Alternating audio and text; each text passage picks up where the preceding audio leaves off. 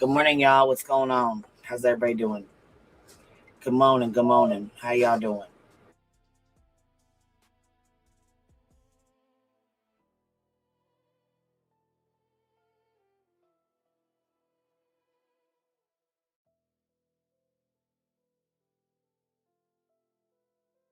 Good morning. Good morning. How are y'all doing? Y'all heard about this already? Seth is suing Sumner County Sheriff's Office for $15 million. Well, I think actually, wait. I don't want to be lying here. I think it's $10 million from them and $5 million from the CPS. Under another heat advisory today, boho girl. It's nasty here too. It's really hot. Really hot. Yeah, I don't know. This is crazy work to me. I can't believe he's doing this, but I mean, then again, I can. We've seen crazier stuff happen in this case. So, oh, is it 25 mil? I thought it was 15. Wait a minute. So there's more? Wait, 25? What? What?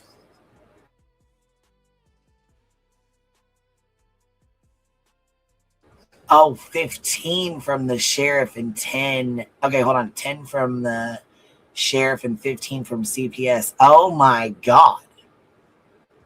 Publicity stunt. I'm saying the same thing. Breaking chains. Yeah. Another stunt or smear campaign on Chris and Katie. This is crazy.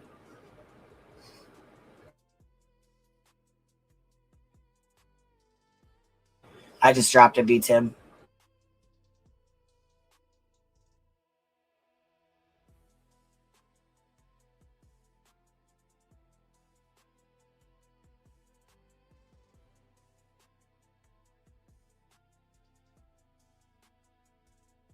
They failed my son is the title of this. Disappearance of 15-year-old Sebastian Rogers has remained one of Tennessee's most enduring mysteries, despite one.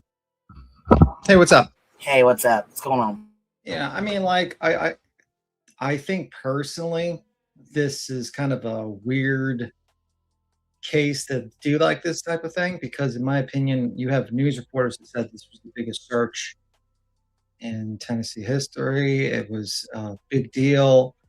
I don't like him saying that the room was in proper crime scene. It's like, no, that doesn't work that way.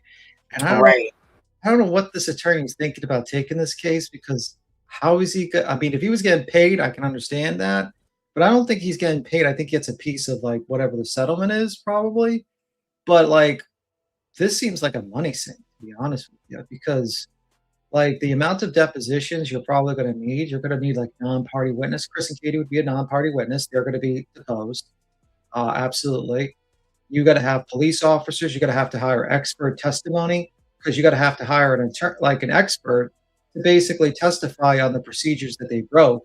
And those guys get paid like anywhere from like $500 to $2,000 an hour. I don't know. I mean, like some ridiculous rates of pay that they get paid. Then they get deposed. You have to pay for that. So it's like you're suing these people for all this, and I just think it's just a well. And before I really bust the bubble on us, At Night's pulling out as well. Yeah, I seen it was nonsensical, really, but I mean, like I think this was a publicity stunt, and I think this is him trying to get discovery, but I don't think most of the discovery he's going to get because they can't really tell you. You can't sue the police and then give them, they give you like their investigation notes in a civil case while it's an ongoing investigation, because then it would be kind of a crazy situation whereby a criminal can just civilly sue like the state and then basically figure out all the evidence they have against them ahead of time and then proceed to like use that as an advantage. So I don't know, I think this is a publicity stunt. I always think it's bad idea for a person, a plaintiff or a defendant, to go on any sort of media to talk about their case, particularly like large cases like this, because when you're doing that, anything you say can be used in a deposition or in filings against you. I'll give an example, a recent example. Karen Reed, recently she's having issues because of that documentary again. What you say in court can't be used against you in a civil case, but what you say outside of court can. And making all these statements and stuff like that has hurt her tremendously, in my opinion, in that case. But it's the same thing here. It's like he's made a lot of statements. He's made a lot of, things outside the court. And when you jump to the media immediately, that just tells me that your lawyer is not looking out for the best interest. The best interests of your client would be to keep his mouth fucking shut and just focus on getting the filings and getting, because if you have a case, you don't have to do your case in the media. You know what I mean? You're going to win. You know what I mean? And something like this will take 2 to 3 years. But I personally think probably, I don't know how this survives not being dismissed. But I mean, who knows? The courts allow some crazy things to go through. So I think I get why Seth is like emotional about this and realizes that he's very emotional. But this is not logical, because if this was allowed, let's say he actually won his case, then basically every parent can just decide to sue the police if they feel like the search wasn't done to their preference. That's what I think. But I mean, I personally think this is a publicity stunt, though, and I think this is trying to go at Katie and trying to get discovery. That's what I think. Yeah, I think that too. Yeah. All right, here we go. The largest missing child searches in state history, there have still been no arrests, no suspects identified, and few answers. Now, Sebastian's father, Seth Rogers, is filing a federal lawsuit accusing the Sumner County Sheriff's Office of failing to properly investigate his son's disappearance. Rogers agreed to sit down and talk to me exclusively. And here in our extended conversation, we talked about the son he misses every day, the emotional toll of living without answers, his frustration with the investigation, and why he believes the search for Sebastian is far from over. We began with a simple question: how has he managed the weight of the past 2.5 years? People say I'm strong and I got a lot of patience. People say that, but they have no idea. Being strong, I'm not strong. I'm just determined to find my son. Strength has nothing to do with it. The weight of the world that I feel on my shoulders every day, unless you've been in the situation of your child missing and not knowing where he's at, you don't have any clue. Tell me about Sebastian. He's my saving grace. Before him, I was probably heading down the wrong path in life. And then I had a child. It was like God gave me a purpose in life. And he still is. I just got to find him. From your heart, what do you need? I need my son home. I need my son home. There's nothing else. My goal is, from the very beginning, is to find my son. And it will continue to be the goal until he is found. There is no other. February 26th, 2024. How do you learn Sebastian is missing? I got off of work at 7. And here he goes over his timelines again, and then it just again goes right after Katie and Chris. Yeah, and that's going to be an issue, because you can't really sue the police for not arresting people you think are guilty. So he just came up here and coughed right next to me. Sorry about that. And it's been kind of crazy in New York. We've been getting like the smoke from Canada, from the burning trees or some shit like that. So it's pretty. Yeah, he just came in coughing. He's still sitting here coughing, and I'm not smoking at all. So I don't know what's going on. It's the burning forest in Canada. It's smoking all over. Like it literally was all over New York. So it could be that. I would check the air rate outside. It's pretty bad. But besides that, I mean, I think his thought process of the lawsuit, I don't know if there's anything he got. And I don't think they're going to settle with him, because there would be a pretty bad precedent to settle with this guy. And, when you sue the state and the government agencies, they have unlimited money. Your lawyer does not have unlimited money. You do not have unlimited money. So, I mean, does the lawyer have $500,000 to throw away? Did you ask, for instance, Ryan Upchurch? You can ask him how much his defense cost. 2 million, what was it? Almost $1 million bucks. Do you think it was cheap for the plaintiff's firm to sue him? It probably cost them like $250,000 to $300,000 easy. You know what I mean? So Oh yeah, with all the stuff they had to go through, yeah. Yeah. So, I mean, personally, I think, and another thing is like, reality is a moron. I listen to her. She's like, it's in the filings. It's true, bro. People could put whatever they want in the filings. Ask JLR. Ask any attorney. Ask Betty. Ask Right, Leslie. I could sue Reality tomorrow and put whatever I wanted in there. See, reality was an alien that's pretending to be human and is trying to steal my brain, my thoughts, or something. That's you the could put thing. what You right. You can put whatever you want. How do you think JLR filled out all his? Yeah. You did a super chat. This is never a good sign that a plaintiff runs straight to the news media right after filing. Always a foolish thing to do. I also think this whole thing is for publicity and an attempt to get records he is not going to get. I think that's exactly, you nailed it right there. Yeah. And this has Betty, in my opinion, this has Betty written all over it. Well, I think it's basically like he hopes to file. Basically, he's hoping to file things and then basically have people read them off as truths. So all his filings, all his complaints. The problem is like any experienced person that understands litigation understands that you can put anything you want in the filings. They're your allegations. I can make an allegation. I believe Seth Rogers is an alien that teleports from the planet of Mars and steals juice from people. I mean, like, you could put whatever you like in a filing. It could be the most ridiculous thing. It could also be a blatant lie. I'll give you another example. Karen Reed, the guy literally said allegedly. Oh, this is what she said allegedly. The judge questioned and says, well, she said this in a documentary. And the lawyer's like, well, I put allegedly because I didn't watch the documentary of my client. It's like, okay, see, you know what I mean? Like, what, you know what I mean? Even attorneys will put shit that is not true. And they just have a way of skating by it. So, I mean, personally, if you're reading the filings, it's probably just whatever is being alleged. It's not absolute truth. This is what he believes is true or what he's just lying about. And then you're going to have to find out through litigation. That's pretty much it.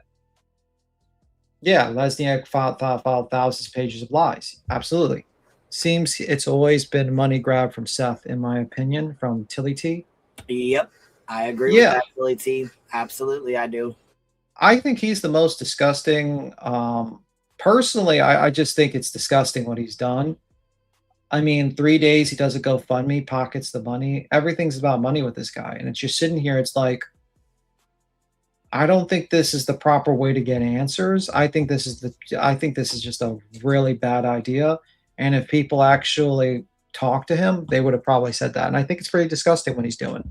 I think suing people that actually went above and beyond to search for your son and then have a hissy to fit it because they didn't get the answers you want or because they don't have the full police force doing work for you. I'm sorry, sir, but there's other people missing. There's other people that have, crimes to report and stuff like that. We can't dedicate an entire police force for you for 2 years. Okay? And the thing is I've never seen this guy actually do anything that actually helped search. Like, did he actually go search with Dog the Bounty Hunter? Did he hire a private investigator that actually did their job? No. Is Sean working? I don't think he's working. I personally think he's not getting the money for this. Glenda says, I don't know, to be honest. I don't know. Is he pro se? Do we know? Does anybody have the filing? Have we found that yet? I think his lawyer jumps on this. I think the lawyer is probably doing this for because if you sue the city, sometimes the lawyer will just take a cut of the money that they allegedly think they're getting. Yeah. Breaking Chain says when he's asked about Sebastian, he's all me. It's not about Sebastian. Exactly. No. I knew that when I listened to it. All right, here we go. We're not allowed to have cell phones. When I get to my truck, I got a text message saying 911. So I called the stepfather, and that's when he tells me Sebastian's missing. When you get to Hendersonville, what do you first see? So there's police and there's tracking dogs, and there's just a bunch of people walking around in the yard, in and out of the house. And then I walk into the house and I walk to his room. His room is the first place you go. Yeah. I I want to see what his room looks like. Why was that important to you? It's the last place he supposedly was. Did he forget to tell him that he What's was in a going on in uniform? the room states what I need to look for. Did anything seem off? A couple things seemed off. I don't know why. His switch is on the floor, plugged into the wall. The closet's a mess. There's things all over the floor. Okay, he's a teenager. It just Shocker. didn't seem right. This has been described as the largest search for a missing child in Tennessee history. Did you think a search that big would find at least one clue? Would have been nice. How can you have 7 different agencies and hundreds of people working on stuff and not find any speck of evidence that he was there? People don't just vanish into thin air. No, they don't. The idea Sebastian just walked away from the home without his phone, never. He forgot to tell them that he went in there with a police uniform. Yeah, he doesn't disclose a lot of information that he should. Chili T says, seems it's always been a button he grabbed with Seth. In my opinion, I think so too. In my opinion, which face says been for 30 months. Everything he does and says is self-serving. I agree. Yeah. Miss E. Petty Crocker, member for 22 months, says sinister motives, unfortunately, in my opinion. And I agree with that. Yeah, I mean, I think this guy is not doing this legitimately. I mean, first off, like, let's say you do get the discovery you want. So now the kidnapper knows everything the police knows. He just needs to go onto the file docket and just pull the documents on the police investigation. Like, let's say you magically get your answers you want. It's going to become public record, dummy, if you actually get into the case. That's what you probably don't quite understand. So, also, he's changed the story a bit here and there, which is going to work against him, probably. And I don't think this is a good idea. Also, the police are going to start going into him. So, Angel Delco says, "Woot woot, Sean is a clown." Yeah. Woot woot, Sean's a clown. I think it is clownish behavior because I think this is actually works against your son. Because now what? You really gave the cops a really interest to look for your son even more. Well, and I got a message from somebody that said Texana won her lawsuit. Does that mean she won against Seth or the bar or? Holy fuck, she won? Jesus Christ. Somebody said she did. I didn't check, but that's somebody did say she won. And I was like, wow, really? First Ziggy and then Texana? For 20 months, didn't the police search his bedroom and his closet looking for his money to see if he took it? Yeah, they did. Yeah. And it's like he walks in there and he's like, oh my God, a teenage boy has a messy room and a switch still plugged into the wall. Shocker. Shocker of all ages. Next, he's going to tell me that, he plays video games at night. Oh my God. It's like, yeah, that's probably not the most shocking thing. And his whole thing is like, he didn't have shoes. Well, there's probably going to be things that you're not going to know about, probably, sir, that are probably being kept close to vest by the cops, but whatever. I just wonder why his parents haven't spoken to him in 2 years. I know why, because they're probably sick of his behavior. I think he made this whole thing about himself. Well, I think that's too, but I think there's more to it, in my opinion. Yeah. The lies, the going on BJ's panel and attempting to offer pleasure himself on there, and it was disgusting. He's done some disgusting things. Breaking chains, amazing how BJ in reality immediately made the accusations a vindication of themselves and a condemnation of us. Oh, okay, I'm sure she did. Oh, I'm sure. Well, she had to make it about herself, not the missing child. It's how it is with her. She needs to figure out how to make money, so she has to grift off of Sebastian Rogers a little bit. She does have like $10,000 to pay, so you know what I mean. She's got to charge her best. You know what I mean? Oh yeah. But Full of Heart, member 21 says, sadly, Sebastian is gone. I'm guessing in her opinion, and Seth is after dollars. Akira with the $5 super says, I hope the police report from the weekend before Sebastian went missing at Seth's house is released. Remember that. Well, that's what's going to happen. Thank you, Akira, for the $5 super sticker. That's a lot of information is going to happen because if he's suing another agency, when they think that they didn't do a good job and just left him there, a lot of information is going to come out. It's going to be discoverable, and I think it's not a good idea. I think he's not thinking. I think he's just thinking this is publicity. that any publicity is good publicity. I'm like, sir, this is not the way, but you want to be stupid. And personally, I think someone said that Chris asked Texana to drop the lawsuit against him. That man is too nice to fucking Seth, honestly. Honestly. Oh, I don't know if he did or not. If somebody just said she won, fuck, I have no idea, to be honest. Maybe she won against the bar. Because maybe there's like $10 super says, come on, bees, we're still missing 500 likes. Sting it like it's hot. for every like we insult a dog.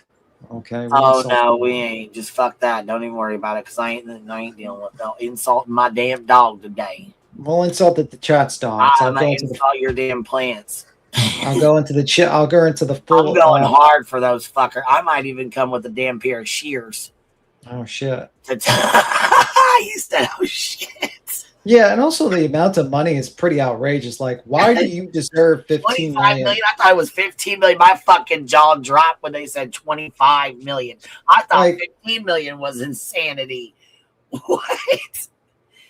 Like, why are you deserving of fucking $25 million? That's for what? Crazy. Wait, how many missing kids have went missing? How many kids have went missing? And how many missing kids are there in that county that he really thinks that they owe him that much money?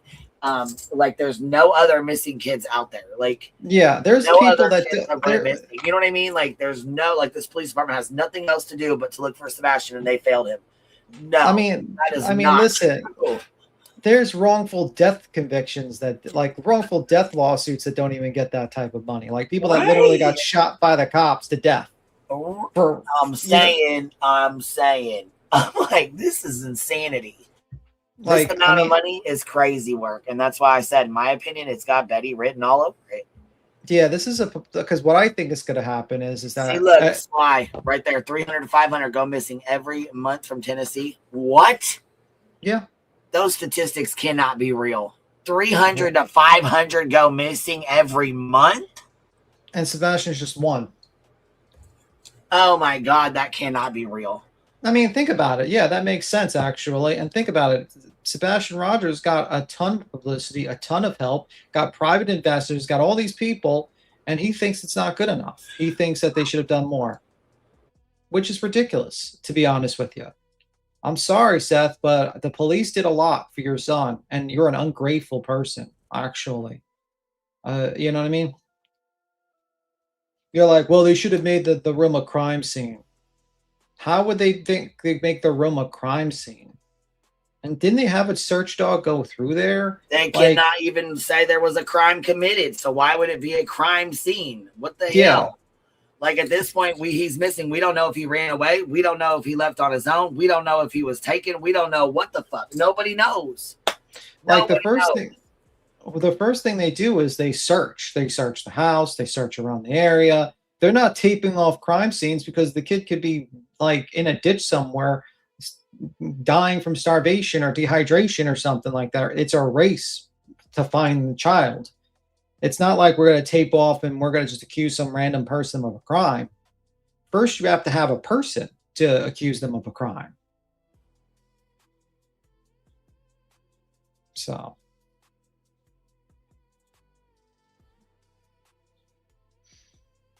I think Sebastian was lower too, in my opinion. And I think it has to do with. Oh, I do too. I've said that from the beginning. That's been my theory from jump. Because remember that case I shared too of that boy that was lured out by his friend who was gay or whatever, but he got really upset and he was like, didn't want people to know. And yeah, I honestly think something like that might have happened. Like somebody, you know what I mean? Tried to set him up. Not saying like that, but set him up with like, you know, like to set him up to.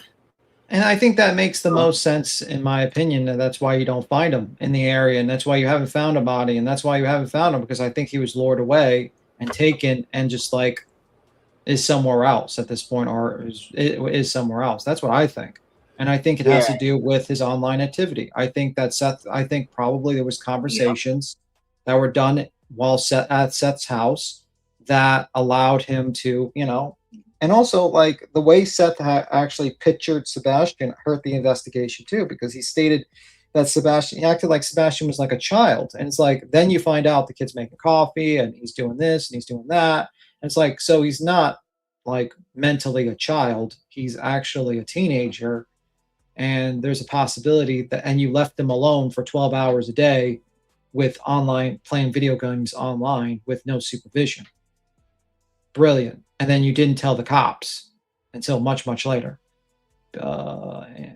Sean signed a RICO and a C&D because people are speaking on him and searching. Yeah, a lot of that shit's going to get held against him, but a lot of that bullshit's going to come out too. Liplock says between 500 and 600 children under the age of 18 go missing every month in Tennessee. Those statistics scare the fuck out of me. I did not know that. Yeah, and so think about not know that. So then think about it in terms of this investigation. So hold on. Yeah, go ahead and finish that thought, and then I got to ask you a question. Yeah, but think about it in this terms of this investigation. Think of all what was done by the police in this search, and tell me that that leads me into my question from you. Wasn't this the biggest fucking search that they've had in a very long time? Didn't they play? It was the biggest one in history. Okay, then. In Tennessee history. But you want to sit here and say they didn't do anything for your child? What about the other 500? Well, that's because he doesn't care about the other 500. The fuck is that? I'm like knee slapping, dude. This has got me fucking. I can't believe this. Like I couldn't believe this when I heard it last night. I was in a mood, and I knew I would say something I would regret. I mean, so I was like, that's why I do this in the morning. Yeah, and that's why. My God. Well, you had a full day on a panel last night, so it was that too. Well, not only that, but I mean, in 12 hours we didn't get anything accomplished either on another panel. So yeah, but I did go on there last night. I didn't. Get That's what I meant. Practice, but yeah, I was gonna say I didn't get a chance to chat much, but I was really excited. That intro cracked me up. Barbecue Lady said yes, it was over. Yes, it was over 200,000 spent on the search. There you go. I mean, like you can't really. I mean, the only way you're going to play this is that you're going to have to figure out to get experts to say that certain things should have been done that weren't done, and hypothetically, that would have helped you find a son that is still missing. It's like that's not a good lawsuit. That's a publicity stunt. You know what I mean? Like, what is your damages? How are these people responsible for your missing son? Or an investigation? How should they have investigated? I mean, like, and you're not a cop, you're not an expert, and also a lot of his shit's going to come out too, and basically all his connections to At Night's going to come out as well, because he's going to be like, well, I haven't gotten communications about information. Well, they're going to be like, well, weren't you with an intelligence agency?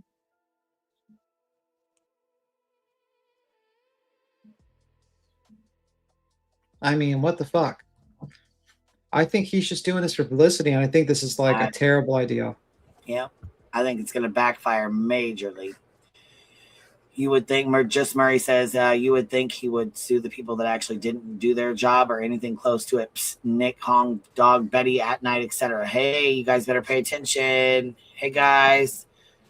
He's not going to sue them. They have too much dirt on him. That's what I think. I think they. You. Go ahead. No, you can go. You go. No, I was sad. I heard you say you think then I didn't hear you continue on, so I was hitting play. I'm sorry. Oh, no problem. I said that I think they have too much dirt on him, and they're not going to sue. He's never going to touch those people and sue them. Yeah. All right, we ready? Ready to roll? I mean, are we ready? Are we rolling? rolling? I don't want to, but I keep cutting you off. I don't know if I'm behind or if I got a fucking lag on my stuff or not. But are we rolling? Hey, it. Yeah. No, sir. Why not? Because it's not my son. It's not something that I could envision him doing.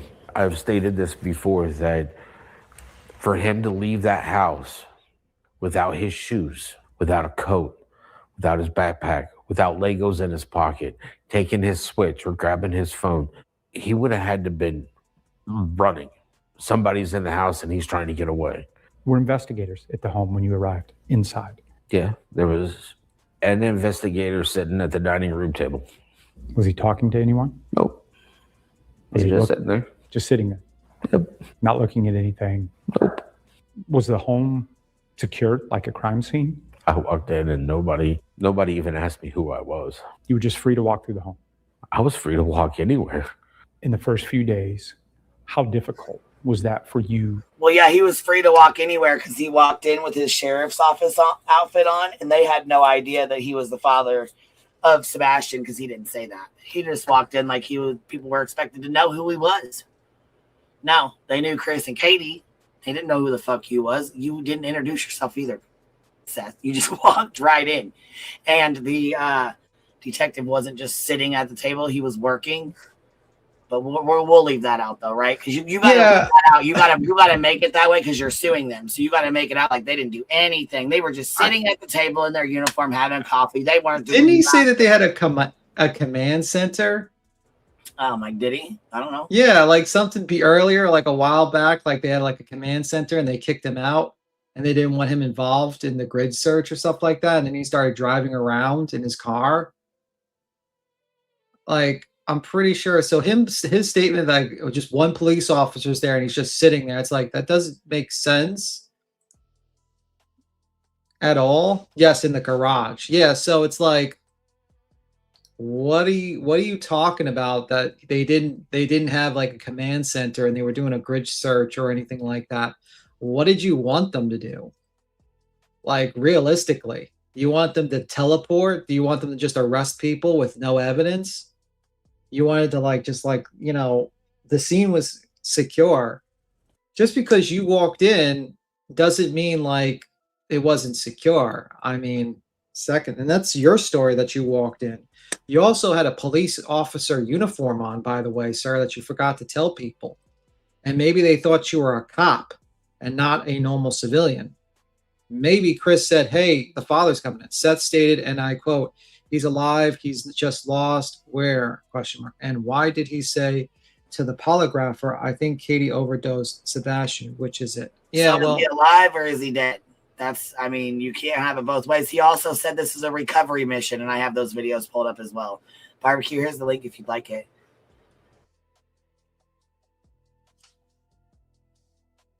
Why did Seth refuse the polygraph with LE? Chris and Katie passed. Katie passed twice. Yeah, he only took a polygraph off of a TV show, and he failed the first one because he fell asleep. He had to take it again. Like, are you serious?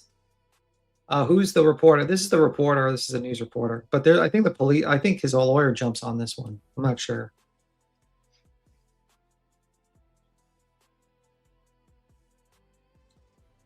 But yeah, he still hasn't taken one with TBA. Yeah, he hasn't. You know why he hasn't? Because I think there's something up, personally. Yes, the lawyer eventually comes on. Yeah, okay. So you want to keep on playing? I'll keep quiet, Queen.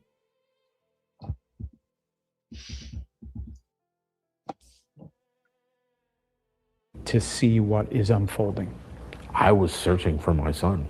You just couldn't sit around and wait for an answer. I've put over 100,000 miles on my truck, going down any rabbit hole I can find, any tip that happens to come in.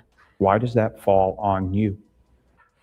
It falls on me because I don't believe anybody else is doing it. But that should be the job of the lead investigative agency, the sheriff's office. Should be. Do you believe they failed your son? I believe they have. Do you believe they failed you? I know they have. Because it's 2.5 years and there's no nothing. They won't even do a press conference. And when they did do a press conference, they didn't even have a picture of my son up.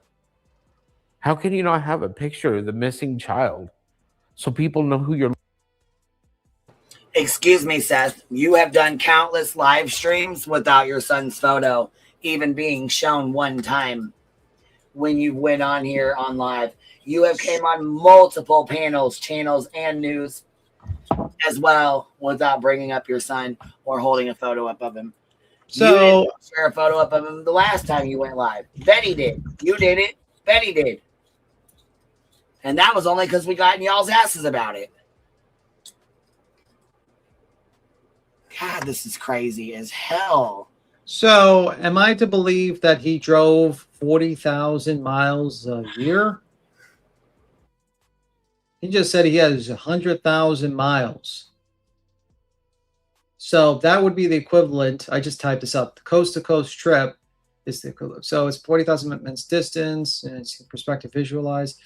Its coast-to-coast trip is the equivalent of driving across the United States from New York to Los Angeles about 14 to 15 times.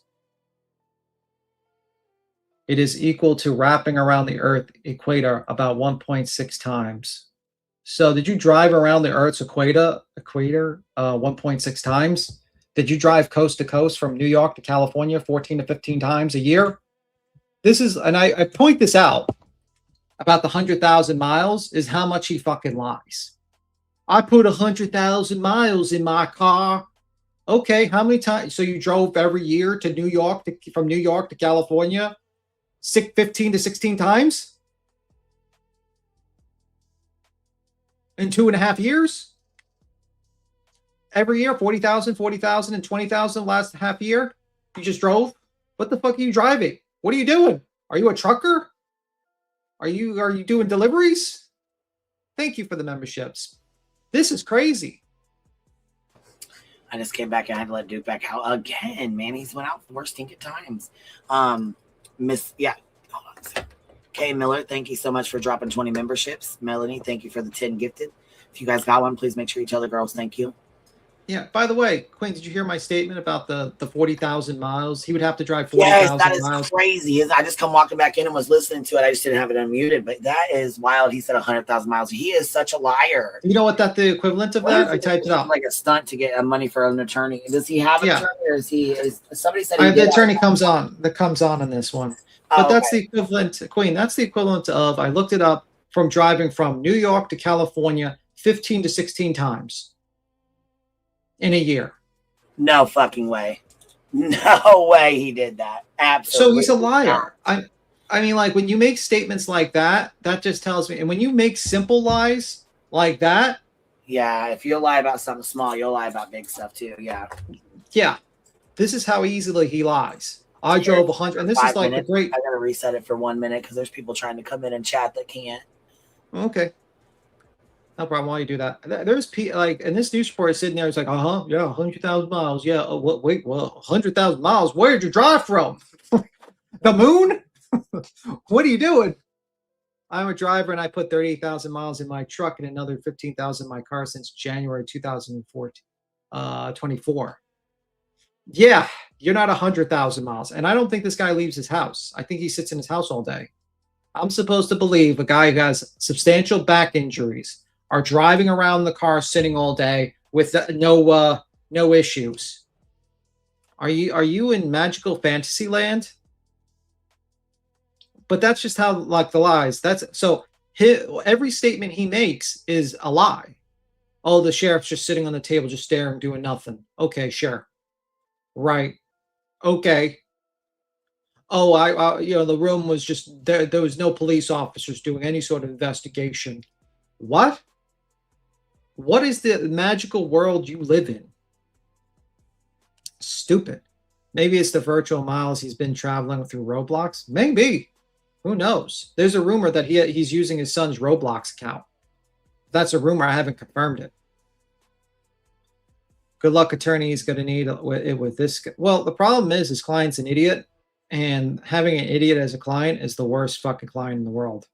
I know over the road truckers that put in those kind of miles, but they live on the road. Yeah. Like, he's not living on the road. And where is he driving to search for Sebastian for 100,000 miles? What the fuck are you doing?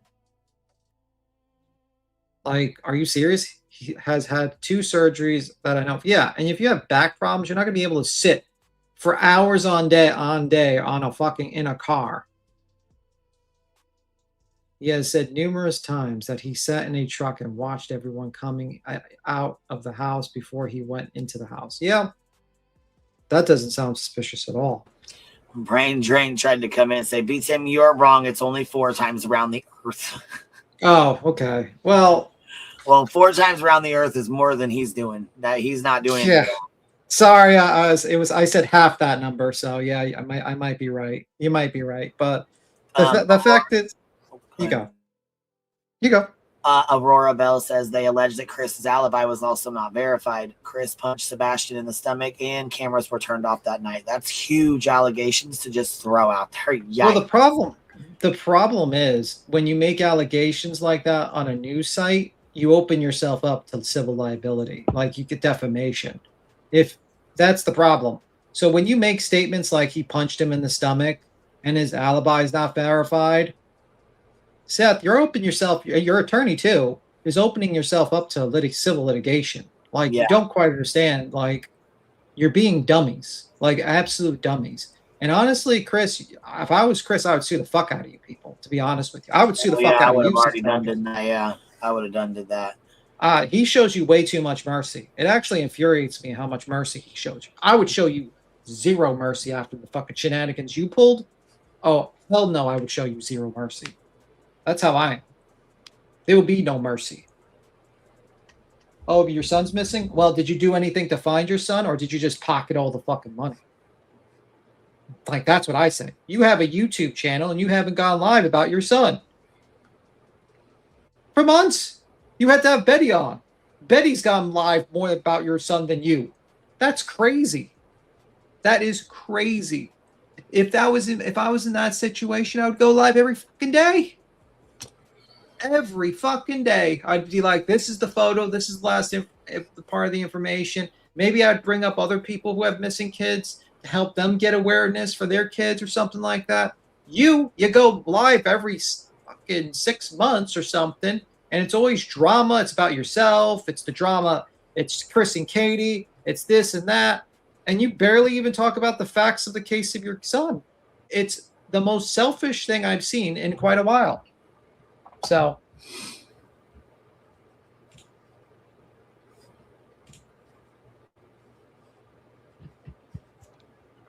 the burden of proof is on Seth now to prove CP punched Sebastian in the stomach. They also claims he canceled a mental health appointment 3 days before the disappearance to imply premeditation.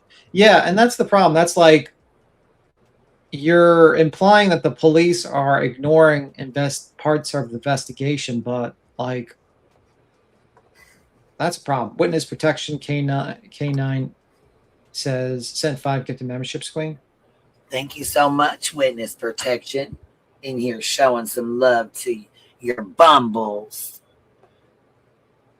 All right, let's see here. Barbecue Lady with the $5 super says, I am a driver and I put 38,000 miles on my truck and another 15,000 on my car since January 2024. Not 100,000. Bama G, yeah. This man is his own worst enemy. Yes, he is. The problem is, Remember, for 1 month, is this true? Yes, this is true. Yeah, he is suing 2 agencies for $25 million because he believes that they didn't do their job, in his, opinion. I'm just so glad this guy doesn't work in a jail anymore. Imagine you had this guy. Holy fuck. Right. Oh my God. Well, when Tony said that he had to ask him and his sister for permission to spend $50, that he was not financially responsible for his own money, that I'm like, how are you responsible for inmates out of jail if you can't be responsible for $5 in a bank account? How are you responsible for a child? Yeah. That's another thing. It's like, you can't even get coffee for yourself. Your kid has to make you food, cook you food while he's home. Like, what the fuck? I don't know, man. It's just crazy. It's crazy. Yeah, and I wonder if he's going to talk about the CPS reports where they had to come out because Sebastian alleged that Seth smacked him upside the head and was abusing him. Yeah, I don't know if that's going to come into a civil case. Like, the whole point of the civil cases are basically stating that they were negligent in their services or what they did. You would think all of it would, but I don't know. I don't know if they would allow that in the court because that could prejudice against him, and it would not have any bearing on what he's alleging. But that's just my opinion. Once bitten, I'm not sure, baby. I'll go check real quick. Which one did you send it to? The Gmail? If so, I can't. I have so much stuff in there. I can't. There's too much stuff to go through. There's too many emails to dig through. You know what I mean? So I went to Proton anyways. So which one did you send it to, honey? All right, here we go. Ready? Looking for. That does not make sense. At first, did you have faith they would find him? Yeah. I have no faith now. When did that faith begin to fade? That's going to work When against they him. started not telling me any information. When did you stop waiting for That's gonna work answers and against start questioning the investigation? Probably within a month. When they kept telling me if I had a child missing, this is the detective that I want on the case. And when that detective doesn't answer phone calls and tells me he only wants to deal with text messages, I'm sorry, text messages are very impersonal. Do you feel the sheriff's office started to ignore you? Yes. They don't want to answer questions. I think they should be answering questions. They should answer your questions because you are his father. Correct. But at the same point in time, I don't think they put any effort in finding my son anymore. Has that silence or lack of communication Says a lot. It says a lot when they won't speak to me. To me, it says that. Well, gee, I wonder why, Sean. While you were out there protesting, you actually left and threw a fucking fit. Left. Didn't stay. You left when they came out and announced a $50,000 reward for your son. You threw a crybaby bitch fit and left because you weren't told first before everybody else. Remember that? Because I sure do. I got your ass about it. Yeah. I mean, like, like a lot of his statements are going to be held against him because he's like, well, were you satisfied with the investigation so far? Yes. When did you start having issues with it? A month later, because he wanted to communicate me with texts. Well, sir, that's kind of goes against your claims, because your claims are that they didn't do their investigation correctly, procedurally, and that resulted in your son still being missing. Your statement now is stating that they didn't tell you things. Telling you things does not help their investigation, sir. Right. And then, of course, they stopped communicating. You and Tony went and spread rumors that Katie was going to be arrested. Yeah. They don't have to tell you anything if they're investigating a case. Your whole basis of your case is that they didn't do something procedurally correct that resulted in your son still being missing, or, the suspects being brought in. Right. And Pizza Love Me says, I wonder how all of these other families of missing children feel now, as if they're lesser than Sean. Oh, Pizza Love Me, that pisses me off. I can't believe that he's doing this and there's that many kids missing every month. But this is why you don't talk on an interview, because his statements right now are going to be used against him. Because 100%. Yeah. Barbecue. What's up, baby? Hi, I'm in the car, so I'm trying to keep my panel etiquette and keep muted until I want to say something. All right, say something. Say something. You ready, baby? I thought you were going to say They something. know that they. I did say something. Okay. That silence lets you know in your heart they didn't do their job right. Correct. Since the ground search ended, one press conference, one detective on the case, no reward, 18 months of silence. What does that tell you about how much the sheriff's office cares about your son? They don't care about him at all. In the past, you have said the Sumner County Sheriff's Office should step aside and let the FBI take over this case. Why hasn't that happened? My personal opinion is ego. And they don't appreciate Yeah, it seems that. like you have a There big shouldn't one. be ego involved. There should just be urgency. Urgency to find the missing child. Ego should never step in when it comes to a professional job. If there's any way possible, Sebastian is able to see this. You and I Said speak. there's no reward. Yes, the fuck there is. It's just not your fake bullshit. We're not feeding into that at night fuck shit. We're not doing that. What would you want him to know? I love you, son, and We don't count IOU checks or written checks that have no money to back them. Okay. Oh, no, they said it was pledges. It was pledges. We don't go with pledges. And yeah, okay, so 50,000 from the FBI, but then the police presented that. He left through a baby ass fit. Well, I think it was the FBI that actually presented that, actually. Right. Well, they wrote the check, they come out there, but he threw a fucking fit and left when the police would not tell him ahead of time to come when they came out to announce it. We got in his ass over it. That was the day Betty was protesting outside of Sumner County. Yeah, she was fucking. And the news, and Tony Mathis over there, not even holding a sign, too busy fucking flirting it up with Caitlin Quisenberry on the fucking curb. They also call Tony in this interview that I'm about to play after this. I think it's a throwback one, but they call Tony his lawyer. He's like, finally he comes out and corrects him. He's like, no, I'm not the lawyer. I'm just a spokesperson. Yeah. I remember that. Mm-hmm. I am looking for you, and I won't stop until I find you. I don't know if he's got a pillow. I don't know if his belly's full. I don't know if he's got clothes. I don't know if he's got shoes. I don't know if he's being taken care of. And all these things hurt. All of them hurt. I don't know what's going on with my child. I just know that he's not where he should be. Do you believe Sebastian's still alive? Every day. No Then why? Otherwise. I don't Then why understand how did he people tell can the think that he's. Go ahead, baby. I stopped it. Not you. I wasn't growling at. I'm growling at him. Why did he go on and fucking tell the polygrapher, hey, don't say this publicly? And Tony and them got all pissed off at Nancy Grace because the polygrapher came out and said that during the conversations, he said, I think Katie overdosed Sebastian.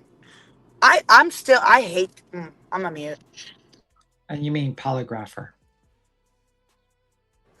Is it polygrapher or polygrapher? Or a polygrapher. I've heard it both ways. Me too. Uh-huh. I'll take an English lesson. I've heard it both ways. I don't know. I say it both ways too, so I don't know. Can't tell you if I feel like it's a polygraph test and the person administrating is the polygrapher.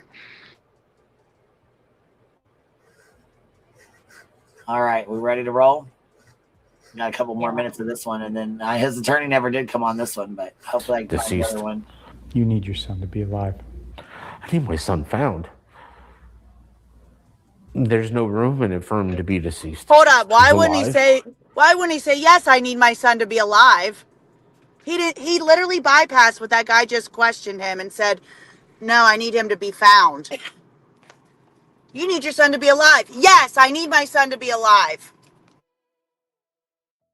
Sorry, I'm fucking pissed off today. That's all right. We understand. Here's his interview from exactly 1 year ago is what it says. Exactly 1 year ago. This is what they put up for his interview 1 year ago.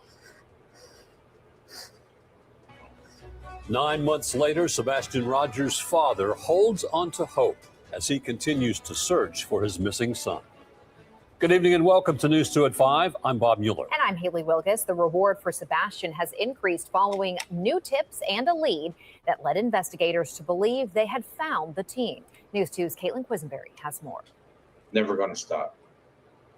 You don't stop halfway between a goal, and try is just the first way of failing. How does he know it's halfway?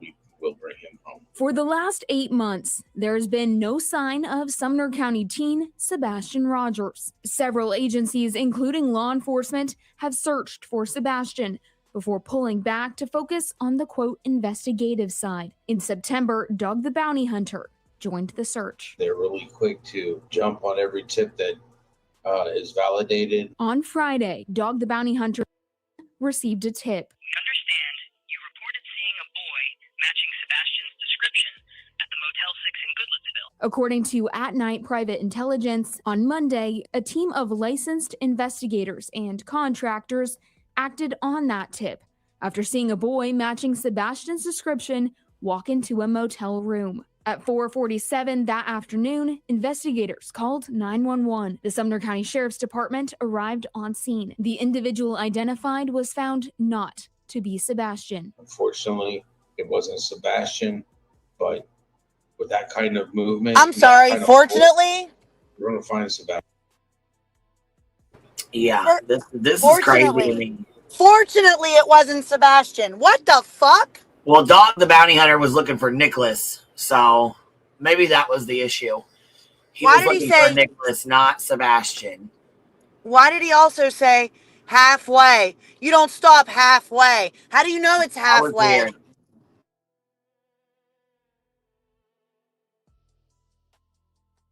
Yeah, it's crazy. This is from 1 year ago, though. You know what I mean? Like, this is his year ago interview or whatever. I know, but he said you don't stop halfway between the start and the finish, or however he just said that like a minute ago. How would he know something is halfway? Who puts a time on halfway? Very odd. So hold on. Here's this other one. This is like 8 minutes long. I think we listened to. So here's this other interview that we didn't hear. This is from like Current. This is Sebastian Rogers' dad sues sheriff state agency over Tennessee's disappearance 14 hours ago. Okay, we got some breaking news right now. 2.5 years after Sebastian Rogers vanished, his father is taking the Sumner County Sheriff's Office to federal court, claiming the investigation failed his son. 870 days later, Sebastian is still missing, and the question that has haunted Middle Tennessee from the beginning remains the same.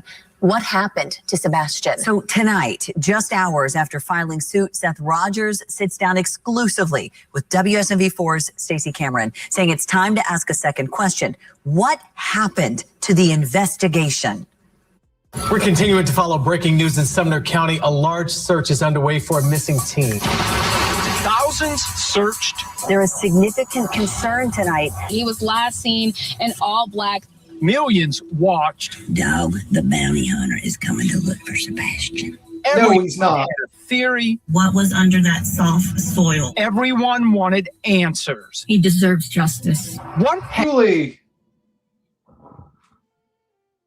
Julie was there. Did you see Jules come across the screen? Julie came across the screen. She got her. She was in the. She's probably gonna play that. But the funniest thing is like that person's dog. The bounty hunter's coming down to search for him. No, he didn't. He didn't search for him once. He didn't even go to the state. Not once. Well, he did. He did go. He did go to the state. Yeah, he went for his son's wedding. wedding. Did go. For his son's wedding. That was it. Yeah, that was it. I mean, he didn't take like a U-turn and say, "Let me go." He didn't go searching like the girls did. He didn't go searching like Chris and Katie and Clue and Cletus did. Even Seth Rogers searched more than fucking Dog the Bounty Hunter. 4 times. 4 times. Isn't that what they wrote in the? That's what he's. Oh, go ahead, baby. Yeah, go ahead. Sorry, I have bad service where I was at. But didn't he claim that he only searched 4 times in the filing? Yeah, I think so. I'm not sure. I'll take your word for it, but I could be wrong. And yeah, Crabtree too. Yep, don't forget Crabtree. He went out searching too. Seth posed for cameras. You see it. Let's not forget the 4 photo ops. That's what it was. Well, every time he searched was on camera. So like with JLR, everything was like with, you know what I mean? Like everything was like a camera recorded situation. So hey, you're gonna want to get this on film. Someone ripping this tape off of me and me pretending that I'm in tremendous pain. Oh. Amanda Ash says, how did he put 100,000 miles on his truck only doing 4 searches? Because baby, he's lying. He never put 100,000 miles on that truck. You would have to drive 40,000 miles a year. That is the equivalent of driving from New York to California 16 times. So highly doubt that, but I just wanted to point that out because he's a known liar. He lies about everything. If he lies about the mileage he drives on his car, he's lying about a lot of other things.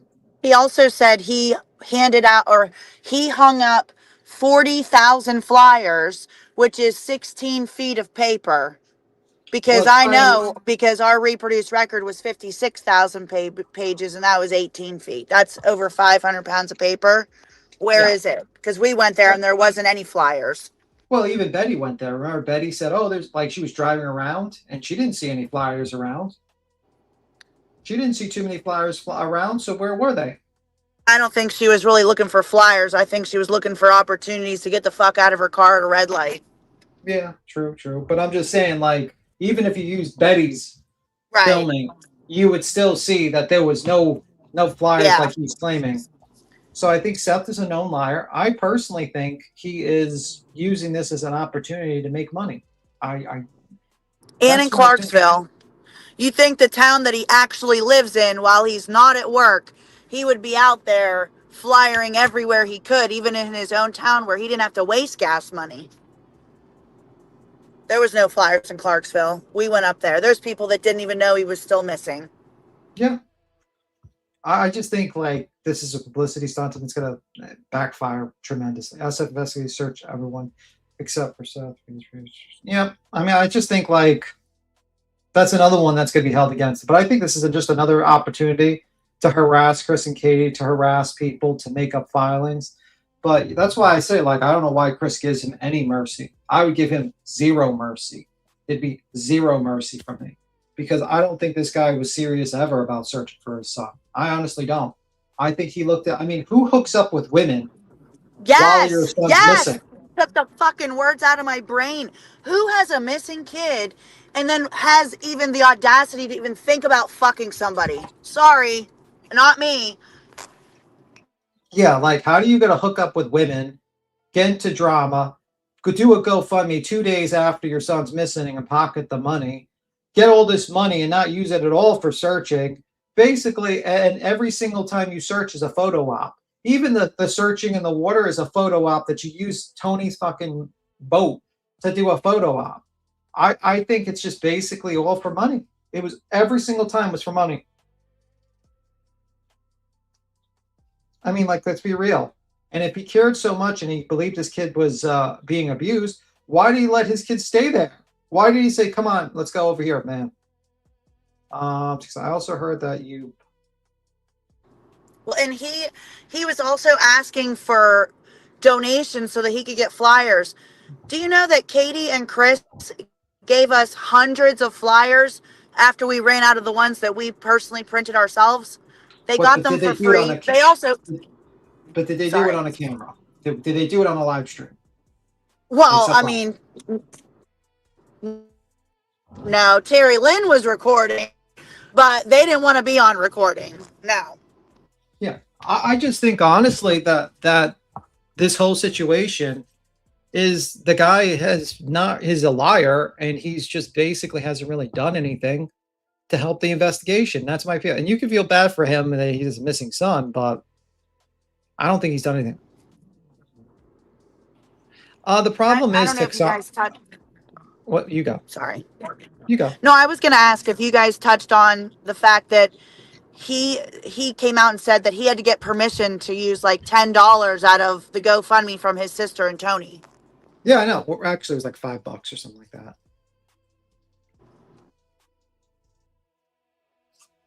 The problem is, I think Tiffany or whatever, Tiffany TX or something like that, is that you could put anything in the filing. I can file a lawsuit against you and claim that you are an alien and that you've come down here to steal my money because you want to steal my silver because your planet is running out of silver. And I can claim that my missing silver was actually stolen by you in the filings. I can put anything I want in a complaint.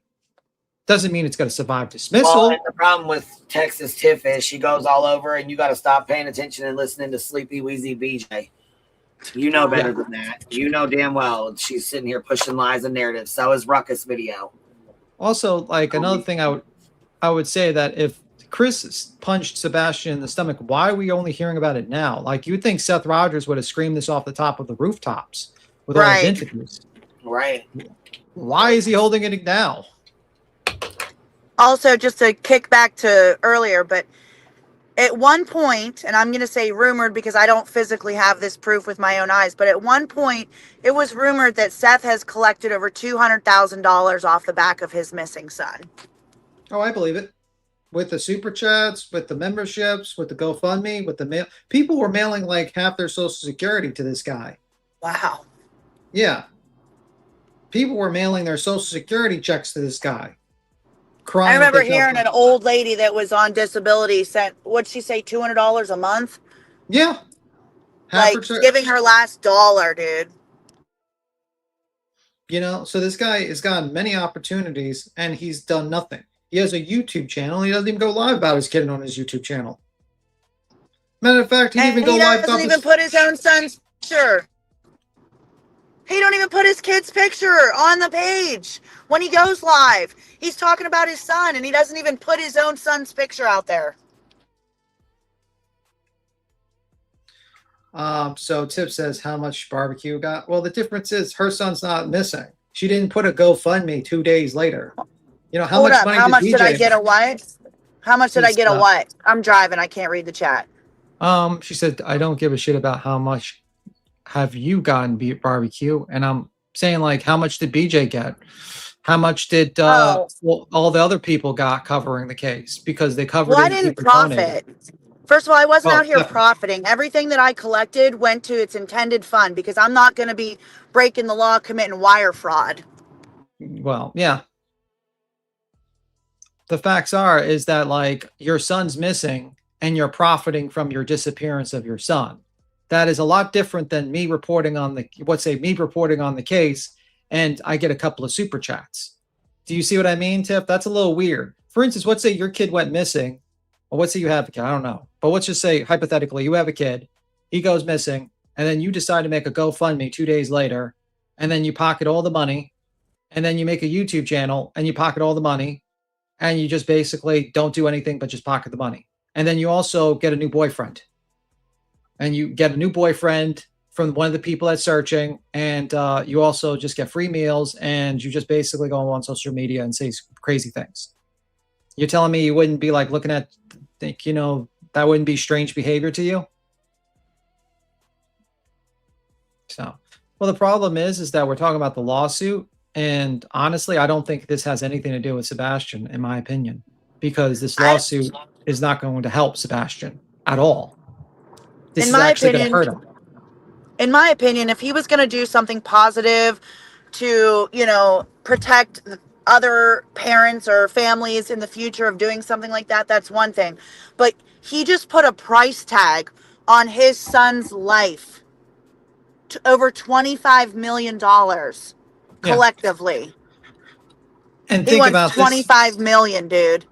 That fat bastard was making pizzas at a pizza shop, revenging against people by putting his pubes and spitting in pizza and laughing about it on the lab's YouTube page, thinking it's funny to fuck with people's food.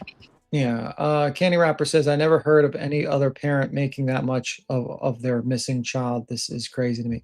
Yeah. And it's a difference. Like, you can't compare it against someone that's like sitting there and doing a YouTube channel, because they always have an audience. They could talk about any case and they will get donations because they have an audience. Okay. To a person that is basically their kid, and that the only way they're making money is off the back of their child. Big difference. This baby has been abused and needs to be found. Well, the problem is that I also think Seth Rogers did abuse to him, actually, based upon. I have a question, Tim, for you. I have a question. Okay, let's just play this tape out a little bit, okay? Let's say, for instance, he goes through the lawsuit, you know, goes the whole way, and he does get a judgment or settlement, whatever you want to call it. Yeah, let's say he wins. Okay, let's say that, you know, 9 months, a year from now, a year and a half from now, Sebastian appears alive. Okay? Does he have to pay that back? No. Wow. No. Because he would win. That is so fucking telling, dude. But the problem is like his case, he has to prove that the cops did something extremely wrong procedurally. I know, but look at all these big $1 million lawsuits that people do against the government and cities that but they have a lot of them but a lot of them have actual legitimate claims. Right. I'm just saying, though. I mean, Betty thinks the county's corrupt, so I mean, maybe they'll rule in his favor. You know, we don't know. Like, I mean, they might settle with you if you have some sort of embarrassing information they don't really want to really go into trial about. For instance, like the Karen Reed one, where she's suing. Like, I think, like, when she's suing the Massachusetts because of Proctor and his text messages, and it would be like to go into that in trial, even though I don't think they messed up to the point where they should be losing a civil litigation. I do think they probably will settle with her because they probably don't want that to go to trial. Because what he said, they don't want all that damning information out. Yeah, that also, they just don't want to like take the risk. They sit down and they says, okay, well, you know, maybe the jury would be more sympathetic or something like that and give her a bunch of money, more money than what we would settle for. So it depends. Maybe we need to show the abuse of Seth. Yeah, I mean, like, I think Seth's been pretty abusive to Sebastian, actually, in my opinion. And if Seth believed that Sebastian was being abused and knew this, then it's pretty monstrous to leave them with your leave him with the abusers and say, just sit there and straighten up, let him straighten up, or something to that effect. If you think about it. Yeah. Where's Sebastian, though? Well, if I knew where Sebastian was, I'd probably tell the cops. So, Exactly. I mean, Hey, I can't answer your question on that one. And I don't I think a have to hop lawsuit's going to down either. just All for a right. few. I got to hop down for a few minutes. I'm going to cut one of my puppy's nails that's in a home that needs some help, but I'll be back because I know she'll be All still right. be Well, live. make sure you cut the nails before you do the after you do the bathing. Oh, I'm not bathing their puppies. I'm just going to cut their nails. Oh, okay. Because the pup for dogs, you have to cut them like afterwards because they get sharper when they get cut. For cats, it's before. Huh. Anyway, I watch a lot of I watch the I girl learned with something today. that grooms dogs all the time on YouTube. So cut it after their bath. Yeah. Well, yeah, They're because softer. well, no, because Well, yeah, with after dogs the they bath get would be sharper. softer. They get sharper with dogs if you cut them before. With Okay, cats, so That's why they claw my legs up. yeah. Thank so you. We are currently streaming on Twitter, Kick, and YouTube. Oh my gosh. I will be back. Give me like 20 minutes. right. I'll be back, Queen. All right, baby. But anyway, I'm gonna have to go, Queen. I have somewhere to be. So I'll see ya. All right. See you later, Bye. baby. Have a good day. Bye. All right, guys. We are streaming on all 3 platforms. So if you guys would like to go to Twitter, the link's in the chat. It's been rotating through the chat. We're also on Kick and YouTube. So if you guys would like any of the platforms better, pick where you want to be. And the link will be in the chats, all of them. I'll drop them all. So there we go. We're streaming on Twitter, X right now. If you guys want to pop over, I see somebody just popped in the chat. Yay! It's our first live stream on Twitter. This is our very first live stream on Twitter. So I appreciate anybody going over and showing some love. I'm not sure how this really works. I have never done a live stream on Twitter, so this is all new to me as well.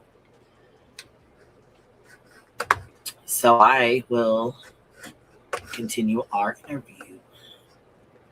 I don't have a TikTok yet, baby, but we do actually. I have the Hive honey drops. I just haven't dropped anything over there yet, but I'm going to. And we will be streaming over there as well. So we'll be on Twitter, Kick, Twitch, Rumble, and TikTok, and YouTube. So I'll be streaming on all platforms, you guys. Pretty excited about that. Yes, ma'am. Spread the word. Go share out our Twitter. Go share out our links. Tell all the bumbles come sub up. Let's go. Because if YouTube ever says you're done, we got a backup, baby. Candy Rapper with the $5 super says, I've never heard of any other parent making that much money off their missing child. This is crazy to me. I have never heard anybody. I've never in covering drama, going on these in these cases, surrounding these cases. I've never seen. I've just never seen this happen. I've never seen the parent of a missing child get involved in a lawsuit like that. I've never seen the missing parent of a missing child set up a GoFundMe 2 days later. It's been a lot of different things in this case that have stood out. There's a lot of things that I've not noticed here. You know what I mean? Like that I've noticed that are not, similar to other cases we've covered. How many lawsuits have been filed in total since he went missing? Let's see. We have the RICO, the one that Tony filed on Jess. We have the one that Texana filed on Seth. We also have the 2 that now Seth has filed. So I would say maybe 7 total? 7 total so far. This has been like the case of the lawsuits. Yeah, BHB's crap. 4 ROs on Betty. Yep, another creator has 4 ROs against her. And we'll play that video as well because we have a lot of new people in here. We have a lot of new subs in here. A lot of new people that are coming in.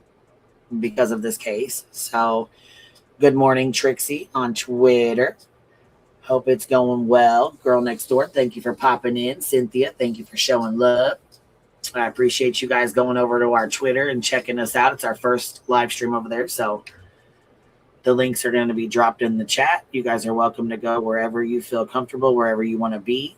We're on the Kick and YouTube and Twitter today. So we are moving in all directions here. All right, Kick folks. Hold on. Kimmy says Jess made a lot of money. Well, baby, she spent a lot of money too. When you're involved in lawsuits like that, you don't really make money. I mean, you end up putting out more money of your own than you even realize. It's just crazy. The stuff that goes on in these cases, the stuff that these parents go through, not only are they missing their child, but then they have to go through all this bullshit too on top of it. It's crazy. I've never seen a case this crazy. I can tell you this, Chris wouldn't be getting his daughter all summer if he was an active suspect. I think everybody's still listed as a suspect, to be honest. I don't think honestly, I don't know if they've cleared them all the way, but I know they've passed their polygraph test. I know that they still have communication with the police. I know that they have done everything they can do. They still search. They still go out. They still, put awareness out. It's crazy. I mean, this is crazy. Skylord says BHP filed a federal lawsuit as well against SCSO and CP and KP and their parents. Yes, I forgot about that as well. I'm sorry, I forgot about that. Yes, Betty actually did the same thing. Betty just filed a federal lawsuit against Sumner County Sheriff's Office and Chris and Katie and their parents, even though she's the one who, in my opinion, went after them, attacked them, and I will show the video to that as well.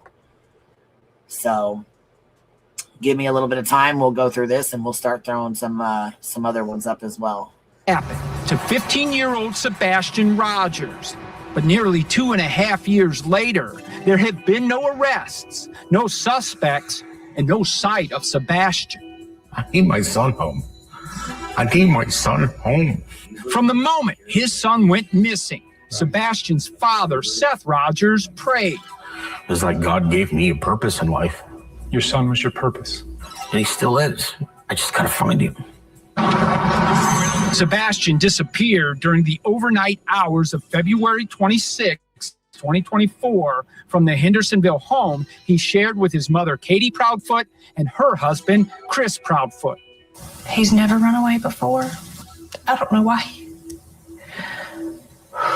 I don't know why he walked out that door. At first, Seth says he trusted the investigation, but the idea Sebastian just walked from home alone with no shoes on and without his phone never made sense. People don't just vanish into thin air. No, they don't. No matter how I look at it, I just cannot wrap my head around my son walking out of that house. Sebastian has autism, ADHD, and a rare chromosomal disorder that caused intellectual disabilities. So as hours turned to days and days to weeks, Seth Rogers says his faith in the investigation faded, and the question changed. It was no longer, where's Sebastian, but what happened to the investigation? I don't think they put any effort in finding my son anymore. He says that question is what brought him here, suing the Sumner County Sheriff's Office in federal court, claiming the agency and people that were supposed to find his son failed them both. Did you think a search that big would find at least one clue? Would have been nice. The lawsuit claims Seth Rogers' loss of confidence didn't happen overnight. The complaint claims the case was never adequately staffed and argues that once the massive ground search for Sebastian ended, the investigation began losing momentum. Only one detective was left to follow leads, and there was just one news conference at that point to update the public. We are exploring every lead that comes in and every tip that comes in. Making it all worse, according to the lawsuit, the sheriff's office stopped communicating with Seth Rogers, and for the past 18 months, there's been a communications blackout. Is that what it feels like, a blackout? Yeah. It says a lot when they won't speak to me. To me, it says that they know that they screwed the pooch. Then the lawsuit asks another question. If the investigation lost steam in the early days, what happened during those first critical hours? Because the complaint claims that's where some of its most serious allegations begin. And your lawsuit says this investigation, its focus was critically marred from the beginning. It was dead on arrival. This looks to me like an amateur investigation. That's Seth Rogers' attorney, Darren Ritchie. The first allegation centers on the home itself. The lawsuit claims investigators never secured the Proudfoot home as a potential crime scene, allowing reporters and family members inside before it was fully processed. That alone from the jump started this on a faulty road. But the lawsuit says there was something else investigators should have been asking about: home security cameras, because according to the suit, they weren't working the day Sebastian disappeared. Do you have evidence that those security cameras at the home were offline and investigators didn't determine why? I just know that they have not been able to get any footage from those cameras. I don't know why, but I know that that would have been the first key element of any evidence to collect in this case. The lawsuit argues that should have raised immediate questions because Katie Proudfoot installs and services security cameras for a living. But the suit claims the missed opportunities didn't end there. It also alleges investigators never verified Chris Proudfoot's alibi that he was 3 hours away when Sebastian disappeared. What evidence says Chris Proudfoot's alibi wasn't verified? We have looked at the police reports on this matter, and we do not see where they were able to verify his alibi. They may say that the alibi is safe and is accurate, but I don't see the steps that they took to get there. What? Are you kidding me? Oh my God. The fucking lies. The fucking lies. Are you serious? This is crazy. What is happening? Oh my God. Is that it? Okay. Let's go check it out. All right, let's see. Let me see here. Attorney. Okay. Let's see.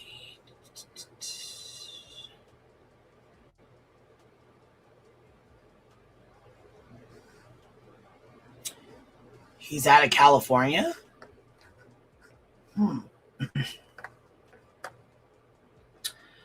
Let's see here.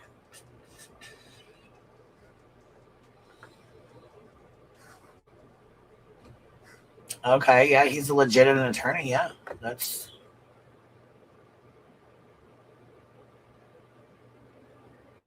Yeah, it says he does criminal defense, DCFS representation, family law, entertainment law, personal injury, business.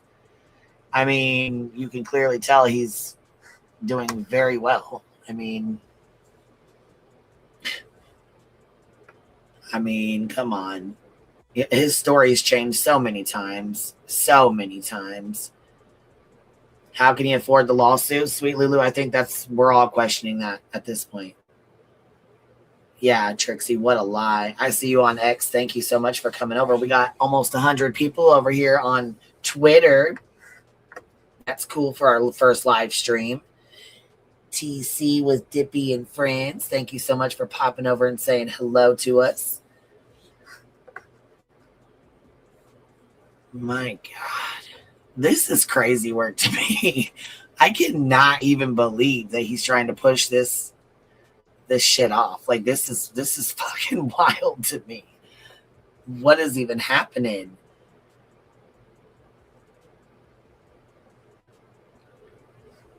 All signs. Hold on, what'd you say, baby? Let's see. I wish Chris and Katie had sued him for all the crap he's done. I really, really, really wish they would. I can't even lie to you. I really, really wish they would. But you know what? The thing is, Chris and Katie both have a heart, and neither one of them want to go down that route with Seth. Actually, Chris is the one that got Seth the job at the jail. Chris helped Seth way more than he's willing to ever admit to, in my opinion. This is just... See, Seth is opening all of his closets for his skeletons and may not be happy with what is a must for discovery and cross-examination. I know, OG Care Bear. I know. And all I could think was, you know what? I don't think he even realizes all the stuff that's going to come out about him. All the things that, you know what I mean, like the CPS stuff, the allegations that came straight from Sebastian, allegedly, from the reports that I have seen. I have seen CPS reports. I have seen them myself with my own eyes.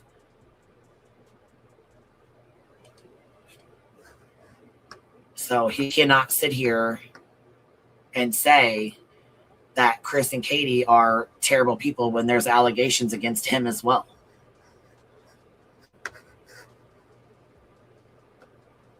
Yeah, the silver lining. Mm-hmm.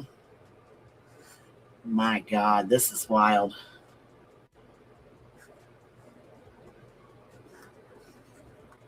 Mm-mm-mm.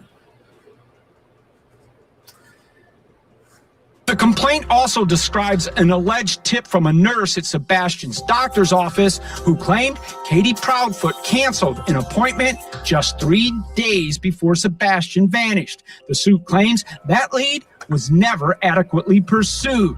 And if Isn't that breaking HIPAA? How can a nurse tell him anything? How can the nurse tell him anything?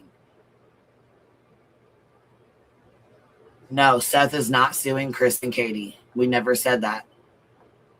What I said was, I think, in my opinion, that they should. Absolutely, I do. But Chris and Katie have big hearts, and they have helped Seth so much. So much. I mean, this is crazy to me. I am just shocked that he's even doing this, let alone putting that kind of a price tag on this, like $25 million. Are you kidding me? Are you kidding me? Marina Girl says, Google says Darren M. Ritchie is a prominent Los Angeles-based attorney, celebrity lawyer, and entrepreneur who serves as the chairman and founder of the law firm. Yep, I just read that as well. Wait, 15 million? No, 25 million. 25, girl. I thought it was 15. That's what I read. But they said, no, it's 25. My mouth hit the fucking floor when I heard 15.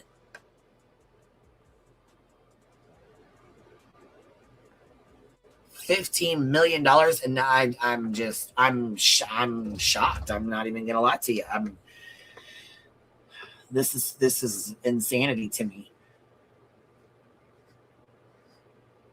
further alleges the sheriff's office was already part of a child protective team looking into abuse allegations involving Sebastian after Chris Proudfoot allegedly struck him in the stomach. You're suing the sheriff's office, but the complaint at some point sounds like the finger's being pointed at the Proudfoots. Who are you after here? I am going after the sheriff's department right now. We also reached out to the Proudfoots. They declined our interview request, but they have never been arrested, never been named suspects, and never been identified as persons of interest in Sebastian's disappearance. And they have repeatedly told WSMV4 they had nothing to do with Sebastian's disappearance. How bad does that hurt when people start accusing you? It hurts. It hurts a lot. For Katie Proudfoot, the pain is being accused. For Seth Rogers, the pain is not knowing if everything that should have been done to find Sebastian was. I want to hug my son. I want to feel his physical presence. I don't want to close my eyes and have these nightmares anymore. We asked the Sumner County Sheriff's Office for an interview. We haven't heard back. And tonight, there is more. Rogers also filed a second federal lawsuit, this one targeting the Tennessee Department of Children's Services. The suit claims DCS had 2 cases of alleged abuse involving Sebastian, one of them inside the Hendersonville home where he lived, but never notified his father, Seth Rogers. Both of those cases were closed without Sebastian being removed from that home. But the lawsuit now asks whether that was a mistake. I mean, BJ had a CPS officer show up out there who said, we're not going to remove the children. We're going to set up a safety plan for you.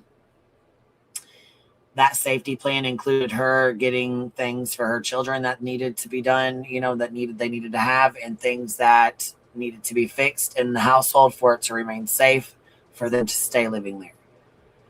Katie and Chris never had a safety plan. They never, ever were threatened with their son being taken. They never had CPS show up and, you know, put abuse allegations on them. They've never had a case founded against them. They've never been arrested. They've passed both their polygraph tests. They have essentially answered every question they can answer. They have done everything they can do. They have continued to search and do what they need to do for Sebastian, and I stand behind Chris and Katie. Still to this day, I stand behind them. I believe they're doing everything they can do within their power to search for their son. I stand on that.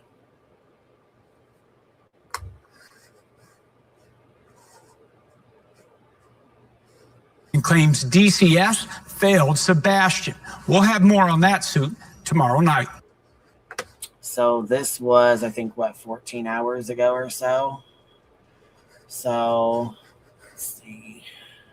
Did they have another one on it?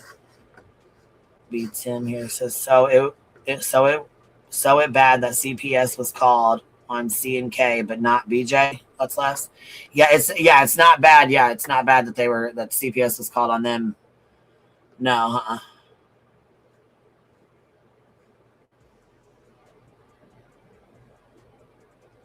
Ridiculous. I do too. I feel really bad for her. I do too. They have done nothing but get the blame from day one. And they've had people essentially try to have them arrested at every single turn. So here is an old interview. This is from Court TV. It says, Dog the Bounty Hunter joins the search for Sebastian Rogers. This is when Dog the Bounty Hunter decided to get himself involved in this. And I believe they've edited it out to where he actually says the correct names, or they've taken the wrong names out, because I left a comment on this and said directly to them, he doesn't even know his fucking first and he doesn't even know the dad's name, let alone the son's name. So how can he search for people he doesn't even know, let alone don't know their names? You don't even know who you're looking for. You're looking for Sean and, oh yeah, he called them the wrong names. Sure did. He sure as shit did. Sean and Nicholas. He called Sebastian Nicholas. No wonder you're not finding him, Dog the Bounty Hunter. You ain't looking for one, and for two, you calling him the wrong fucking names. Yeah, Sean and Nicholas. This is the interview that he fucking made an ass of himself in. This is wild. Welcome back to Opening Statements. I'm Julie Grant. This morning, we are shining the spotlight on the search for missing teen Sebastian Rogers. In just a moment, we're going to be talking to Dog the Bounty Hunter, who is helping in Sebastian's search. He's helping Sebastian's father, Seth Rogers, look for his missing son. And a little later in the show, I'm going to be speaking with Seth Rogers, who has not given up on finding his son. He needs to call 911. And if somebody has him, you need to give him back. He's my son. And he doesn't belong to nobody, but damn it, he's mine. Now, the teen with autism has been missing since February from the Hendersonville, Tennessee home that he shared with his mother and with his stepfather. I want to welcome in now our very special guest, Dwayne Chapman, a.k.a. Dog the Bounty Hunter, and he's also accompanied by his attorney, Bruce Castor. Good morning to you both. Dog, I want to begin with you, please. When you think about you know, all of the things that could have happened with Sebastian. I want to ask you, based on all of the facts and information that you know, what is your theory, the theory of the case that you have, and what is helping you and aiding in your pursuit of him? Well, two questions. The theory is, you know, my theory, the only theory that I have is he's missing. Whether he's still alive or not, that's not, you know, I thought in the beginning that he might be alive, and the more tips we have, the more people, the more things we're figuring out, he might not be alive. So, you know, it's not my theory of how I find people. Sometimes it's completely different than what I think. And the way we find him and help is someone, you know, we know there's two people that were involved in his disappearance, but someone else has to know. And $100,000 reward that's been put up is, you know, $1/10,000,000. That's a lot of money. So we're waiting on we have 833 Tell Dog.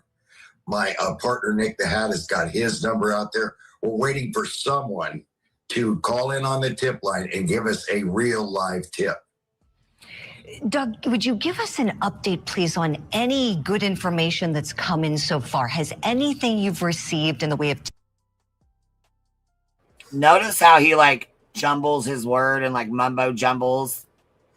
You know it's two people. Isn't this crazy how he says this? Like, we need to go back through and like break this down. You actually don't know shit, to be honest. And he's like, Wild Child says, Katie went out and served for this country to give her and her son a good living. Sebastian had insurance through her. He had a good home to live in from her. She didn't even collect child support off of his father. What the hell has his father done for this child? Period. Wild Child, thank you so much. I appreciate that. Because I can tell you right now, you guys, listen, we might be arguing amongst ourselves over here for a minute, but our attention's back on that ass because this is crazy. This right here shouldn't even be going on right now. We used to laugh at Dog the Bounty Hunter in the UK. It was so tried. Oh my God, it's terrible, isn't it? It's all fake. He's like, I've caught 10,000 fugitives more than the FBI. Shit, you can't even get fucking Sebastian's name right. You keep calling him Nicholas. What are you doing? What are you doing? Tips been at all viable? Well, my lawyer's giving me stink eye. I better watch my mouth because, you know, allegedly, that's the word. Allegedly. Sure. Allegedly, Yeah, it was people. He said allegedly is the word. My lawyer's giving me the stank eye. And right, nope, you didn't catch shit. Beth did. Just to make it clear. My heart hurts for Katie. It's horrible. Here, the accusing and blame is being put back on Katie once again. Of course it is. Of course it is. Of course it is. The lawsuit is going to flip on her like the other. Yeah. Oh, yeah. Well, guess what? We're going to get into At Night here in a minute because they've pulled their shenanigans now again, and they're checking out.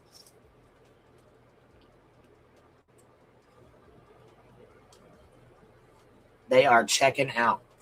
Oh my God, I have this clip. You know who just sent me this? Mullet Maxing. I have this clip, and I might just play it. I might just play it, y'all. We might need to have it. They're checking out of Sebastian's case. Yeah, you didn't hear about it? Evil CJ did some fake ass searches, stalking and filming the grandparents' house. Oh, I know, Painted Desert. I know, baby. I know. He's a trash bag too. CJ is a big trash bag as well. There's so many victim vultures, tragedy pimps. I mean, this is crazy work. So many of them.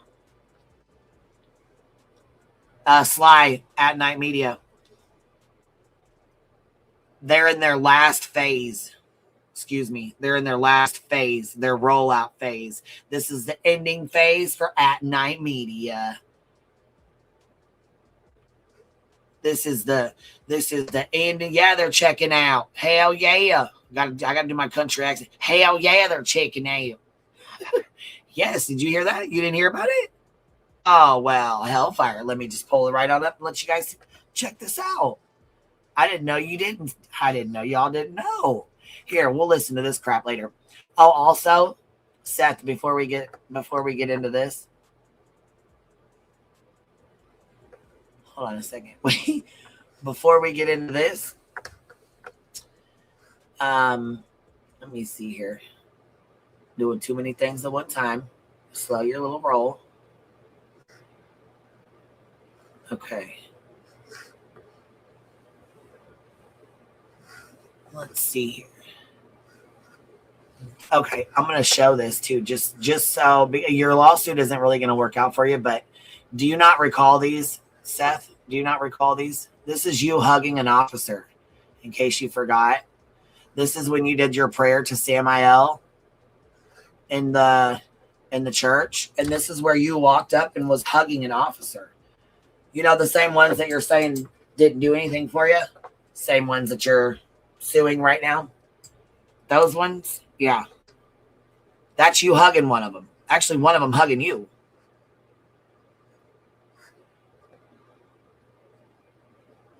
Yeah, he's an embarrassment. Yes, he is. Yes, he absolutely is. Beverly Willebrand says, member for 17 months. CP had to cheer him on when he wanted to quit. Yeah. Yep. Seth, candy wrapper with the $10 super says, Seth, you're not the only parent with a missing child. And if Ellie failed Sebastian, then they have failed all these others as well. But I don't believe that that's the situation. I don't either. And I think it's crap that he's even putting that on this police department. Blueberry, member for 30 months. Seth has lied from the get-go. Sebastian was online. Well, yeah, he said that Sebastian didn't get on the internet. He said Sebastian's internet was cut off. He said he wasn't able to play games. He said he wasn't on stuff. He only played games through his live streams. Or, I'm sorry, his gamer tag and stuff. He's lied his ass off. He has lied his fucking ass off, period. Yeah, everybody's pulling out at this point. I mean, yeah. Oh yeah, here's the next one. This is the church that you were at, where you were saying nobody showed up for you. They did. There's also officers standing here too. They were hugging you as well. They absolutely were. You definitely were embraced by the police department, and they did everything they could. Matter of fact, it was the biggest search for your son. So for you to even come out with this bullshit lawsuit is crazy as hell. This is wild.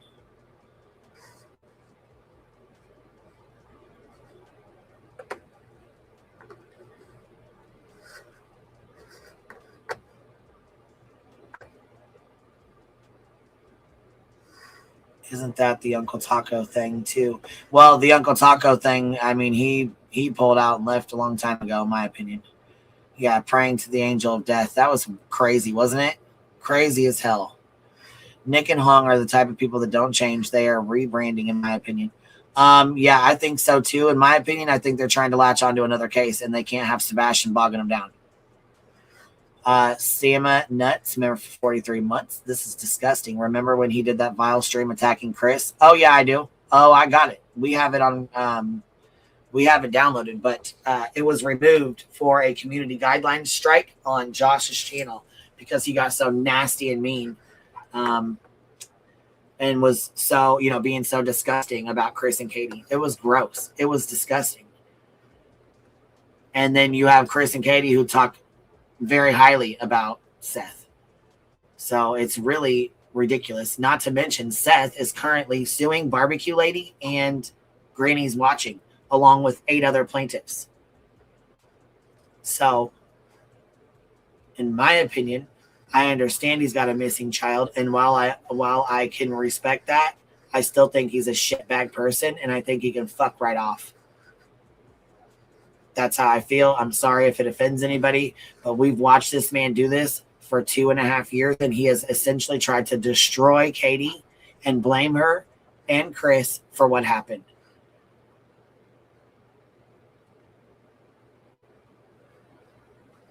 Yes. Here, matter of fact, if you want to go check it out, baby, it's over on X. It's under @Night Media. And they have it up on their They have it up on their X account. So if you don't want to listen to me read it or whatever, you guys are welcome to go check it out yourself and stuff. But that's where I found it.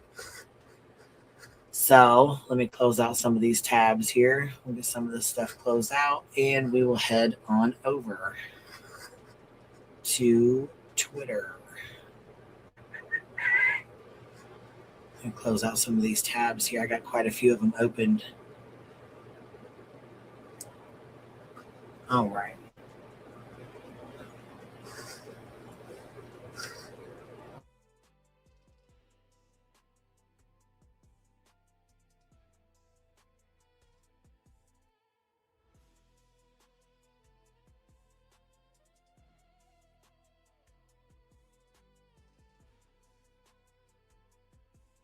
Okay, so it says they're phasing out. That's what they're doing. At night, creative intelligence.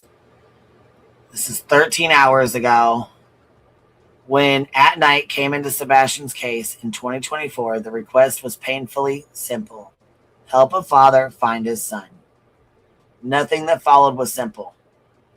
Well, no, it wasn't. You guys made it into a complete shit show. A complete fucking circus, if you will. You guys made it into a, as Chief Hadley says, a money-making circus.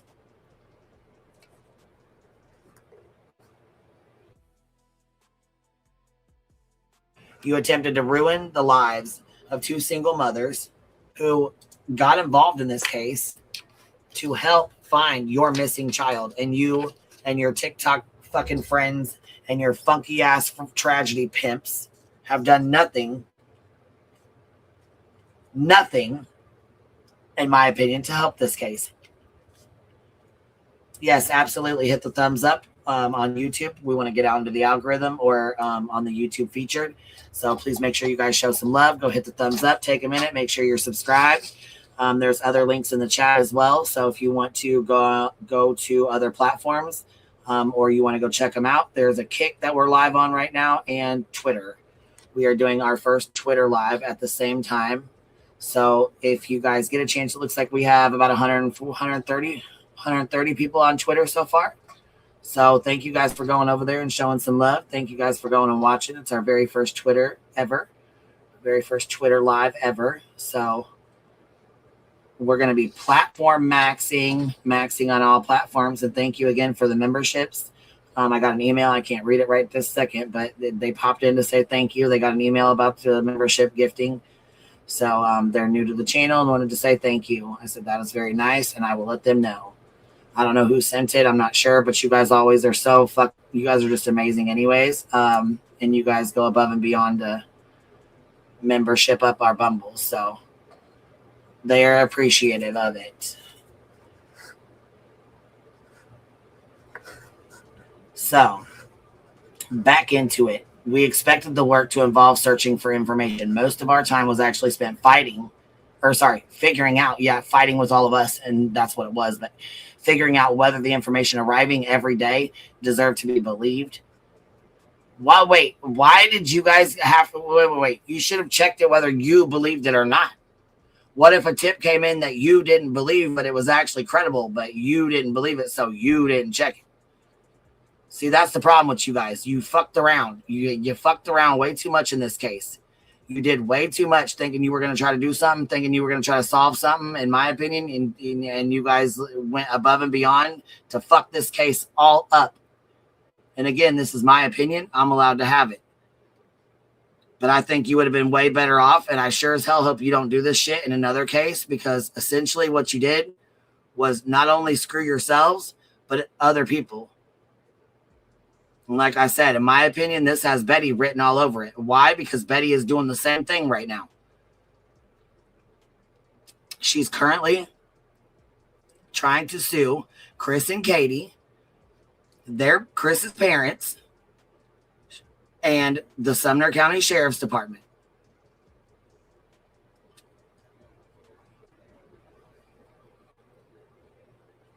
She has 4 order protections against her right now.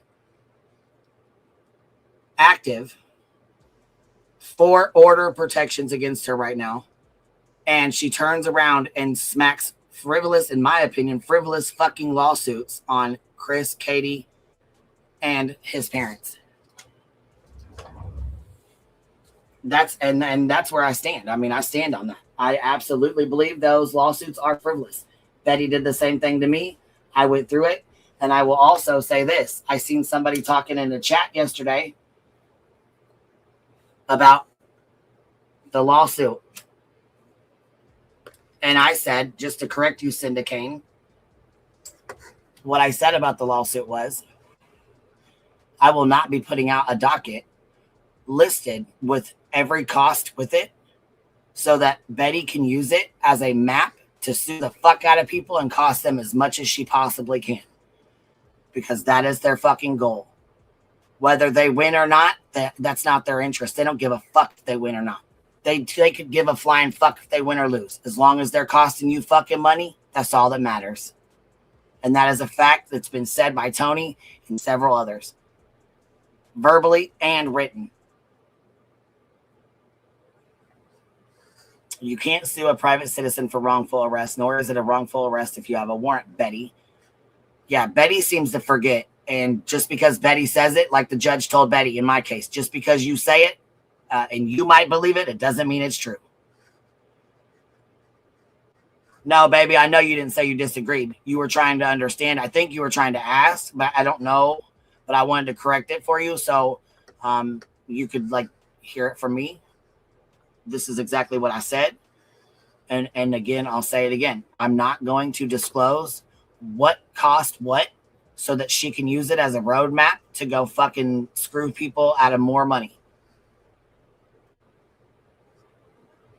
I think they're doing this to grow their GoFundMes. Oh, that too. That too. I believe that as well. That too, because Betty said, there's money in the true crime community. I know there is. You guys supported Queen Bee. You guys throw memberships at her nonstop. I know you guys have money. I know there's money in the true crime community. There might be, but bitch, nobody's wanting to help you, are they? No. No, they're not.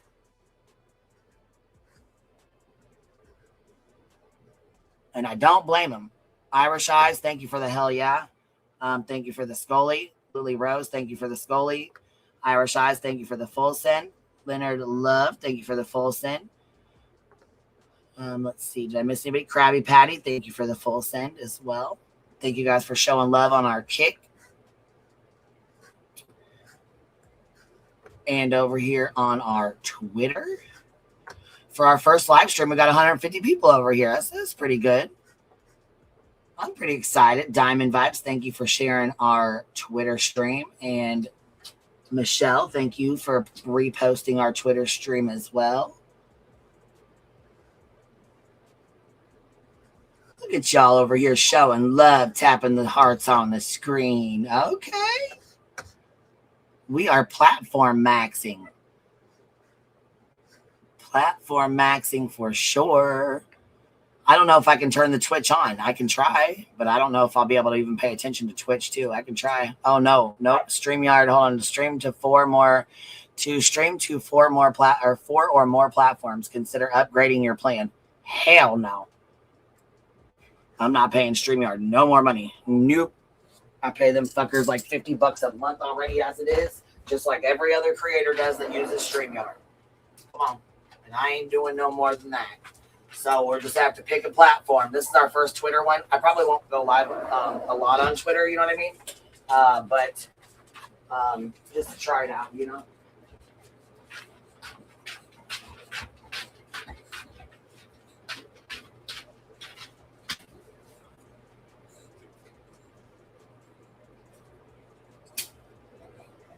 Here you go, hot girl. This is hot out there.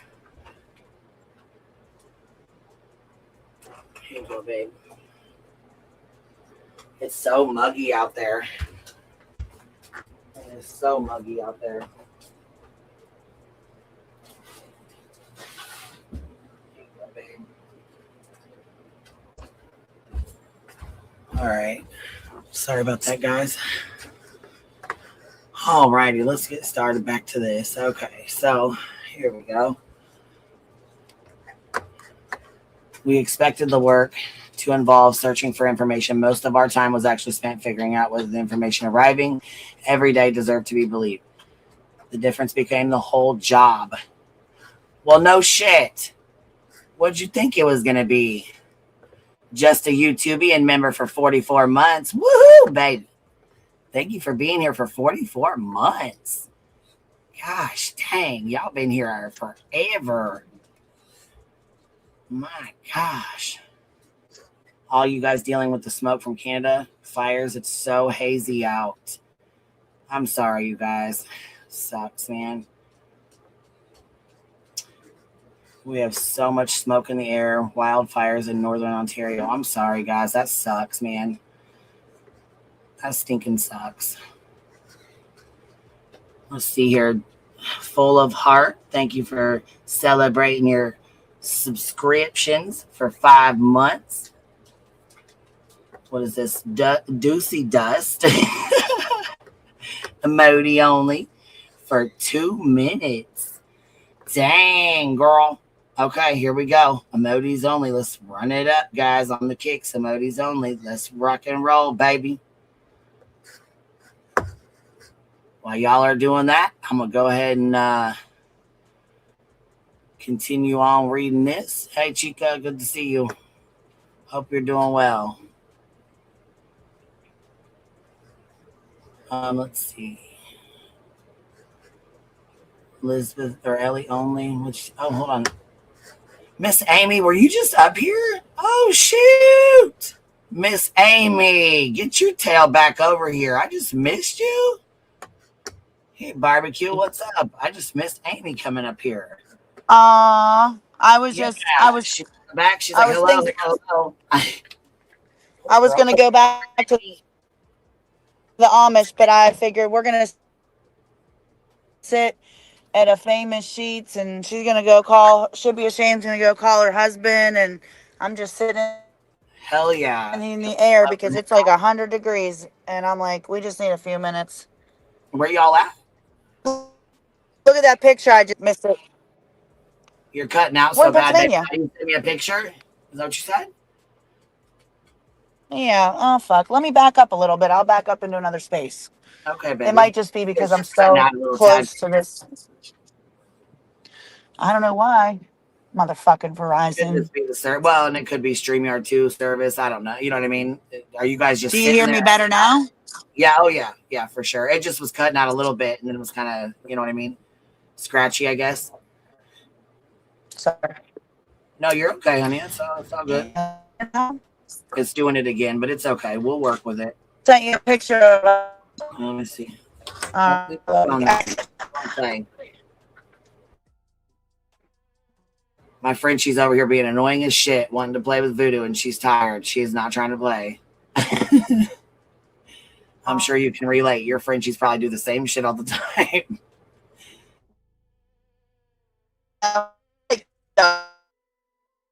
Oh, honey, you're breaking up so bad. Zoom so time. Bad. Can you hear me or no? Hello? I don't think she can even hear me. Shit. Damn it. All right, let's turn these emojis off. We're all done over here. So that's emojis off on the kicks. We're good to go. Still doing good. Going strong. Caroline, thank you so much for being here. Tinker fucking Bell, watching on Kick, but came over to the Twitter to say hey. So why Seth, police, and CPS? Why sue the police and CPS? What will he gain from this? Deanna, I'm not really sure, to be honest. More embarrassment. I agree, Tinker fucking Bell. That's pretty much all he's going to get out of this. I mean, that's pretty much all he's going to get. So, all right. Let's go back and start this over so we can read this from the beginning without any interruptions. And then we'll pop Barbecue back up when she comes back on. All right? We ready to go? Let's roll. All right. When At Night came to Sebastian's case in August 2024, the request was painfully simple. Help a father find his son. Nothing that followed was simple. It was your own fault, in my opinion. We expected the work to involve searching for information. Most of our time was actually spent figuring out whether the information arriving every day deserved to be believed. That difference became the whole job. Anyone who worked this kind of case knows the feeling. A message comes in late at night and your heart starts moving before your mind has caught up. There is a photograph, a vehicle, a person who swears they saw him, or a detail that seems to fit something you read weeks earlier. You call somebody, another person wakes up, laptops open, maps come back onto the screens, and for hours, perhaps longer, the whole case feels alive and in a new way. Well, if that wasn't a mouthful of fucking bullshit, in my opinion. But let's continue. Then you locate the original photograph and discover that it is old. The timestamp is wrong. The vehicle is a different model. The supposed witnesses all heard the story from the same person. What looked like 5 confirmations becomes one unverified statement passed around until nobody remembers where it began. Nobody celebrates when that happens. You make the note, close the lead, and sit there for a minute before opening the next one. That was the roller coaster. Hope never arrived gently. It came crashing through the door, made everybody believe believe the night might end differently, and sometimes disappeared before sunrise. There were periods when we honestly felt close to something. There were also days when the archive grew by hundreds of files, and we understood Sebastian's disappearance no better than we had the day before. That is difficult to explain to anyone who has never worked inside a case like this. A person can spend an entire day doing careful, necessary work and finish with nothing except proof that one more possibility did not happen. The public usually saw the arguments, interviews, and personalities surrounding these cases. Our view was less dramatic. It was folders full of photographs with no dates, video clips missing the minutes around them, tips that had traveled through several people, maps covered in places someone believed had been searched, and thousands upon thousands of messages written by people who ranged from deeply sincere to completely detached from reality. Behind those files were real people trying to make sense of them. People lost sleep. Families had their evenings interrupted. Food sat untouched beside computers. Somebody would notice one strange word in an old message and send everyone back through the material that they thought they had finished months earlier. So it sounds to me like y'all were just running each other into fucking circles, and then you would come out here and feed us full of bullshit. Actually, wait. You would come out here and feed your people, the green team, full of bullshit, and then they would actually run with that bullshit, and we would have to sit here and combat the misinformation that you guys would put the fuck out. We would have to sit here and correct all the shit that you guys put out that you shouldn't have. This is what pisses me off with you guys, Nicholas. This pisses me off.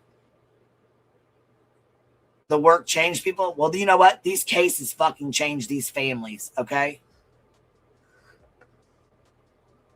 It fucks them clean up. Yes, he did. No mean to disrespect the dead, but he absolutely made up a bunch of lies. Tony is not a good person. Just because he passed away doesn't make him a good person. Doesn't mean he was a knight in shining armor and a great person, because he was not. Maybe to his kids he was. But the fuck shit he did out here in Sebastian's case was absolutely horse shit, in my opinion. It was ridiculous. And he should be ashamed of himself. Luna Ben, thank you so much for the rage quit. I appreciate you showing some love, baby. Thank you so much.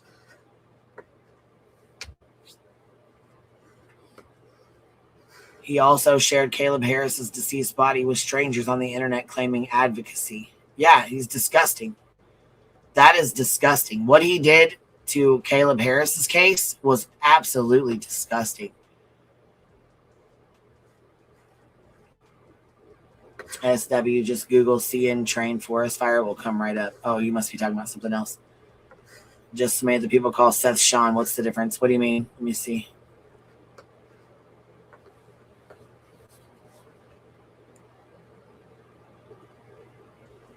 Let me see her comment.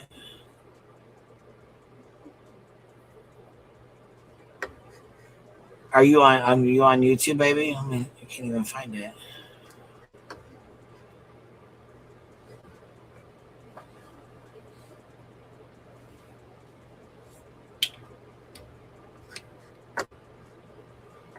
He stole Caleb's social media account. Yeah, he did. Yes, he fucking absolutely did. Hold on. I just asked Justin to stop calling Chris Edgar. It's just rude. Well, I mean, it is. We call Seth Sean because that's what Dog the Bounty Hunter called him on a news channel. I don't think I've ever heard anybody on the news call Chris Edgar or you know what I'm saying? Kind of like when they used to call Candy Hair, the grandma, they called Grandma Candy, but they would call her Grandis, and you know what I mean? People make the thing is, look, like Gooch, like you know what I'm saying? The cross-faded Christians, you know what I'm saying? And then Gooch. Same with fucking J is for racist. Same thing. You make up a name and it sticks.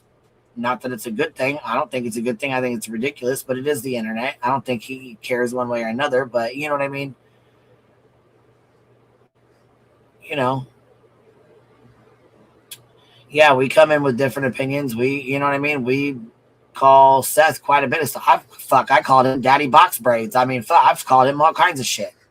So to keep it real, I mean, I've said some, shit, we called him a fat bastard. I mean, I'm just saying, we've said some things about Seth too. So, I mean, not that I like it, I don't, and I don't think it's respectful, but I mean, Justin did support Seth for a long time, and we did talk we weren't really nice about it, especially when he got caught off on BJ's panel or pretending to. That was I called him quite a few names on that. I called him quite a few names then, but guess all parents of missing kids should sue Ellie now. Isn't that crazy? Crazy bitch. Isn't that wild that he's doing that?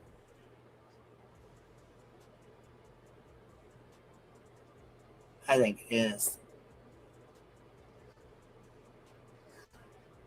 So here we go. Let's read the rest of this here. The work changed people. We became more cautious, sometimes more cynical than we wanted to be. And then something genuinely promising would arrive, and all of that hope came rushing back anyway. You need hope to continue opening the files. You also need enough discipline to admit when the thing you hoped for is not there. We did not always handle the pressure perfectly. There were bad days. Oh, there were horrific days of terrible things said and misinformation spread, but hey, we won't go there, right? All right. Frustration got into conversations. People defended work they had poured themselves into. Opinions changed as new information arrived. Things that once seemed important became less important. Material initially dismissed sometimes deserved another look. That belongs in the story too. Well, there's a lot that you're leaving out, but okay. At Night's account of this case should not read as though we floated above it, calm and correct at every turn. We were in it. We made decisions with the information available at the time. We dealt with the same noise, urgency, and emotion that affected everyone else. Any honest review has to be willing to look at us with the same seriousness that it applies to every other person and institution discussed in the record. We stayed constant. Hold on. What stayed constant was Sebastian. No. What stayed constant was the fuck shit in the RICO that you guys tried to push. What stayed constant was the fucking backlash, bullshit, threats, and everything else that got pushed and continued and continued and continued for 2 years. So, this is their At Night begins the final phase of its role in the search for Sebastian Rogers. When At Night came into Sebastian's case in August 2024, the request was painfully simple. Help a father find his son. Nope. That's not what happened, but okay. Nothing that followed was simple. We expected the work to involve searching for information. This is pretty much their rundown of the same bullshit I just read off to you guys. The last thing At Night can responsibly do. I wish this post could announce that we found the missing piece. I wish these attached papers were leading to a final chapter and Sebastian walks through that door and all the noise suddenly becomes irrelevant. They are not. They represent the last thing At Night can responsibly do with nearly 2 years of work. Preserve it. What?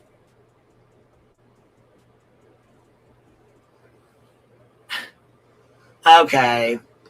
Examine it without protecting ourselves and pass it forward in a form that may still be useful to the people who retain the lawful authority to find him.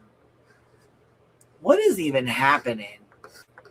Barbecue, are you coming your ass back up here? Where'd you go? Where'd you head off to, Barbecue? Oh, I see you over here on the X. You talk about Melissa. I don't even see no Melissa in here. Jedediah, bitch. You are over here on X just going off. I'm cracking up. Queen, I had several questions for nonsense yesterday about what has recently been said and implied. No disrespect to you at all. Just wanted clarity. No, that's fine, baby. It's all good. It's all good. I just wanted to give you clarity. Hopefully she had a chance to go back through and check those text messages when I messaged Muscles and asked her again, wrote it out. Can you send me the messages with mine and my child and no sense in hers so we can see these? I seen the ones from Clue, but I didn't see the ones from me or about her. Never got them. So how the fuck is that? I mean, like I said, she's making it into a big ass deal because she wants to. That's on her. I'm not feeding into the shit anymore because I don't give a fuck. I didn't do a goddamn thing wrong. Not a motherfucking thing wrong. So I don't give a fuck. You want to be mad? Be mad. I could care less. Erdy, that's a different story. Erdy is a whole different ballgame. Erdy, I'm on that. That's foot to neck. The beginning of the structure. The attached pages are the only portion being shown now. They offer a first look at the cover, mission, preamble, and purpose. The underlying work draft remains open because the underlying record remains open. What you are seeing is the beginning of the structure, not a tease of accusations or conclusions. Invitations to prospective commission members will begin moving out as the formation process advances. If that work stays on course, we hope to begin sharing semi-regular updates around September and continue them until the complete report is released. Why not just release it all at once? The framework needed to hold the chronology. Let's see, the current index and structural draft are already approaching 300 pages. Very little of that is finished narrative. Those pages are the framework needed to hold. Listen here, what are you doing? What's up, baby? I was waiting for you to come back up, and then I seen you on X. Well, there's no fucking service where I'm at, and you kept saying I was cutting out, so I backed up into this fucking parking space. Oh, girl, I can hear you so good now. I don't know where you're at now, but I can hear you so much better. Well, yeah. I'm waiting on Should Be Ashamed. This girl's got a TT every fucking 10 minutes, lady. I'm about to get her Depends. I'm just kidding. Yeah, so it might cut out. We're getting ready to leave this little area. I'm gonna drive down the road so I can talk. Yeah, no, you're fine, baby. It's fine. If it cuts out, I'll just wait for you to come back up. But this little chat GPT bullshit. How about be your authentic self, Nikki Poo? Well, I mean, you can't do that. He wouldn't have enough to say. I mean, he wouldn't be able to even come up with enough shit to say. Here it is. We did not find him. We just fucked this case up and, tried to screw over and go after two single mothers who had nothing to do with the bullshit you guys accused them of. Silence an entire community of people that were actually spreading awareness, that were actually searching, that were actually doing good things. Yeah. I can't believe that listen, I knew when my mouse hit the fucking floor when he sent C&Ds and told actual search, like Chloe. Yeah. Girls that were on search teams, you know what I mean? Like that had done this for years, Firing people that are volunteering their fucking expertises. Yeah. And not only that, she was volunteering her time to go look for his son. And he was like, you need to something, you need to get out or you need to leave, or I don't give you my blessing to look for my child. Are you kidding me? Seth, you should be ashamed of yourself for that still to this day. Julie, member for 37 months with the green hearts. Thank you for being here, baby. Well, remember, she said she was, that they were doing background checks. They wanted to make sure that, like, the people that were involving themselves so close were actual legitimate people. And he said he didn't care. Yeah, I'm really over his fucking bullshit. Like, I'm just really over his shit. You know? And David was a member for 22 months. I swear it's been 22 months for months now. I feel like Golden Bee. Baby, you got 2 months and you'll have it. You will have it, love. I'm going to speak for me, and I'm speaking for me only. This is not a reflection of anybody on this panel or in this chat. But I really think that Betty and Seth fucked, and that Betty is still clinging on because she enticed him to probably file this paperwork, behind the scenes, and all she sees is fucking dollar signs, dude. Now, in see, my I opinion. have to disagree because I don't know anything about her personal, her life. I don't know nothing about that. I don't want to know nothing about that. I don't want to be involved in any of that. Oh, no, I'm not. That's why I said this is my opinion. File a lawsuit on but me they were all in the... Well, I'm just telling you, Betty tried to file a lawsuit on me. Well, she didn't try. She actually did because there was a rumor that had started that she and Dolly had. And so she went and filed a lawsuit because that was said on my I'm sorry. appeal. So That's why I preface this. This is what I said, okay? Because they were all up in the hotel rooms on TikTok Live. The whole chat's freaking out. They said, "Oh my God, barbecue! That's what got QB in the lawsuit to begin with." Yeah, because listen, I'm allowed to have my opinion. Right. You are, but I'm just saying, like, I'm sorry. No, baby, you're fine. I'm just saying, like, I don't want to know anything about her life. I don't care about her sex life. I don't know nothing about anything that goes on with that. As far as the other stuff goes, I don't know about the dollar signs. You there, baby? You just cut out again. And we'll move along. Yeah. We'll move along. No, it's all right, baby. I just want, I wasn't here then. I know, and so you didn't know, but I just, you know what I'm saying? And it's best to do that for anybody, just like future reference. You know what I mean? Because that's shit that they can try to come back on you for. Yeah, but if it's my opinion, she can't. And didn't come out in the deposition. Listen, she actually did do whatever she did. Well, that's the thing. It was a fact, but it still cost us thousands of fucking dollars to prove it. That's why I said, and that's why I said, because these people, like Tony wrote to you and said, I'm not in this to win. What did he say? I'm in this to cost you money or something like that. I'm in this to run your bill. He said, LOL, you thought I was done with you. I'm the only one that didn't do anything to you. I'm going to... Oh, you just cut out again, baby. Something along those lines, though. Hold on. Just give me 2 seconds. You hear me better now? We're done talking about it. I don't want to talk about it. No, I'm saying Tony. We're talking about what Tony said, baby. What did Tony say in that writing? Yeah, he Tony. Said, I'm not in it to win. I'm in it to cost you guys money, or something along those lines. He said, I'm going to sue you civilly. Don't even care if I win. I just want you to pay to defend it. And that's what you guys showed the lawyer to get it dropped, right? Yep, that was the first exhibit on the docket. Well, you know what? That's the thing. In my opinion, that's what they do. That's what they fucking do. Habitual lawsuits. Well, and doesn't Nick have a $400,000 lawsuit against him right now already, or judgment or something like that? Well, there's a Penn Live article that's public, and it says that him and Sean Cooper, YC News, and somebody else, they each had to pay like $25,000 and then $3.1 million of this, and it's around about $4.7 million. It's public.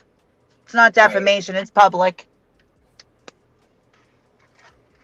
Anybody could Google it. this now classified as interference with an ongoing investigation. You know, Electro, I thought about that too.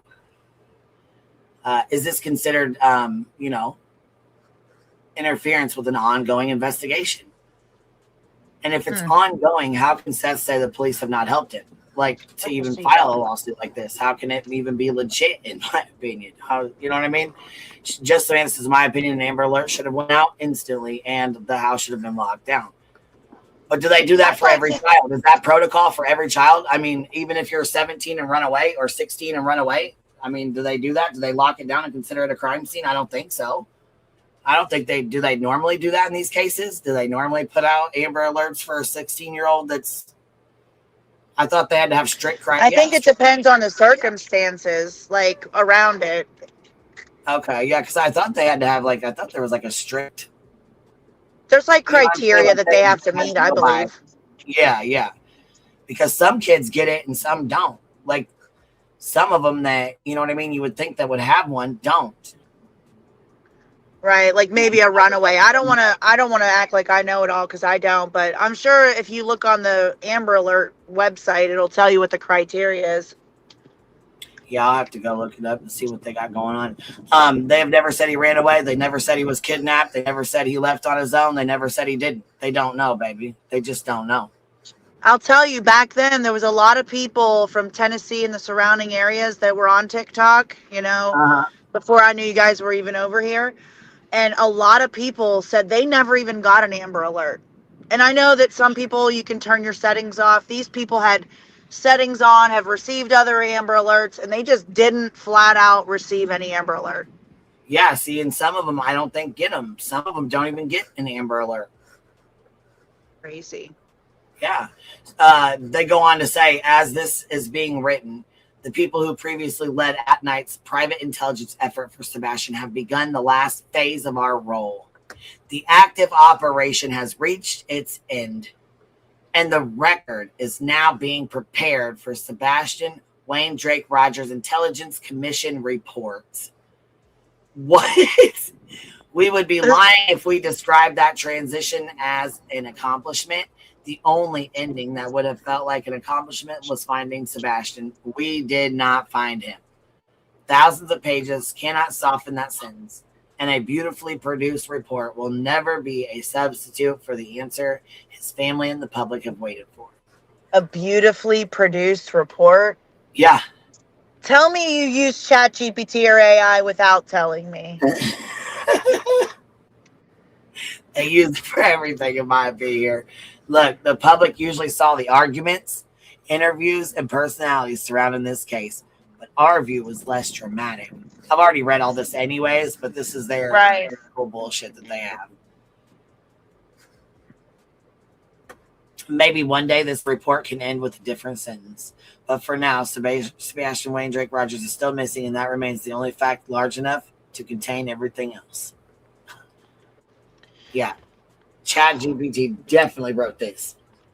I wonder when the 2-year contract was up, that didn't he sign an NDA or whatever? Or, you know what I mean? Like they said there was a 2-year whatever. Do they? I think they're forever, but as far as like the contract, yeah, I think that was up. Do NDAs last forever or no? Because I don't know. I mean, I guess it's how they're dated, but I thought they were forever. Not sure. Like once you sign one, you're locked in. You know what I mean? You don't say shit or you get sued. Like you talk shit or you say some shit, then you take on the risk of how long do they last, Body? What is there a stipulation, like a 2-year DNA? Like I don't know, baby. I seen you up here one time, but you want to try again real fast while I'm on the StreamYard side?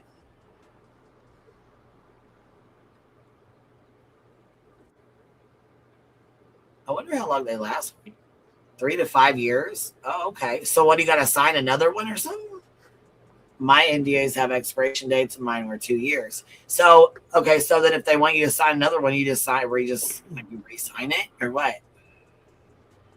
Or if it's dated for like life, I mean, I guess it could be dated, but usually there's an expiration date. So you can't talk about them for like 2 to 5 years or whatever. I wasn't up here, but I just want to go back and say I thought it was very telling. Well, let me collect my thought. I had a brain fart. Yeah, you're fine, baby. Go ahead.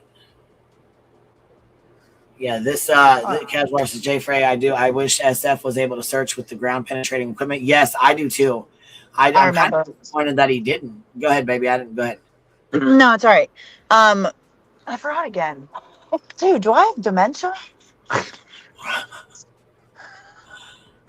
Real Body Movement says mine were for shows. My NDAs expired after 1 year after the shows aired, and it takes like 1 year to edit. Blah blah blah. So mine were 2 years. Okay, I really remember, and I told SBA, so I didn't forget. But where he's saying that their publication is saying that they were like sifting through leads, determining which ones were credible. How do they fucking know anything? They're not the police. Like, what tips may they have received that they might have not deemed credible and not turned over to the police? Yeah, look, Real Body Move. Remember Skolnick's having a complete come apart about the ground penetrating radar? Jeez. Yeah, she had a full on fucking meltdown over that.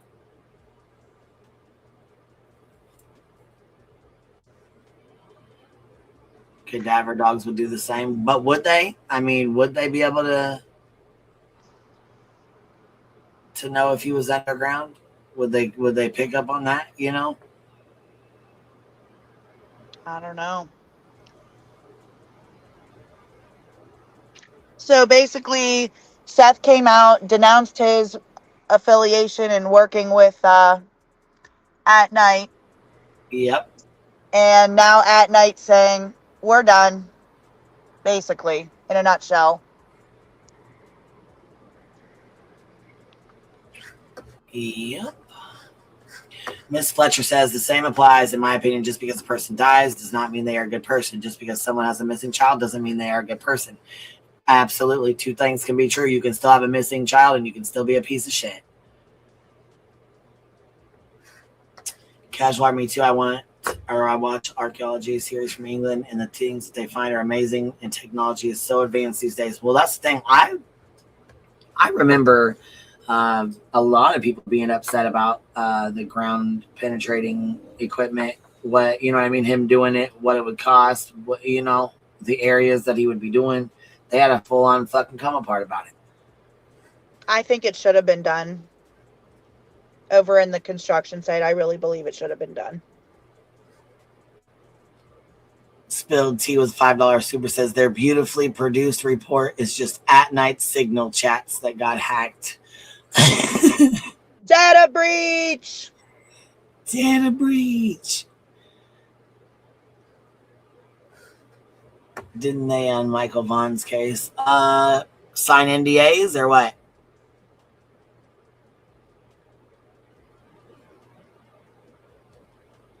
What are you asking, baby? Or what do you mean?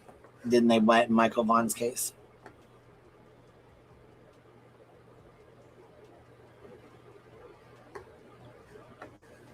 Let's see. Not reliable under concrete, which is why the ground penetrating radar could have shown what, if anything, was below.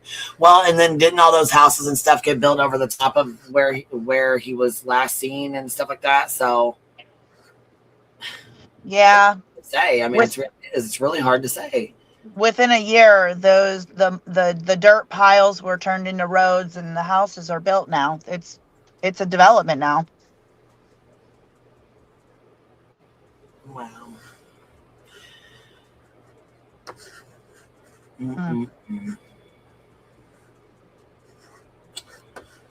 Here's the, let's see here. Here we have the, okay, yeah, I wanted to play this. Full interview with Sebastian's mom, stepdad, and they talk with the same WSMV. This is exactly from 1 year ago.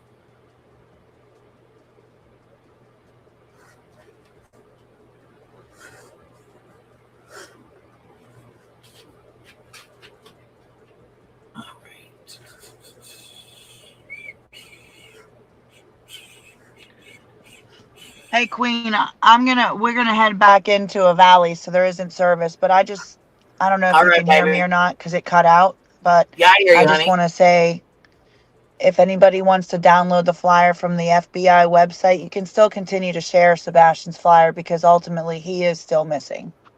Absolutely, baby. Good advice. If you're up here and you can hear me, that's good advice. I can't hear nothing. I'm going to drop down. All right, baby. Is this, do you have the filing, Justin? Do you have the filing for the lawsuits? If you do, would you email it to me? I kind of want to read it. Oh, it's all right, barbecue lady. It's all right. I heard you. Or Body, do you have them? Yeah, she said, I'm okay. I'm going to check them right now and see. Yeah, if you have them, would you email them over or shoot them over in Discord or...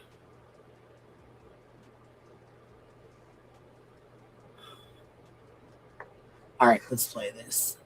This is from 1 year ago, and this is an interview that they did after being attacked relentlessly by social media and people on social media. And, you know, Seth and his crappy crew.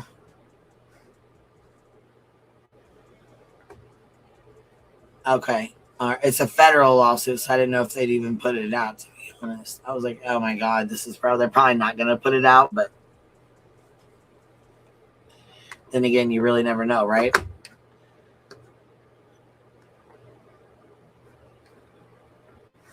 All right, what'd you say here? Breaking change. Let me see, baby.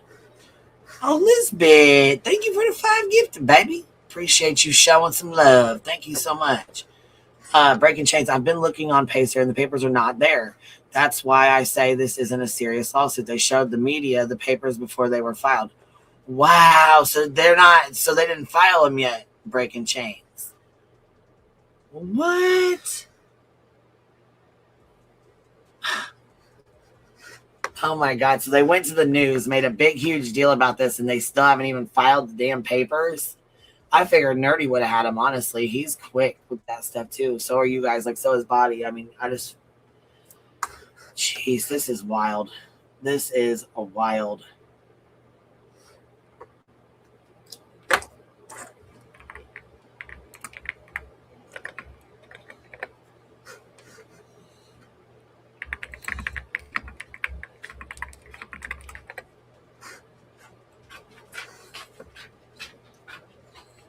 Oh, look at the puppies. I just seen that you sent that. I thought it was I thought that you were sending me the I opened that and thought you would send me the filing, baby. I was like, oh, she's got the mots. She's got the mots. And there was no mots. Oh, is Nerdy working on it? Okay, cool. Yeah, I was gonna say I didn't find it, but the girls Breaking Chains would have found it. So who got into an argument? Melanie? Who was? Oh, good. Hell yeah. That's what's up. Why did Seth's mother disappear? They did have an argument. They had a big blowout. And that's what I said. I think it's really odd that his mother refuses to communicate with him, and she refuses to come up and search or even be anywhere around him. She will not be, she barely associates with him. So it'd be interesting to find out what the hell happened there. I know there was an argument, but to be a roach on their wall. All right, let's get into it. For taking the time to come talk with me. I appreciate you. Oh, this is hard. How are we going to listen? So here we are.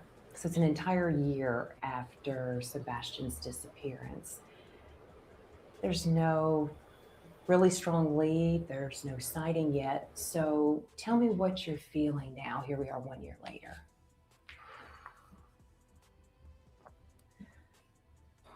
I struggle to put words to how it feels, honestly.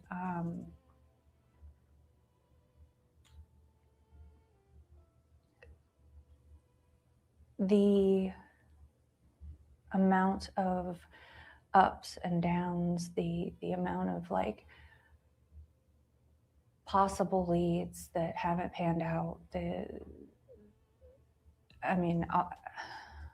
We every day, it's like waking up to this reality that it's actually real. And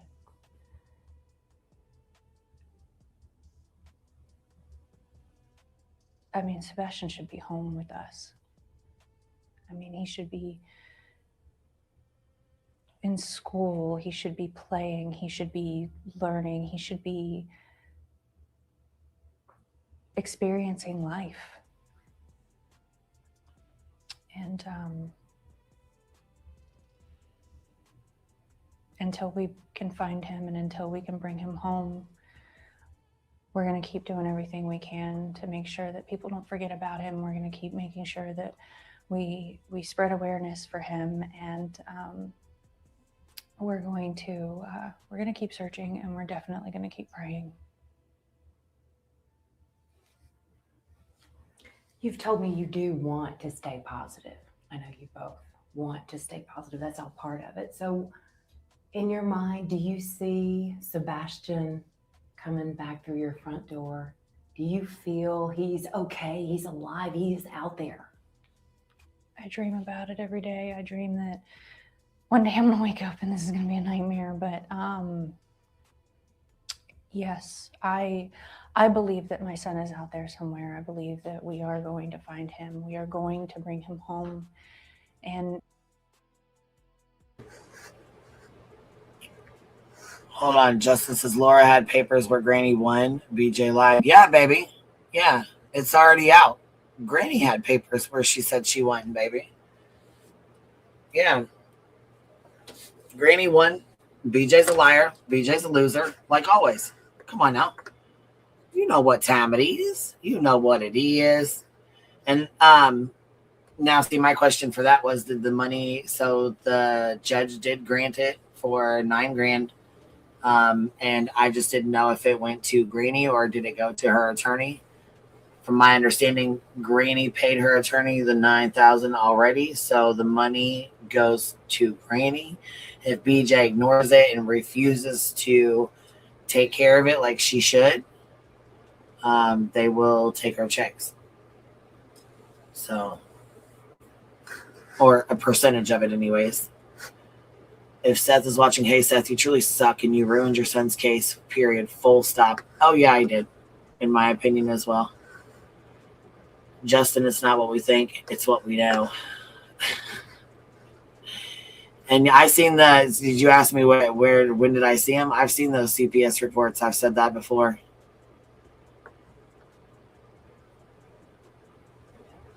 I've said it before, baby. All right, here we go.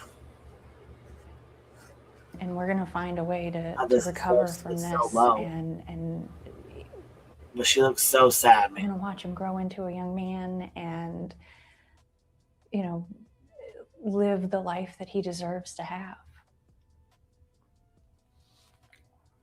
What would you say to him when he walked in that door? Oh, God, I don't even know if I'd be able to speak. I'd probably bulldoze him down with hugs. Honestly, when I picture that, I just picture being able to hug him, to hold him, to smell him. I mean, just to be able to hear his voice, to hear his laugh, to see him just be with us and be okay is like I can't wait to see my son. I want to find him so bad.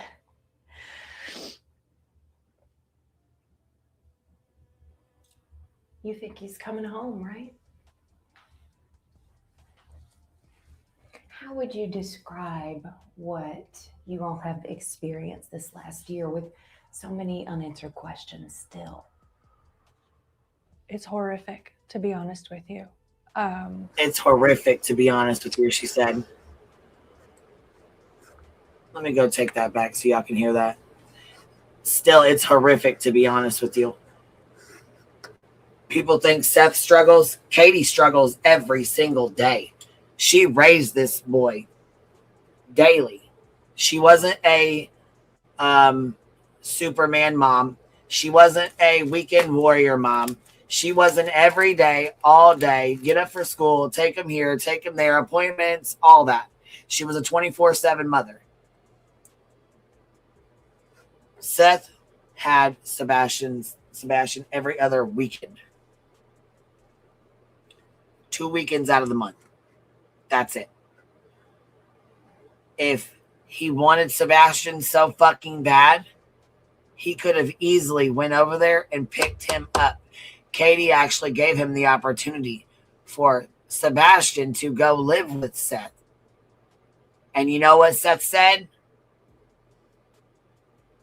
Give him another year. Let's see how he acts. You keep him. You keep him, and let's give him another year.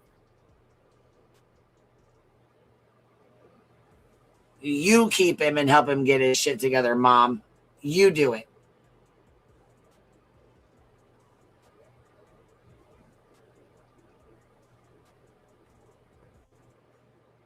In my opinion, yes.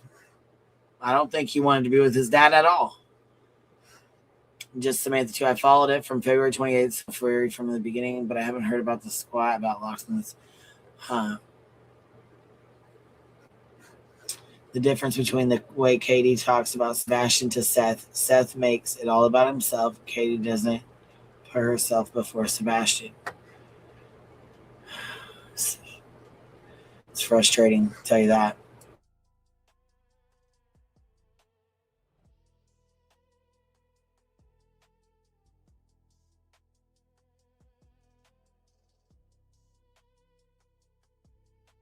This is so quiet, you guys. I'm having a really hard time even hearing this. I was trying to find another one that was similar to this one because it is so quiet. I was trying to look for one that was a little louder, but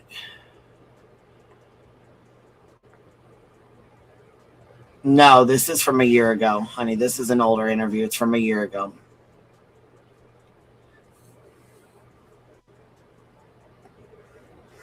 Seth wanted him corrected before he would take him. Every child deserves their parents' effort and love. Seth just wasn't up for the effort part. Yeah, that's what it seemed like. And I'll tell you what, like I said, Katie and Chris were the ones teaching him how to ride bikes. Katie and Chris were the ones making dinner and having dinner with him, washing his laundry. You know what I mean? Teaching him things, buying his toys, taking him out to dinner, going and doing things with him. Keeping him active, keeping him in school. You know, Katie was a good mother. To be accused of hurting your child is fucking next level bullshit, especially when your child is missing.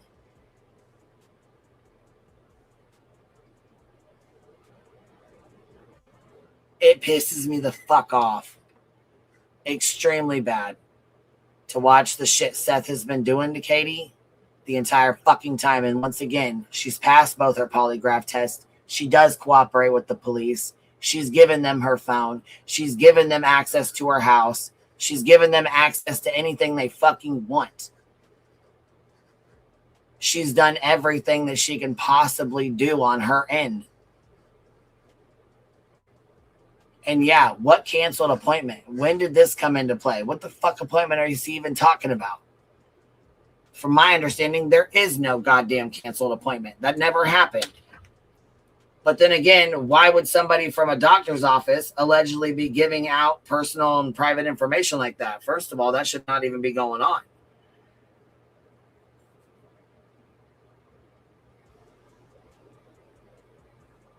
That's where I'm confused.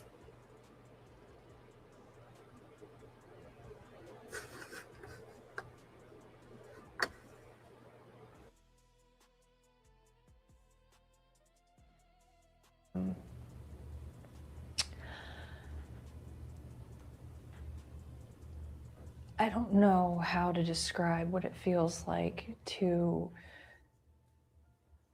watch the news, to go hang flyers in every store, every business, every place that you go to, and still find that some people don't even know about it. To hear that there might be a lead, and then just to sit there and have to wait and find out that it's not him yet. And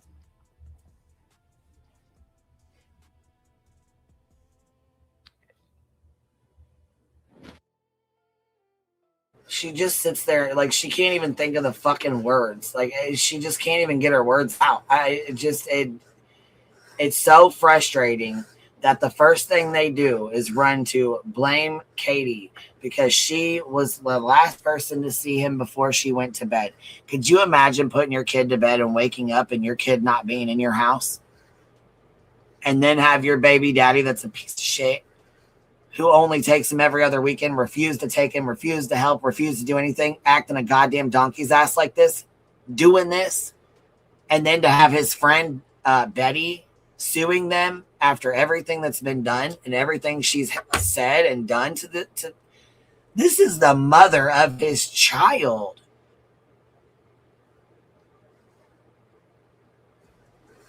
Barbecue lady, tell Queen you got sued again with Greenie. We know that, baby. What do you mean? They're in the RICO. What are you talking about? I mean, what do you mean, baby?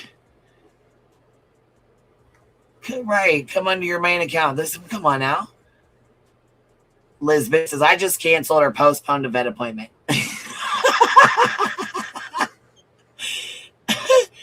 Oh my God, you're cracking me up, you guys.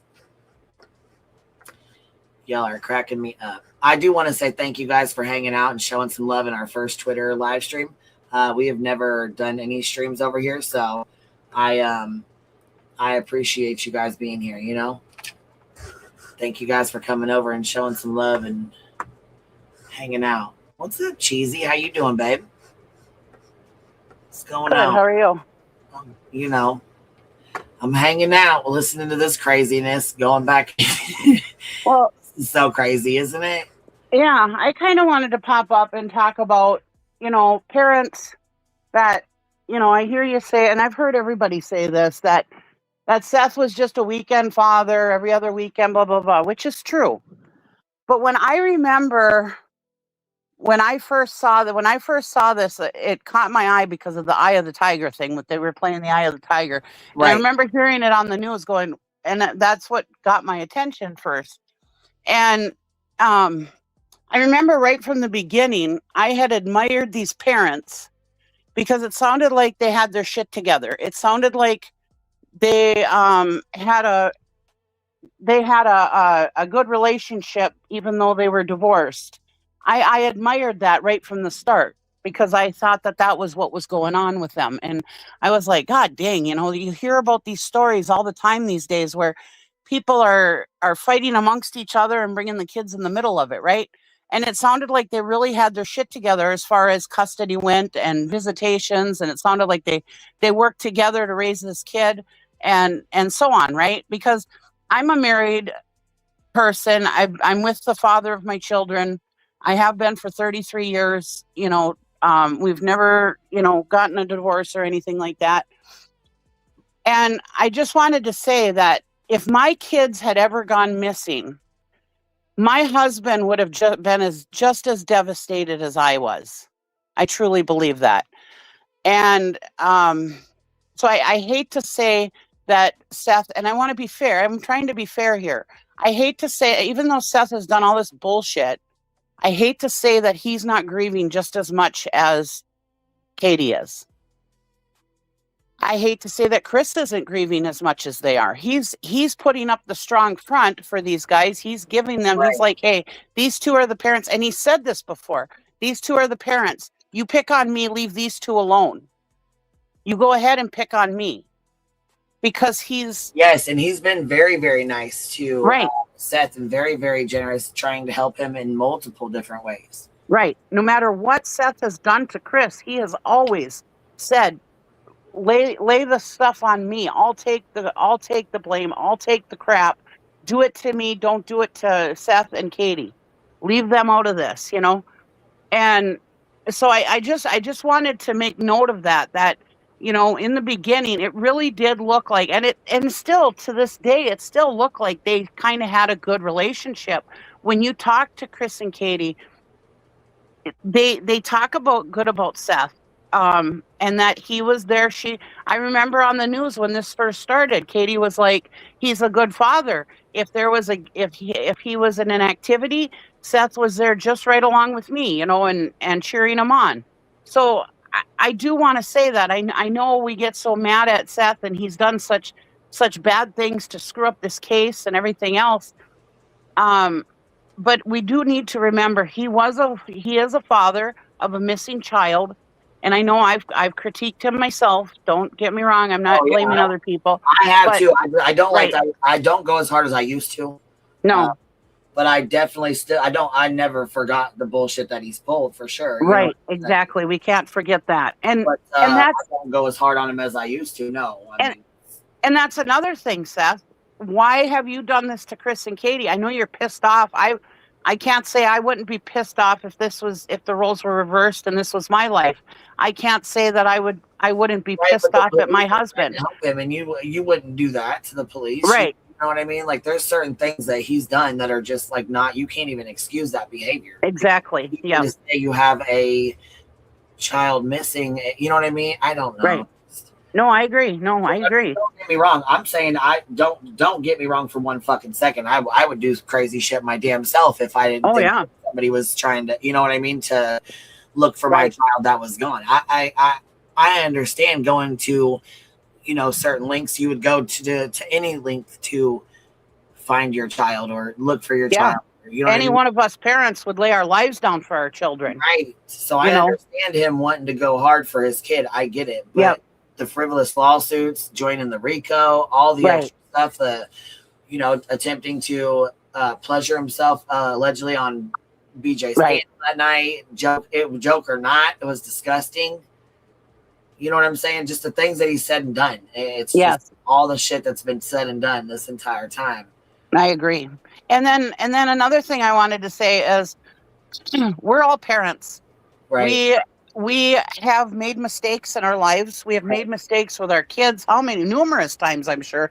None of us are perfect parents. So when this comes out saying he canceled appointment just before he disappeared, that doesn't mean there's anything nefarious. How many appointments have we missed in our lives and in our kids' lives? I mean, I'm sure there's got to be at least one doctor's appointment that I had to reschedule or whatever for my kids. I can't imagine, you know, being a working mother and whatever. I can't imagine that there was never an appointment that I didn't miss taking my kids to because of something else. I mean, that doesn't mean she did something. That doesn't mean she's a bad mom. You know? Right. It doesn't mean she abused Sebastian. You know, we've all made mistakes as parents. We need to remember that. Even when we're critiquing BJ and everything, we need to remember that none of us are perfect parents. Nobody gave us an instruction. There is no instruction manual on being a parent. So we all make mistakes, and we need to be realistic about some of the stuff that we critique.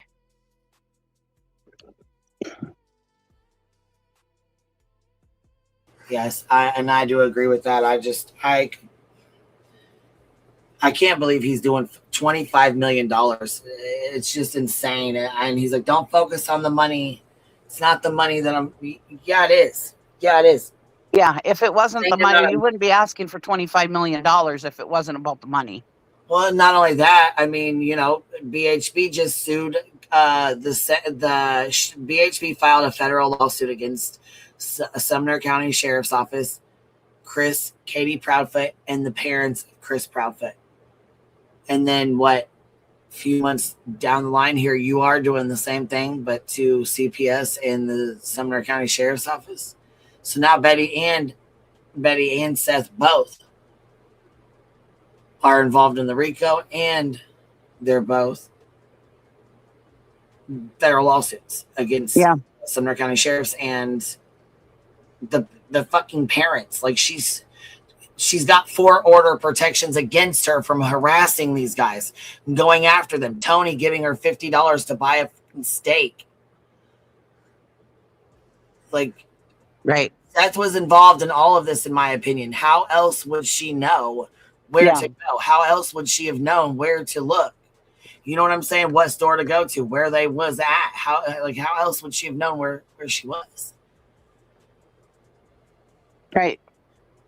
Yep. So he gave them information, in my opinion, from what my understanding, gave her, Betty, information of where they would be at and where to find them, and that's how she was able to find them.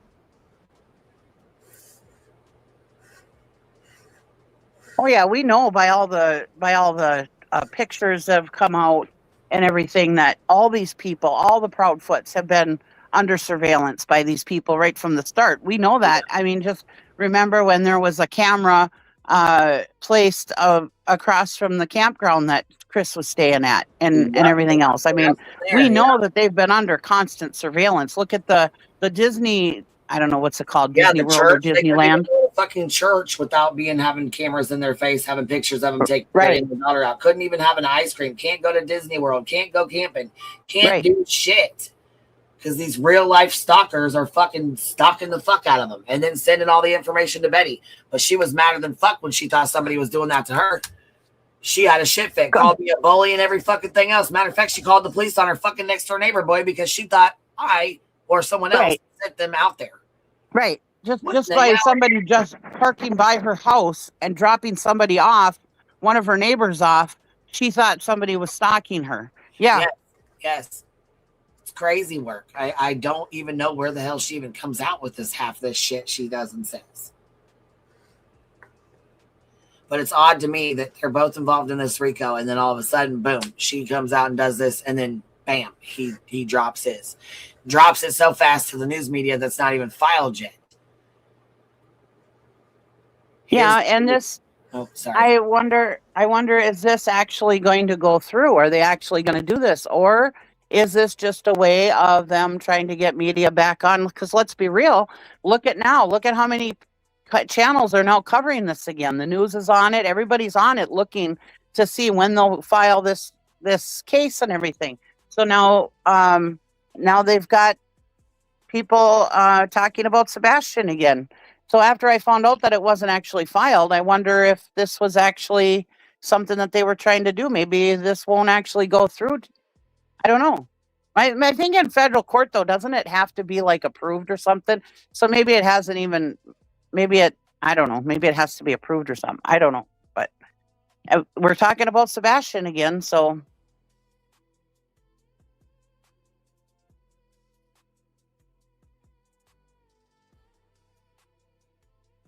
Sorry, I was unmuted. That's the thing. At least Sebastian's name's getting back out there, but what a hell of a way to get it back out there. You know what I mean? Well, yeah, I don't agree with it, but I'm just saying, I always try to find silver linings and things. Right? I know. and I know. And like I said, it got to the point where, like, even us, like, we lost the plot over here going, you know what I'm saying, nitpicking each other over fucking a misunderstanding text message. Like, so, I mean, we've definitely, been way off Sebastian's case. We haven't talked about him for a really long time. Right, and we used to talk about him every single day. I remember coming up here waiting for you to go live so I could come up and talk about it. I remember. And I was like, God damn it, is she going to go live or am I going to have to go live? Because God damn it, I got stuff I want to talk about. I was trying, dang.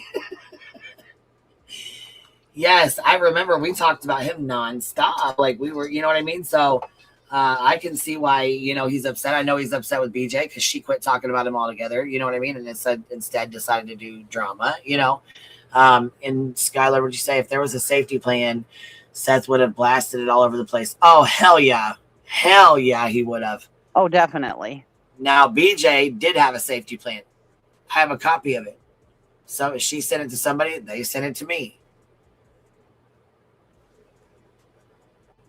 Same with the CPS papers that I seen. They were dropped into a chat and somebody had sent them to me. This is an interview with Kay says searching for Sebastian, mother of Sebastian, 1 year without her son. And it's so much different to look at Katie and then to look at Seth and their reactions and the way their body language is. And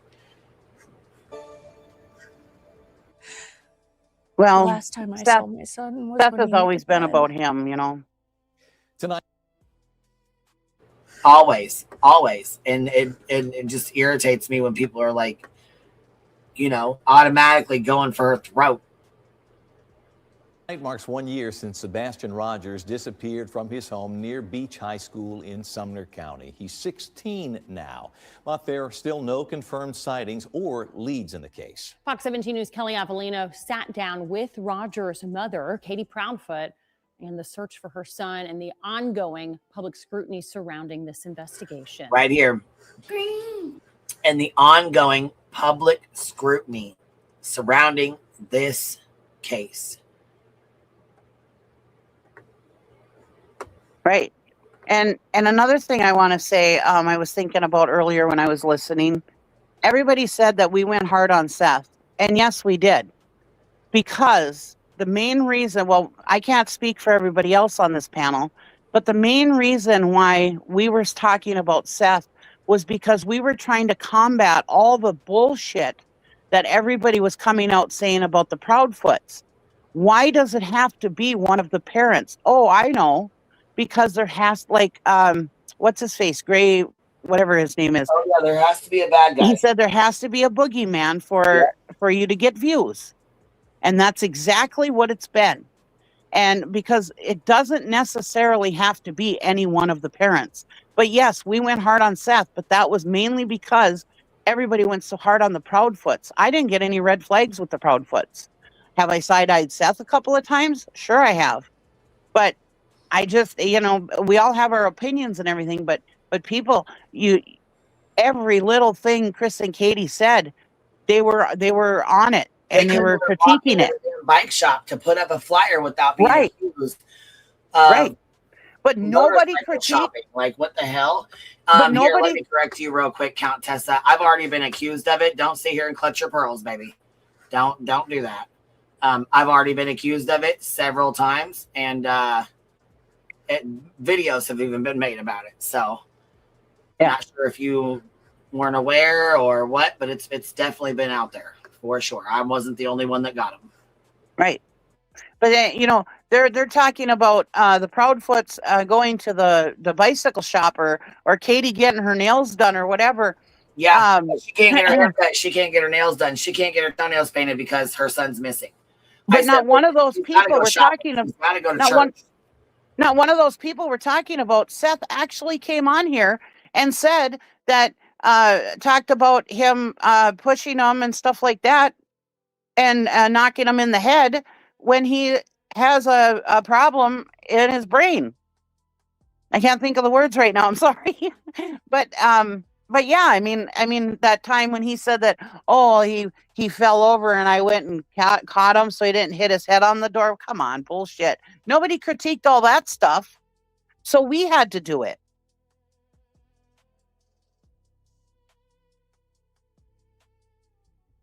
Well, yeah, and he lied about it. Like, that's the thing. When the CPS report clearly states that, you know, he something different than what he said, it's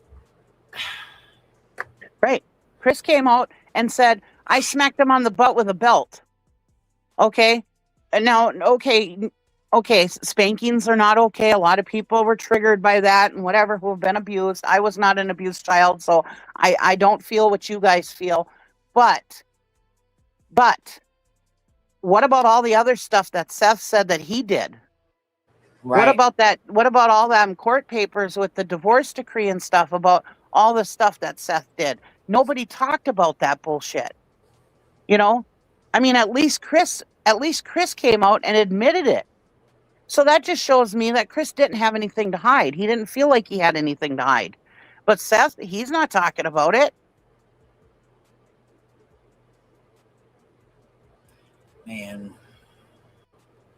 Titans fan says Chris is probably listening. He needs to clear these new allegations up. He's currently in a lawsuit. So I don't know that he even can be on a panel. Well, I mean, he can be on a panel and talk about whatever he wants. Don't get me wrong. But I'm not sure he would even want to be on a fucking panel to discuss this right now. Currently with Betty trying to sue him in federal court and his parents, I'm not sure that that's something he would like to do. I don't know. I mean, if he's listening, he knows I keep an open panel. He's welcome to come up and address whatever he wants. He knows that. He knows that. Truth and Karma says all of a sudden Chris was an abuser. Yeah, isn't that crazy? Right. It's like now he's turned it into the police are terrible and Chris is an abuser. Oh, what?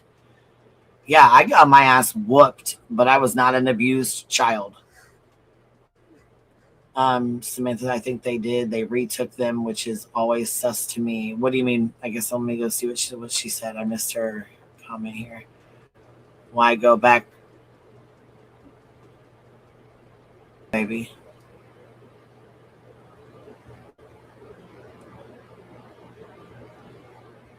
Why go back to what?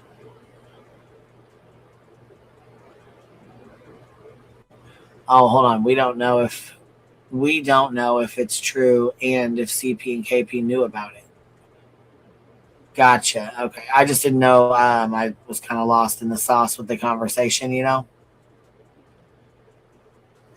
Katie lied about him having a phone or just Seth? I don't think Katie lied about him having a phone, did she? No, they said that he had a phone. They said that they kept the internet off of his electronics and stuff.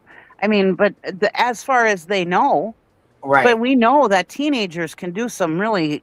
Oh yeah, they can go buy their own phone cards or their own phones. Right. So we have no clue. I've seen it all especially with their friends and all.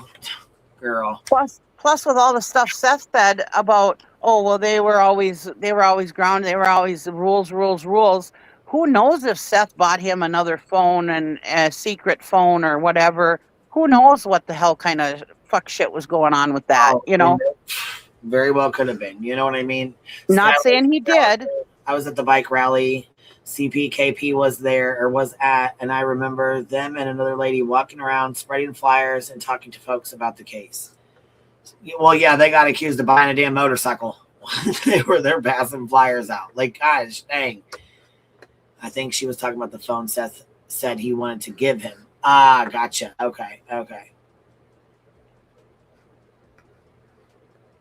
Got my ass whooped to switch belt. Had to get on my own switch tip of a fishing pole to wake me up after falling out of a tree and knocked me out. Hey, I mean, I'm sure, you know, some of us could talk about some ass whoopings we got when we were younger. You know what I mean? Our parents, you know what I mean? Like, they could give us the damn look. Nowadays, you touch your kid and it's abuse. Like, you can't, you know what I mean? Like, you're not. Right. I've never abused my kids. But I'm very strict. There's a difference between strict and abuse. Right. And I never had. I always say I never had to spank my kids because they knew I would. You know, mine pretty much know their limits. I mean, not that they're not going to try me, not that they're not going to do, you know what I mean, teenager things. I understand. Right. And trust me, I get it. The other day, I was talking to my daughter, my oldest daughter, and she says, "Yeah, we were having a conversation at work, and people were talking about spankings or whatever." And she goes, "Let me tell you, my mom." I could probably count on one hand how many times my mom smacked me, but I deserved it every single time. She's 33 now. Oh yeah. And then she asked me, she goes, because I used to count 1, 2, 2.5. And she goes, now that I'm an adult, what would have happened when you got to 3? And I says, honestly, I had no clue what I was going to do at 3. Because you never got to 3. I would be like 1, 2, and I'd be like, don't make me do it. Don't make me do it. 2.5. 2 1/4, 2.5, 2 3/4. And that's always when we got to. That was about the last of it there. I was like, you're almost at 3. Don't make me do it. Right. Yeah, I know. You're gonna force me to spank it. I don't want to do it. Yep. But I sure would make them think twice. Made them think about it, right? I know, yeah. And that's what I told my daughter. I says, I always thank God that you never got let me get to 3 because I had no clue what the hell I was gonna do. Oh my! And then listen here, it didn't even help when they were fighting. I was like, listen, knock it off. I was like, 1, 2. Right. They didn't give 2. They said, fuck your numbers. They didn't say that, but I'm just saying, like, their actions were like, forget your numbers. We don't care. Yeah. I was like, man, oh my gosh. I'll tell you what, I never used to believe my mom when she would say, like, teenagers are a whole different breed. Like, Oh no. You guys are like, you guys are, it's wild. And I'm like, no. Yeah, now that I got 3 of mine, yeah, she was right. Oh, she was right. I was blessed with good kids. My kids didn't really party. They didn't do all that stuff. But they were far from perfect, and they fought. Oh God, they were 2 girls. They fought and fought and fought. They were 4 years apart. We wanted them 2 years apart, but it didn't happen.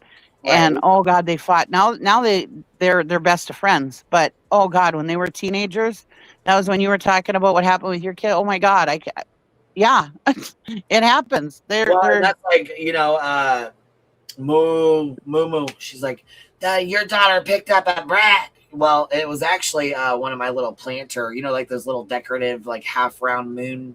Yeah. She was sitting outside, and once her sister got the best of her, she did try to pick it up. I said, no, you ain't. You ain't picking that up. What are you doing?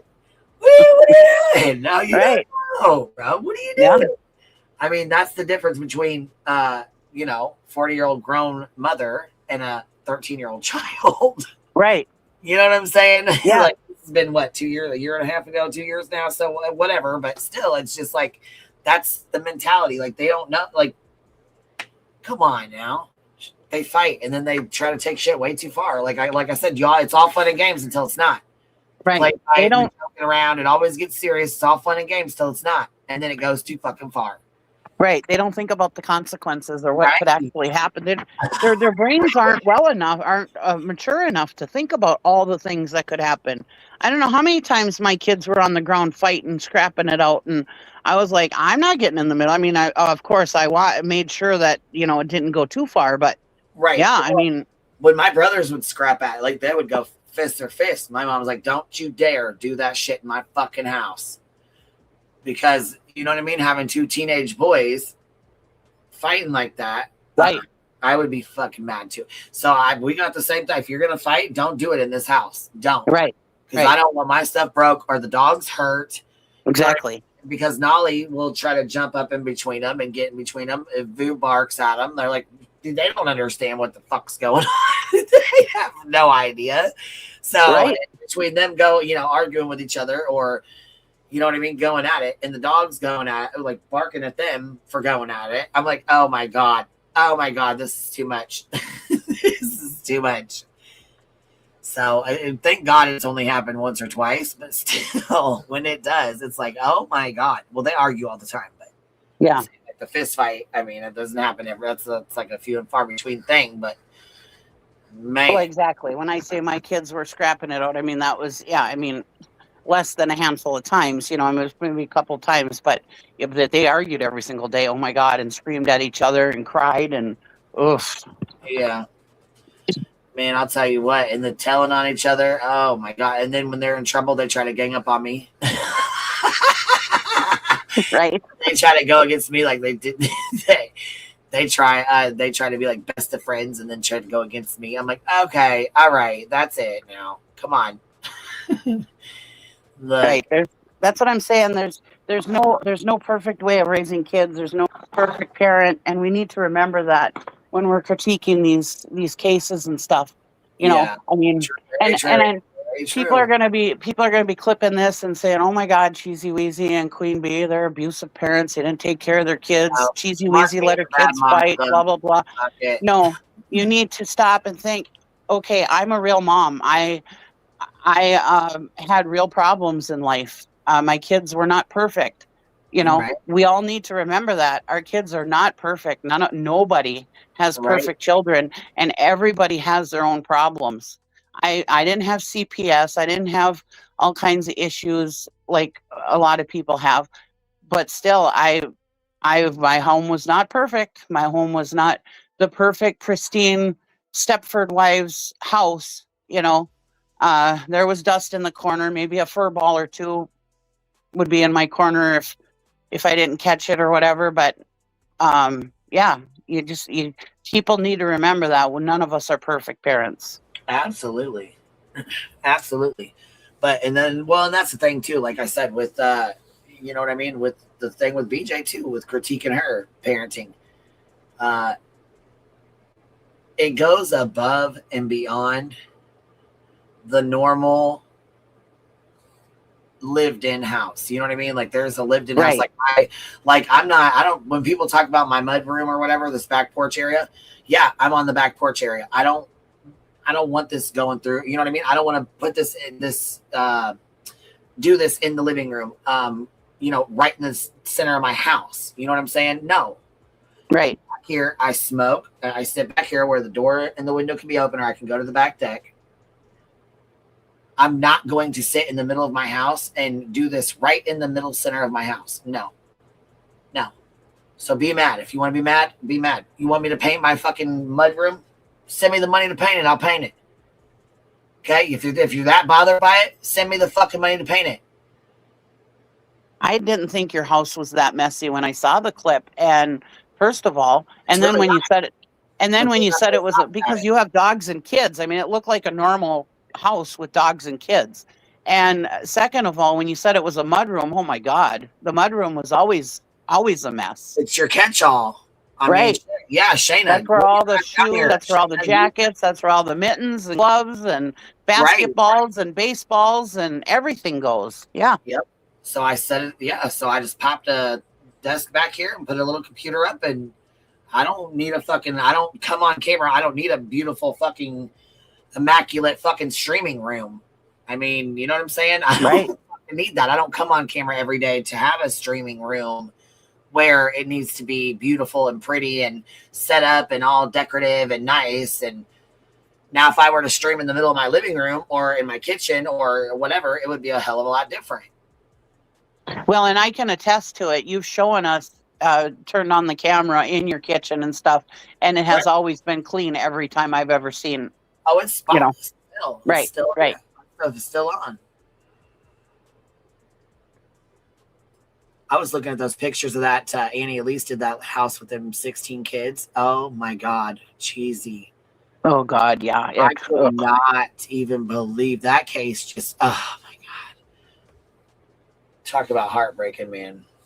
And then back to the BJ thing, like a lot of people are critiquing the noises the babies are making. The baby's cooing most of the time. I hear the baby cooing. I don't hear the baby in distress all the time. I don't hear it very often back there. Right. And when I do hear it, it sounds like the baby's just cooing. Like a normal baby noise, yeah. Right. Makes noises, yeah. And they're like, oh my God, it's breathing funny. Babies breathe funny. I mean, babies sound. I mean, Wheezy breathes fucking funny. Like that's, you know what I'm saying? Right. Like, a lot of times babies sound like they're in distress when they're breathing. That's just the way they breathe. I mean, listen to a baby one time. But not only that, too, you got to think she's in and out of the.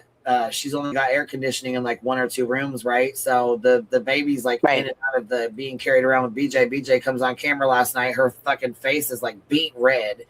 She's like, I'm just so hot, guys. And I'm like, oh my God, that baby's probably hot like that too. You know what I mean? Like, right. Yeah. The baby mimics your temperatures. If you're hot, the baby's hot. Yeah. That's what they told me when I left the hospital, because I thought, summer colds. Cause I mean, I'm starting to catch one, you know what I mean? So even going in and out of the air and just walking around room to room or something could make her, you know what I mean? Stuffy and not right. You know what I mean? Or whatever. And don't get me wrong. BJ gives us enough stuff to critique. I mean, I'm not saying that she's a perfect mother. I'm not saying that her house is beautiful or anything or adorable, like she said. And yeah, I mean, she's definitely got her problems. I'm just saying, when you're critiquing people, you don't need to critique absolutely everything. I mean, think about what you're critiquing, right? I mean. All right. Skylord says, does anyone find it interesting that Seth said in that interview that he was on a path going down the wrong road until he had a child? That is very telling, in my opinion. Well, yeah, and I mean, it sounds to me like he was not going down a good path. I mean,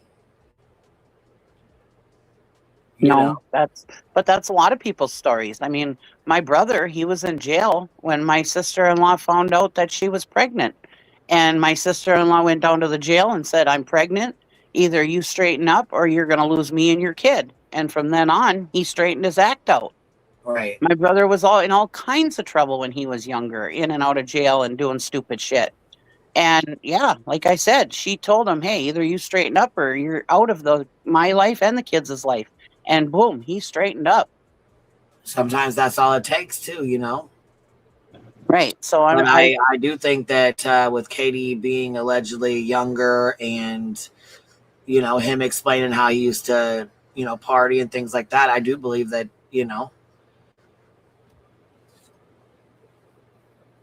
I'm just saying that maybe I'm not saying he's good or he did good or anything like that. I'm just saying you kind of need to delve into that just a little bit more because yeah, some people are fuck offs before they have kids and then they straighten up. Right. And I mean that very well could be. You know what I'm saying? I just worry about with her being so young and you know what I mean? Him is that what he's meaning? What is he meaning? Drinking? Was he meaning partying? Because from my understanding, he was doing all the above and getting off work, taking a 6-pack, going over there and hanging out, and Katie was there. From my understanding, she was like 12 or 13, right? Something like that when they were hanging out, or like at the house when he was hanging with the parents or the uncle or whatever it was. That was when he first met her. It was like when she was like 12 and said he was going to marry her or whatever. Yeah. Yeah. That's still mind blowing to me. That's the stuff you need to critique. Yes. Outer stinks. She's still over here mad. She woke up and chose to be a Mad Hatter today. She's being a mad woman today. Chris and Katie, TikTok, Outer Stinks is on the clock. She says, you guys are going to jail. At least we will find the discovery in their lies. Well, I mean, the lawsuit has to be filed first, and it has to be approved. And really and truly, people, do you actually think a federal court is going to let them have all of the clues and everything of this case put out there so that every Tom, Dick, and Harry can see it, so that it can be FOIA'd, so that if there are kidnappers, that they can get all the information that the police have? That would be crazy to me. Outer Banks is in the state of Tennessee. Striking a child with a disability is illegal. Did you tell Seth that? You should probably let Seth know that. Right, because he did it multiple times. It's in court paperwork. Yep. Shall we? And how do we know that? Okay, now we see Katie and she's pretty protective over Sebastian. We've seen that. We've seen that. Even Chris has said, you know, that's her baby and she treats him as such, right? Yeah. So how do we know that wasn't a one-off thing? That I mean, how many times? Okay, people, you've had step parents or whatever. And step parents have come into your lives. How many times have they overdone themselves a little bit? And you're like, hey, I don't treat my kids like that, or I don't do this with my kids, or whatever. How do we know that wasn't a one-time thing? And Katie didn't say, hey, this ain't happening. We don't know that. You know, maybe Katie put the hammer down and said, hey, you're not striking my kid ever again. You know, blah blah blah. How do we know that didn't happen?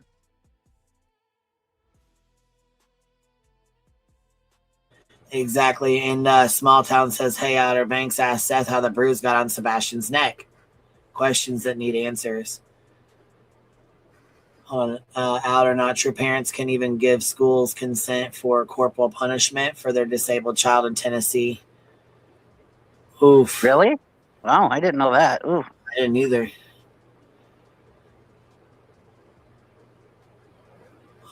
Well, Seth said 2 cases, not one. What do you mean, baby? 2 cases, not one. What do you mean? Locked and loaded. The only reason we knew that was the day Jamie ruined his nuclear family is because Seth had to make sure Katie knew that. Well, and we're in the true crime community. How many times have we seen abusive people actually admit that they spanked a child? Usually if they're doing something wrong, I mean really, really wrong, they won't admit to even one thing. Chris came out and said it. He said, yeah, I spanked him with a belt on the butt. You know, he admitted it. If he was actually this bad of an abuser, do you actually think he would have admitted that? Yeah, I don't think so. But then again, things are so damn crazy. I don't think he would, though. I honestly, like I said, we've stood behind Chris and Katie this entire time, and more so when they pass their lie detector test and continue coming on panel, answering questions. They came on panel and answered everybody's questions. What's up, Jessica? How are you, baby? Hey guys, I was talking about the news interview. So like 4 things dropped in there that I never heard. One is the 2 CPS allegations, the nurse comment. So I was wondering, Queen and you Cheesy too, because to me, it seems like just because it's Seth and he has this attorney saying these things that he's immediately discredited because he knows that, because we know that he lies. So I'm wondering, are you guys just not believing it at all just because it's Seth and he's lied before, or you going to maybe give him the benefit of the doubt? Like, what is your feelings on that? I mean, he's going with the same things that he lied about before. Well, the doctor appointment is new. We never heard that. I know you said about was there a scheduled appointment? Do we know that for sure? Or is that something he's just making up? I've never heard of that. Did you? Right. I never heard of that either. I never heard about the stomach being punched in the stomach or whatever everybody's going with. That was an allegation that was something.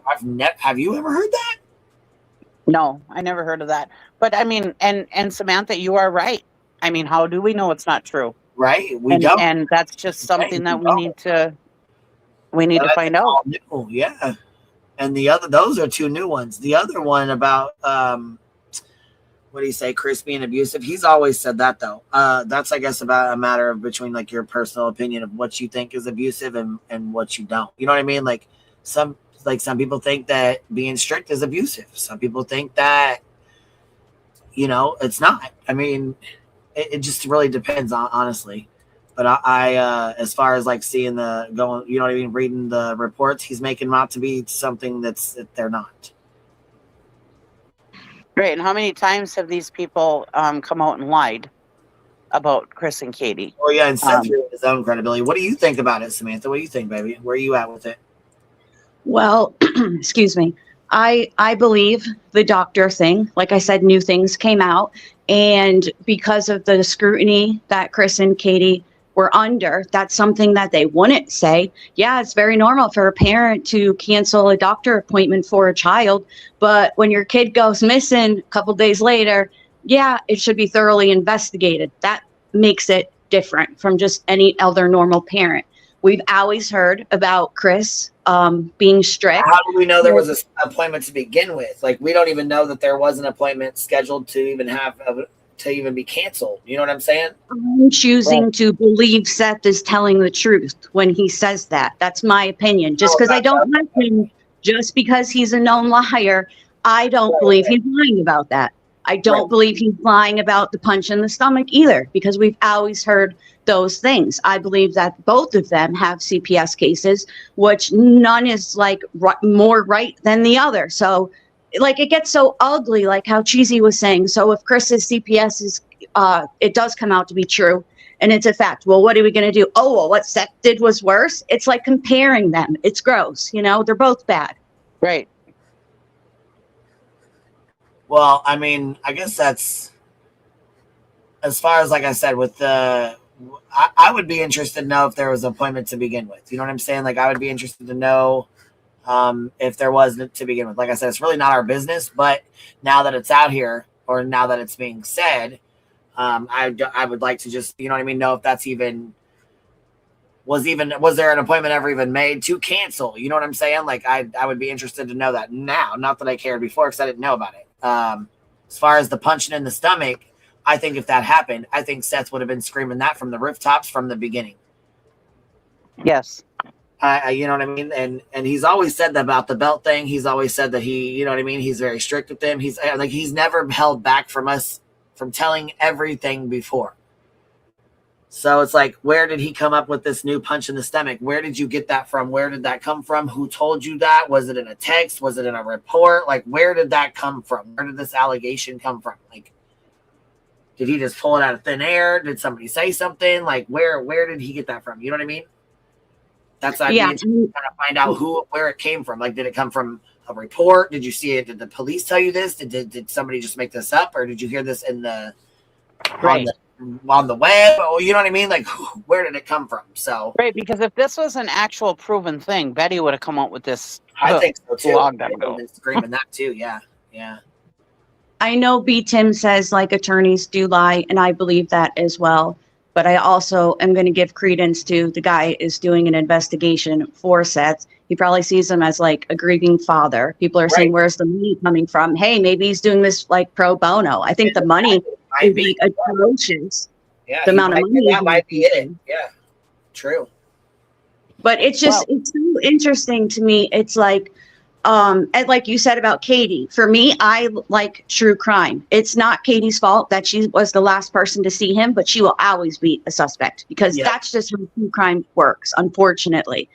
And it's wild. It's almost like in the drama.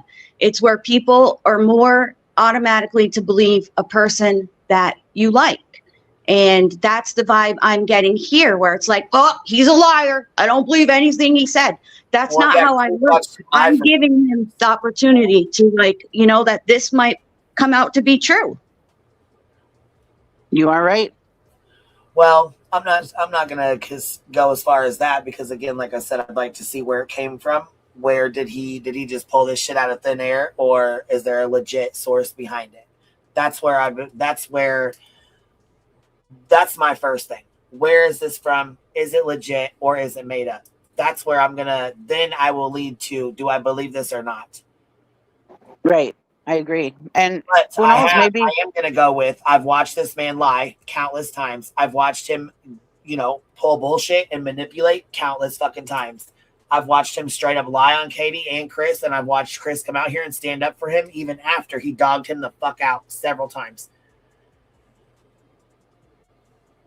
I agree. I think that if the stomach punch thing was an issue, or did happen, I honestly I think that it would have already came out by now, because with Nick and you know what I mean, like all this other stuff, and it makes me wonder if that's not why they're backing out now. I don't know what's going on with all that stuff with them, but I just feel like if that was something that happened, it's a big enough deal. Like, that is not fucking cool, and if that happened, I would not be standing behind either one of them.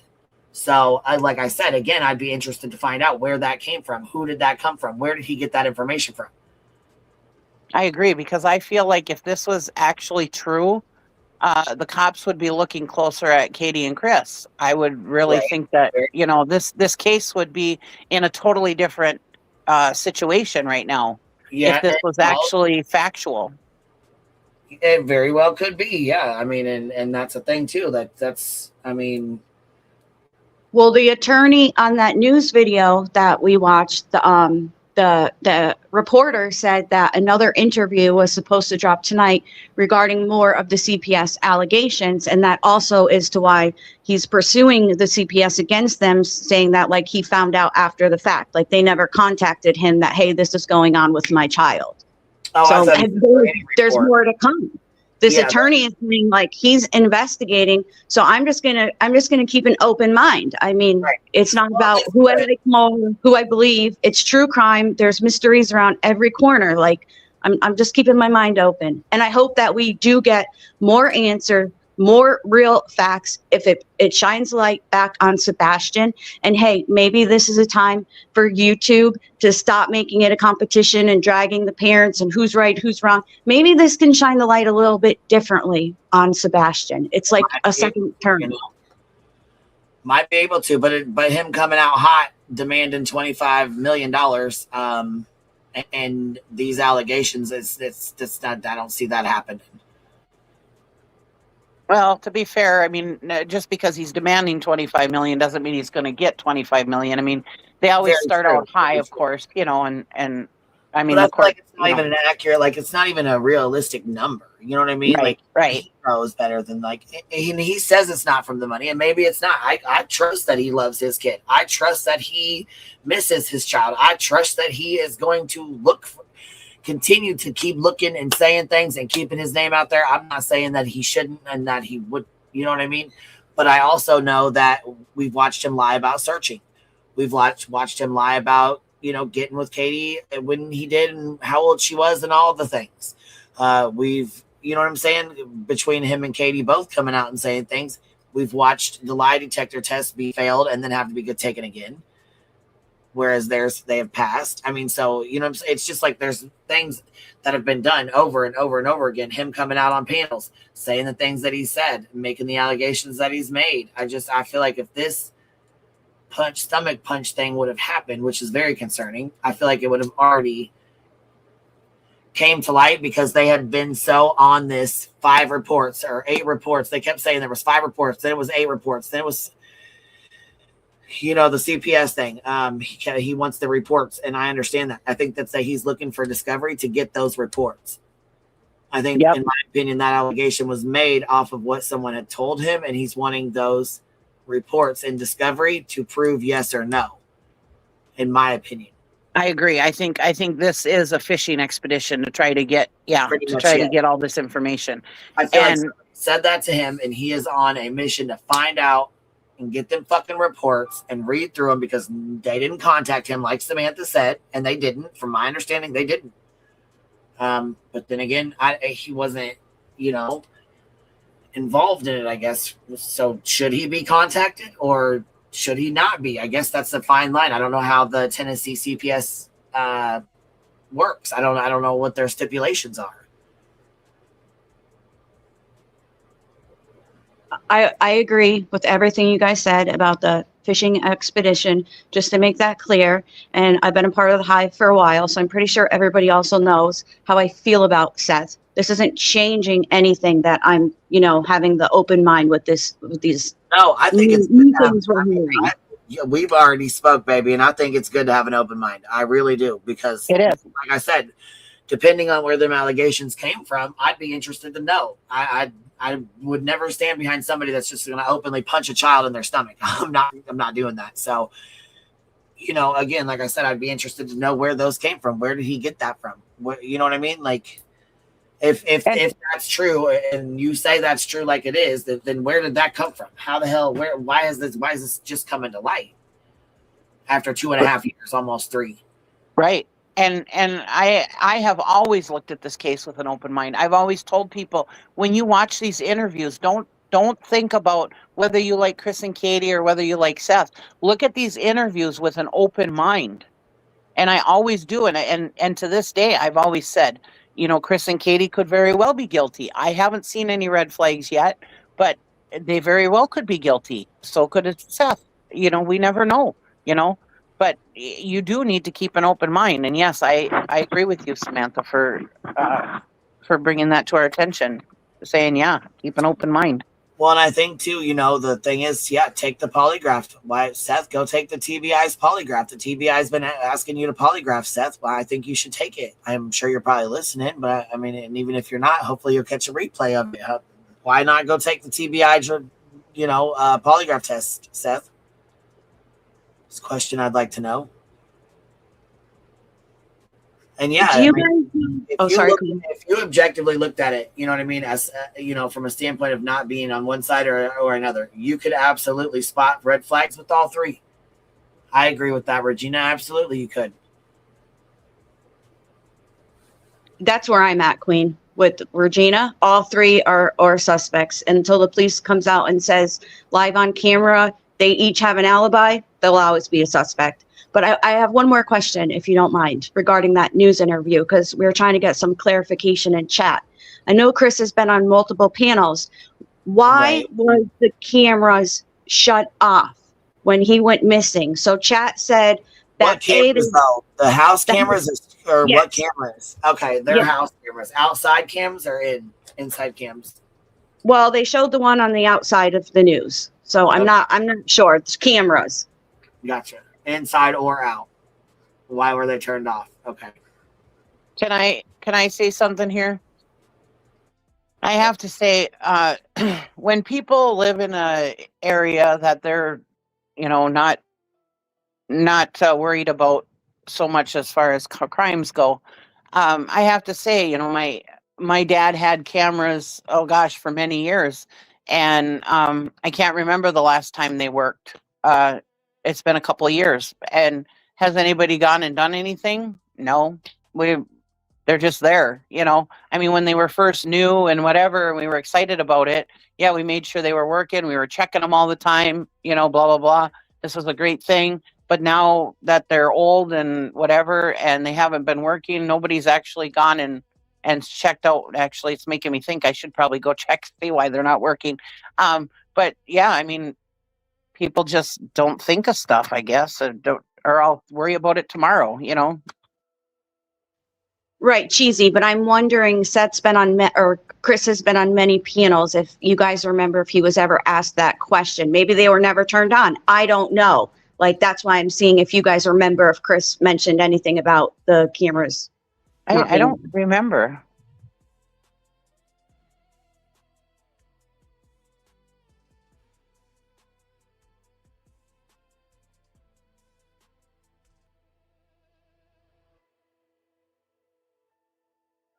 Yeah, it's kind of, I don't know. Electro says Seth has walked, our $2 super sticker says Seth has walked through the door that he cannot open. Very well could have, baby. I think that this is not going to go as planned, in my opinion. I don't think he's going to get what he's seeking, but, you know, I guess we'll see. Keep it moving. Says many people are against cameras. Maybe it was a sign of trust with their son. We don't know. And it very well could have been. I mean, you know, some people are nervous about cameras. Some people like cameras. Some people want them on their house. Some people don't. I have them outside of my house. I'm not going to discuss whether I have them in or inside or not. It's nobody else's business. They have cameras now? Okay, well, so they didn't have any before. I thought they did. I guess I thought they had that camera right on the front because they took a picture of it. Remember somebody took a picture of it and put it right on the, trying to say they had the camera or whatever, but it was right on the front of, it was right on the front of Twitter, actually. Yeah, Queen, it was in the news clip because that's something that Seth mentions. But I don't know, because you brought up a great idea. Is it outside camera or is it inside? I don't know, you know? Yeah. Cameras did not exist until after Sebastian went missing. Okay. Oh, it was wired by the prior residents there. Okay, gotcha.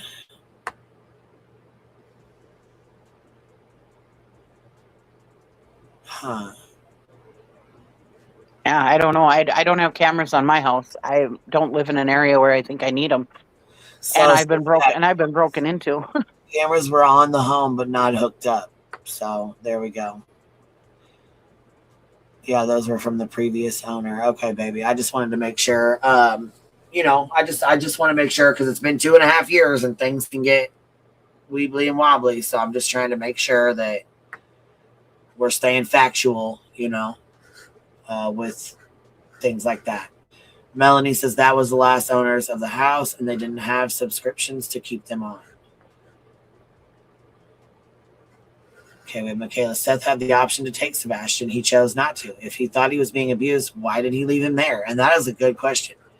Why leave him there if he thought... Queen, he didn't know about the CPS reports until after the fact. Right, but I'm saying even though, you know, he knew about the belt incident, so why not, if he felt like something was going on, or if Sebastian, you know, if Sebastian felt like he was being abused or being hurt, you know what I'm saying? Why not call and tell his dad, or you know what I mean? Or even say, hey, I'll take him. You know what? I'll have him. How about this? I'll do 1 week on, 1 week off. I'll do one weekend or every other week or whatever. I mean, whatever, you know what I'm saying? Or even just like we did. We put 50-50 in place and then we just do whatever we want to do whenever the fuck we want to do it. Like, right. My nephew and niece do that. Yeah, that's just how it is. Like on paper, it says 50-50. We just do whatever the fuck we want to do when we want to do it. They're our kids, you know? Right. It's so much easier for the kids. My nephew and niece go into court to have it redone or whatever every so often. And the courts are like, you guys have the easiest child support and visitation thing that we've ever seen. They love when my niece and nephew go in there. That's what they said to us too. They were like, gosh, this is just straight down the middle. I say, yep, everything, bam. After 17 years, your ass is going to fucking... Right. Dude, that's it. You're 50-50, man. And the kids are so much happier that way. They can just really do what are. they can go to mom or dad's, whatever they want to do. You know, I mean, obviously if love things are planned or whatever, but yeah, for the most part, they can just do whatever they want, and it's wonderful. It's been wonderful for the kids. And it's worked out great for us too. And as far as So much- the cameras, everybody says she worked for a camera company, blah blah blah. Haven't you ever heard the saying? How many construction workers? Right. I was just don't going to want say, to come up and do it, or work on cars, or work on. That's like the one thing you don't want to do when you come home. that's what I was just going to say. Haven't you ever heard the saying, a mechanic's car never runs, construction worker's house is never fixed? I mean, my husband's what do you call it? A contractor. I mean, I got things that need to be fixed that are put off constantly, and my husband can fix or build anything.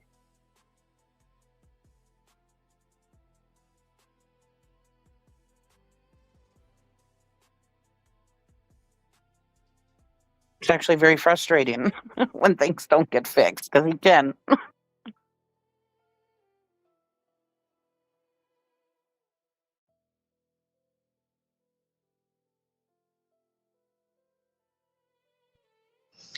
Queen, as far as that comment you put up, so I'm not looking at this as Seth causing confusion. It is okay to have questions and to think about things. And I truly believe that that man wants answers that he's not getting. And I don't agree. I don't agree with the money. Go ahead, love. I'm sorry. No, I agree with that too. I don't agree with the money that he's asking for. I think it's ridiculous. I hope that he does get answers. I hope for us who follow it, and we're all selfishly wanting to know more as well. I can admit that. But then at the same time, a part of like the fishing expedition, a part of me is also then questioning or worried. Like, I just hope that it doesn't hinder the investigation also in any, like, we're going to find out things that maybe the police don't want or shouldn't know, it's always the double-edged sword. And like, that's how I look at things. And like I said, just keeping an open mind,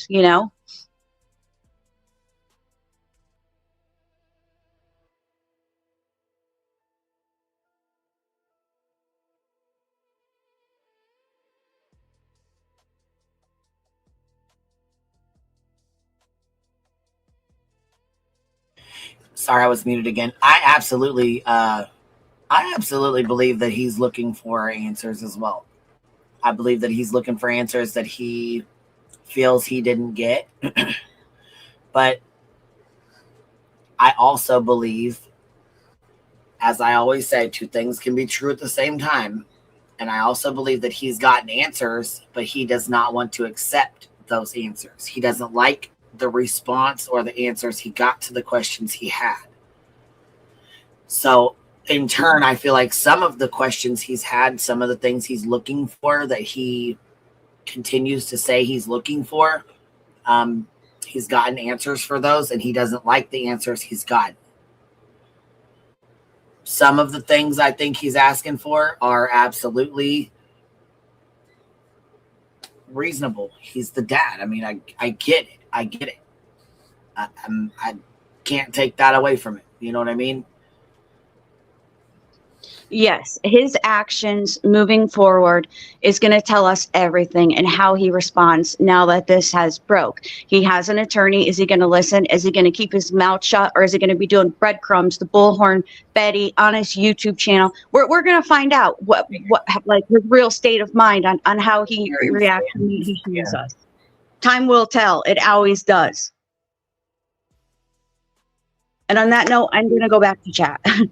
I agree, baby. I agree. Thank you for coming up. I appreciate you coming up and, keeping an open mind. Always. All right. Bye, Cheesy. And Bye. thanks, chat. You can never see what the hell they're saying when I'm up here. Thanks for making us think. And I did see in the chat, somebody said, why so defensive?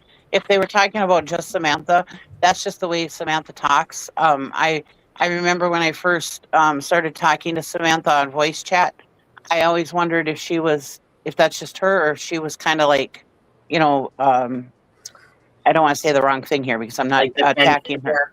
Like defensive with you, or right? That's just the way she talks all the time, no matter what she's talking about. So That's just her. So I don't think she was being defensive if that's who you were talking about. Yeah, no, we were just having a conversation. I mean, and Samantha always makes me think. She always throws me a wrench in there, Right. like, hey, you know. So right, and I've been on even opposing views. I don't mind those. I don't mind talking to people who think differently or don't exactly believe all parents are innocent or they don't trust Chris and Katie. I mean, I'm open to conversation. With anybody, honestly. I mean, with anybody. I stand kind of firm in where I stand, but I'm also keeping an open mind to some things as well. You know what I mean? Because like I said, I don't know where these things came from. I'm not even sure where he got half the shit he's saying. You know? Right. Yeah, I apologize for that. It's like a serious topic. I didn't come up here to like, brag on Seth. I was just trying to be strong and clear and respectful. Yeah. No, you're fine. I appreciate it. You did good. Hey. No, you're fine. I was just explaining that's just the way you talk. I remember when I first met you, I was like, "Ooh, is she being rude, or is that just?" And no, every time you talk, that's the way you are. You put you're passionate. You put your stuff out there. So no, you're fine. I'm loud too. Unfortunately, my ex was like a drummer, and now my guy you guys know he's a tree climber. So he's with chainsaws in the day. So I think it's not my fault, chat. It's these men I'm with. I know. That's what I said. I just love you anyways. It sounds suspicious. I respect Samantha, but I do respectfully disagree. Hey, yeah, and I love that. I appreciate that because I mean, you know what I'm saying? I want people to be able to come up here and not have to agree all the time and not be getting, drug in the chat. You know what I'm saying? There's other people who feel other ways, and I want people to discuss that. It's an open panel channel, so I appreciate you coming up with.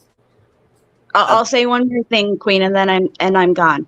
That's what I love about true crime is an open discussion with opposing views, because you and Cheesy are going to think something that I don't think. Therefore, you might change my opinion. Shout out to Pecan. I love Pecan. When we talk and I'll be like, oh, I'm 90%.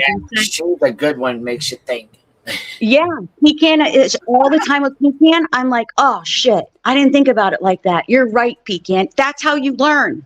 That's the whole point of discussions. Think about, you learn other people's opinions. Okay, I'm rambling. I will go to chat. Thank you guys. Bye. See you later. And she's right. I mean, that's how I always felt that we were up here, was just discussing this. And yeah, sometimes we kind of leaned into, picking on Seth or whatever. I mean, critiquing him. But I honestly, that's why I always like coming up here, because I like discussing what my thoughts were.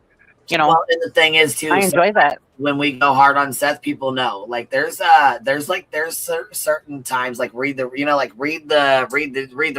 what I'm saying? Like if we're really going hard about somebody, we're not gonna be open to having like an open discussion. But I feel like in this setting, it's like there's so many different opinions, and there's so many new people that are about to come flooding in here with different opinions, different thoughts.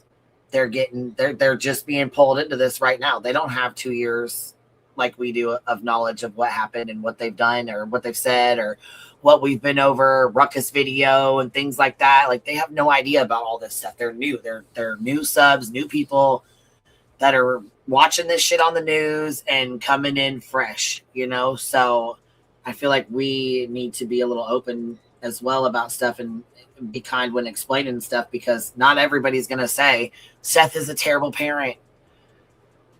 Chris and Katie are terrible parents. You know what I mean? Right. Like it's going to be opinions across the board. You know what I mean? Especially with this, now that this stomach punch thing's come out here. And I like I said, I still don't know where that even came from. And I used to say that in the beginning, that I wish like somebody like, not Bullhorn Betty, because you can't talk to that bitch. But like somebody like and before I never cared for Justin, but I would have enjoyed him to come over when we were first discussing this case, so that we could talk about all aspects of it and on both sides. Yeah, because he's pretty knowledgeable in the Seth stuff. You know what I mean? Like right. And I would be interested to ask him some stuff. You know what I mean? And question. Right. And I not even just up here, but to just have, I had often thought, I wish we could just have a conversation privately of all these people that have all these different ideas, to just talk about it and see whatever, not all this, everybody's got to have a boogeyman thing. No, what are you truly thinking? I mean, a lot of people up here on YouTube, they're a character. They have to do their stuff role. to draw your attention in. So some of it is a little salacious and whatever, but for views. But Well, yeah, but we I know would like to have a regular conversation with people about this, of what you actually think, you know. Justin, are you in here? You up for conversation? Are you in here? If not, we can always set one up another time with other people or whatever. You know what I mean? Like I said, I keep an open panel, so anybody's welcome to come up. Anybody's welcome to. Body said that's why we're not a vacuum over here, and it's kind of why I stuck around and stayed. Right, and Justin might not be able to come up because he's close to Seth, and Seth takes things the wrong way. So it might be Seth might take it as an attack. Which Justin, earlier, I asked him a question in the chat. He answered it, and he said he truly does care for Seth. He does. So he may really may not want to come he's up made and that very clear. I mean, he's made. Right. I'm not going to be disrespectful about that. I mean, I really am not. I understand that. You know, but I'm just saying he might be worried that Seth will take it the wrong way. You know. Well, and I mean, he could. He just, you know, and I think he. I mean, I think he sees. You know, we have our opinions, and we've always stood. You know, pretty firm in those, but I don't mind, like I said, I don't mind having a conversation either, you know? Right. Locked and Loaded says, I have been timed out countless times for wanting to be a part of a conversation with opposing views. So frustrating. And it is. it is irritating when you go in somewhere and you're like, you say something and it's not what they said, you know what I mean? Or it's something different than what they're talking about or what they want to hear. And they're like, bam, timed out. I was like, damn, I've been timed out too, Locked and Loaded. Don't feel bad. The problem with this case is every theory collapses on itself. Yeah. Well, that happened to me one time in Brittany's chat when she had Tony up there. And all I said was, because they were saying this, this, and this about Seth. And I was like, well, what about Chris and Katie? You know, and I only said those words and boom, I was blocked. I was blocked for months. That was all I had said the whole entire show.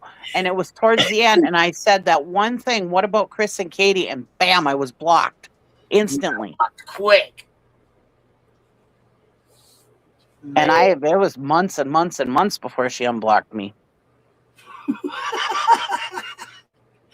I mean, I don't unblock people unless they email me and ask or shoot me their link. They just stay blocked unless they ask me to unblock them. I don't. There's probably people blocked in here from 5 fucking years ago 3 years ago when I started this. But you don't block everybody for no, stupid shit shit either. either. A lot of people that, you know, if it happened to her accident or whatever, they did get whatever, they just email me and send me their link and then I unblock it. You know what I mean? It's mainly the ones with alts that don't email me or shoot me their link. They don't want me to have it. So, you know, so most of them won't. But I don't believe the CPS reports of the stomach punch because CP still has half custody of his daughter. I'm sorry about with how many times his ex has tried to gain full custody. That would have been sealed. That would have sealed it, in my opinion. YouTube Inspector Gadget, that's what I was thinking as well. We still have to, you know, keep in mind, he still has, you know, his daughter all summer long or half the year or whatever it is. I don't know what their arrangements are, but whatever. He still has, you know, joint custody of their kid. Yep. And she still goes and stays with him. She's staying, you know what I mean? And that's her dad no matter what. I mean, but still, it's, I don't know. That was a big part of it as well. I mean,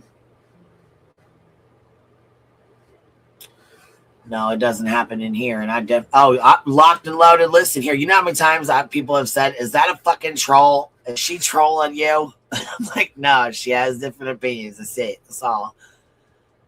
That's it. That's all. So I just got Chronicles of Olivia. This is Chronicles of Olivia when she went and very first started talking to Chris and Katie. 2 years ago, And then and I don't think 2 years ago that they even knew she was best friends with Betty, who is now has, 4 order protections against her and has, sued these guys in federal court. Chris, Katie, his parents, and Sumner County Sheriff's Office, which I cannot believe her and Seth both are doing this. It just blows my fucking mind that this kind of stuff even happens in a missing child's case. What the fuck? But Olivia is kind of more of a respectful kind of a person, and she probably came to them as a respectful person, an open mind. And I mean, I'm not giving her any kudos at all. I don't care for her, but from things that she's done. But when she does her professional stuff, she does try to be a professional person. She doesn't come at people like Bullhorn does and threatening and accusing. Right. And Chris has always said, if you come to me respectfully, I will talk to you. I will let you in my home. Yeah. But it's people that he has to worry about planting shit and stuff like that. He doesn't want them anywhere near him. And I don't blame him. Yeah. Yeah. I don't blame him either. Honestly, to be fair though, I will say this. Olivia went to them when this happened, and Betty didn't start her shit with them until further on in the case. Yes. So, which I mean, she always, was opposing view. Well, she wanted an interview with them, but when they wouldn't, she went with Seth. In my opinion, they wouldn't do their interview, and then she did one with Seth and has been up his ass since. So we already knew what time it was. I tried to let his ass know and his friends know to be very careful with certain folks on the internet. I didn't, specifically list Betty, but I just said be very careful. There's tragedy pimps, you know what I'm saying? I tried to put the message out, but sometimes it falls on deaf ears, and obviously is what it is. So Olivia did this 2 years ago when this very first happened, and I think this is a good video to put up for a minute. Video, I interviewed the mother and stepfather of Sebastian Rogers, a 15-year-old who vanished from Hendersonville, Tennessee on February 26th of 2024. He vanished and hasn't been seen since. Although he doesn't like to be dirty, it's kind of funny because he also doesn't have awareness, because if you look, he's got chocolate milk on his face because he didn't wipe it off at breakfast. It's funny like that.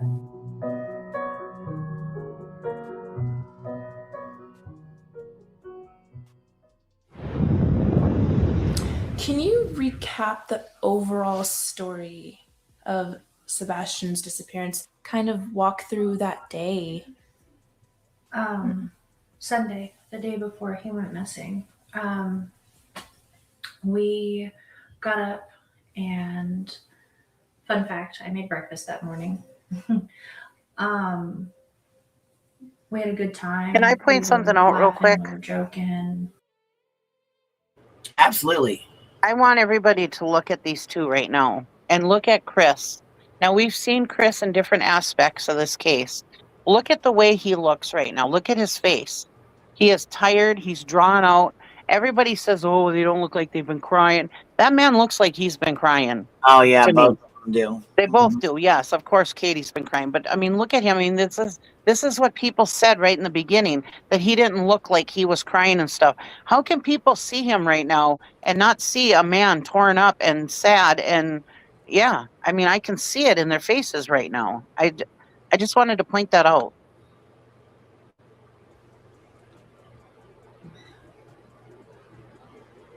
Yeah, I agree. They both look like they're just sick.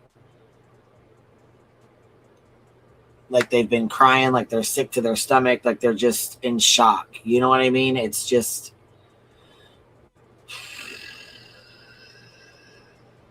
Right, and this was that right at the beginning.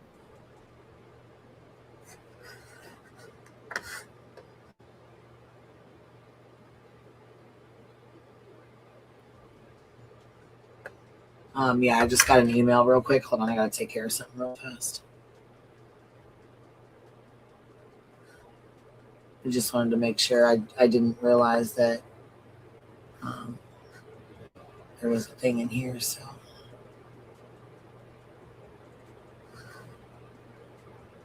Okay. Okay, sorry about that. I took care of it. Just so you know. I don't know if you hear me or not, but if you're still here,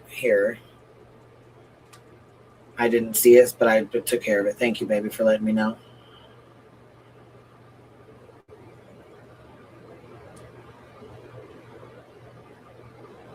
Okay.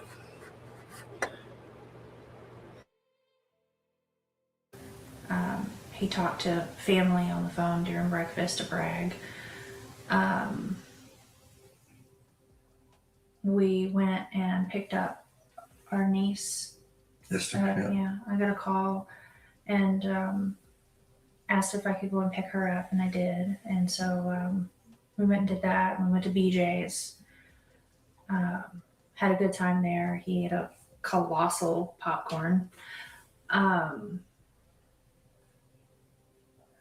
Came home to put groceries away because we bought snacks because, you know, he's 15 and snacks. We went to the bowling alley. And then from there we went to dinner. Came home. He took out the trash because that's his chore. He takes the can to the end of the driveway. About 9 o'clock.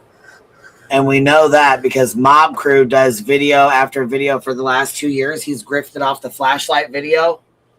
And you know what I mean? He's used his stomach ache and the flashlight video to pretty much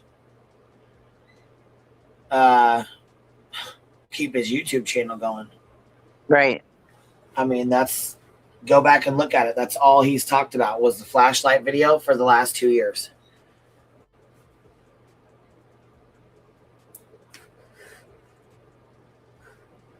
Told him to go to bed.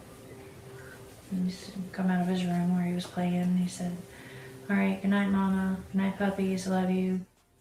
And went to bed. He was doing something in his room because about an hour later I heard some noise and I was like, "I don't care what you're doing in there, but go to sleep." And about midnight I got up and I went to bed. And 6 o'clock I went to wake him up for school Monday morning. And that's when he went in here. What was going through your mind at that point? Like, what were the feelings that you were feeling? To censor myself. Holy freaking crap, this can't be happening. Where is my kid? Choice words were used. Like, you know, where the F is he? You know. I had looked through the house for him because it was typical for him to get up and come and rummage for snacks and things like that. And he likes to dip behind the, you know, walls and watch, you know, and then he comes out after I come back and he likes to scare me. But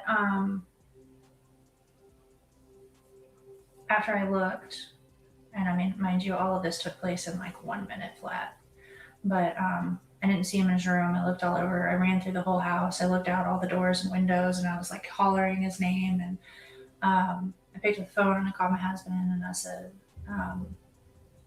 "I can't find him." And he said, "What do you mean?" I said, "He's not in this effing house. I can't find our son." And I jumped in my car and I drove around the neighborhood and I drove over by the school and he's already like, at this point I was like hysterical and I was crying, I was screaming. And he was like,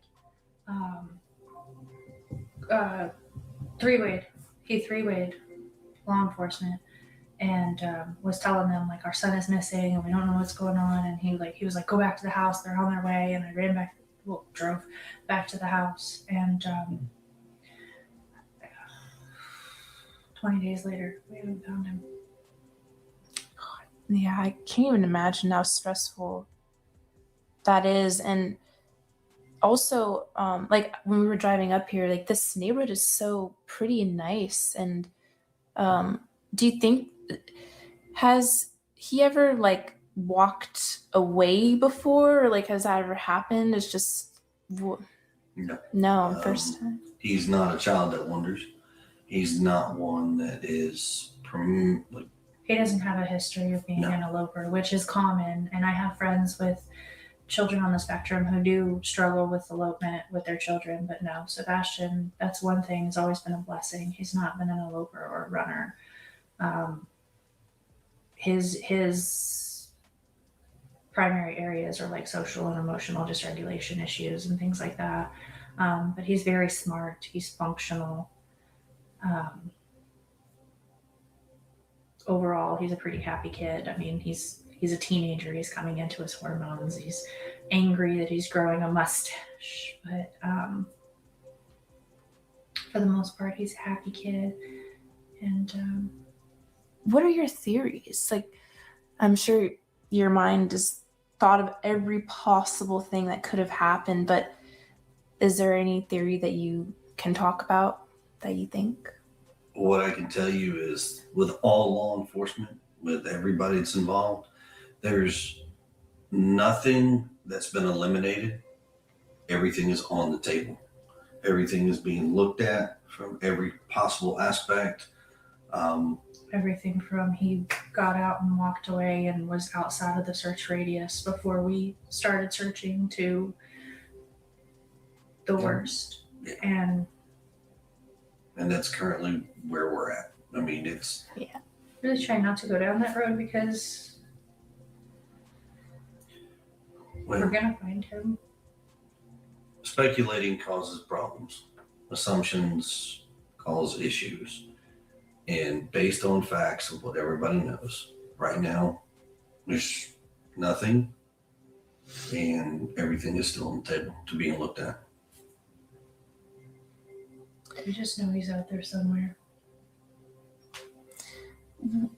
One other question I have is recently Channel 5 in Nashville, they had security footage that showed 2 flashlights the night he disappeared. Is there anything that you think about this video? Or Sure.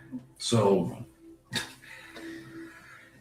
there's a lot of speculations about that video that are floating on the internet.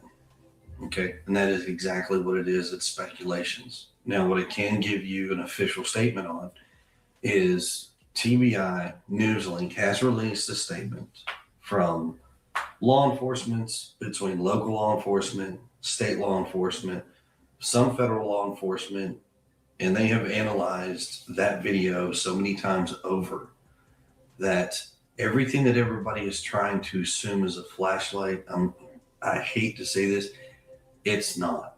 As much as we would love it to be one, it's not.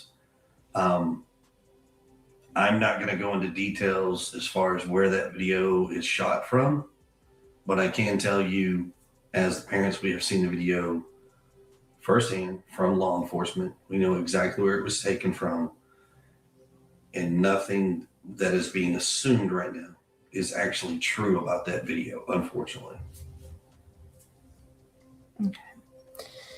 And anything about any other videos or anything like that, please refer to the TBI news link that they have out there, the updated Amber Alert stuff, and it will give you the most up-to-date information that all law enforcement has, and they will give you current as far as what's what and how they're looking at things. And if there's any new video, forward it to them. Please. Yeah. Security footage is really like a game changer. We're working on Riley's strain and trying to find like if someone missed. And this whole community, I mean, I can tell you that much here. When it comes to the cameras, there has not been one person that has said no.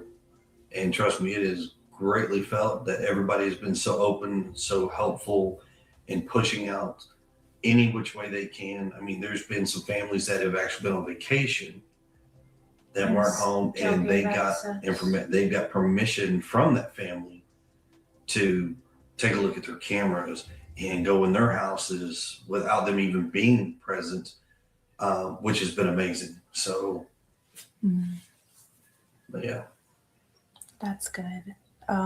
If there was something that you could say to Sebastian if he was listening, what would you say? Oh God.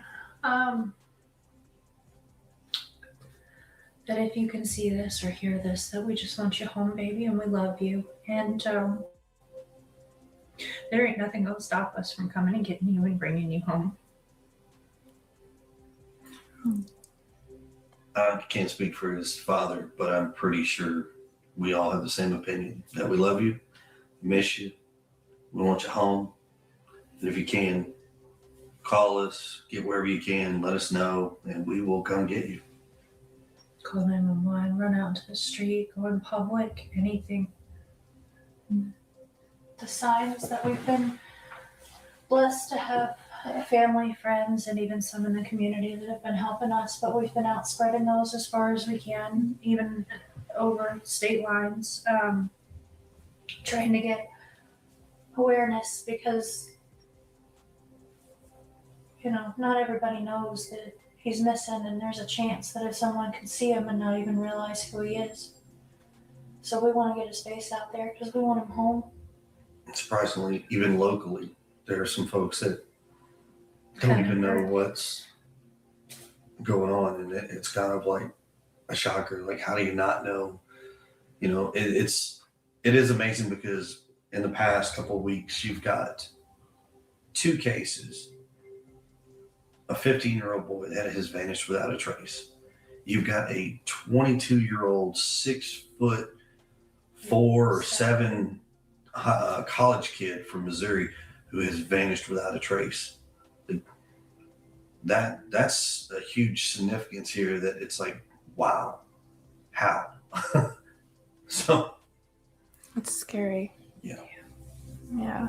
And unfortunately, the college kid is from Missouri, I think. Yeah, Missouri. I can only imagine what his family is going through. It's like your worst nightmare come alive. Do you guys receive hate on the internet? Yes, and it's ongoing. It's every single day. People are people, and they have their opinions.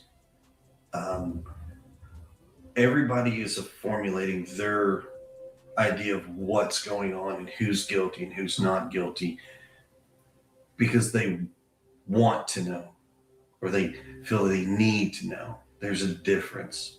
Unfortunately, what I will tell you is that when you're the family in this position and you're working with law enforcement and everything's going the way it goes, people automatically assume this parent or that parent. And in this situation, I can promise you, every single parent has been vetted.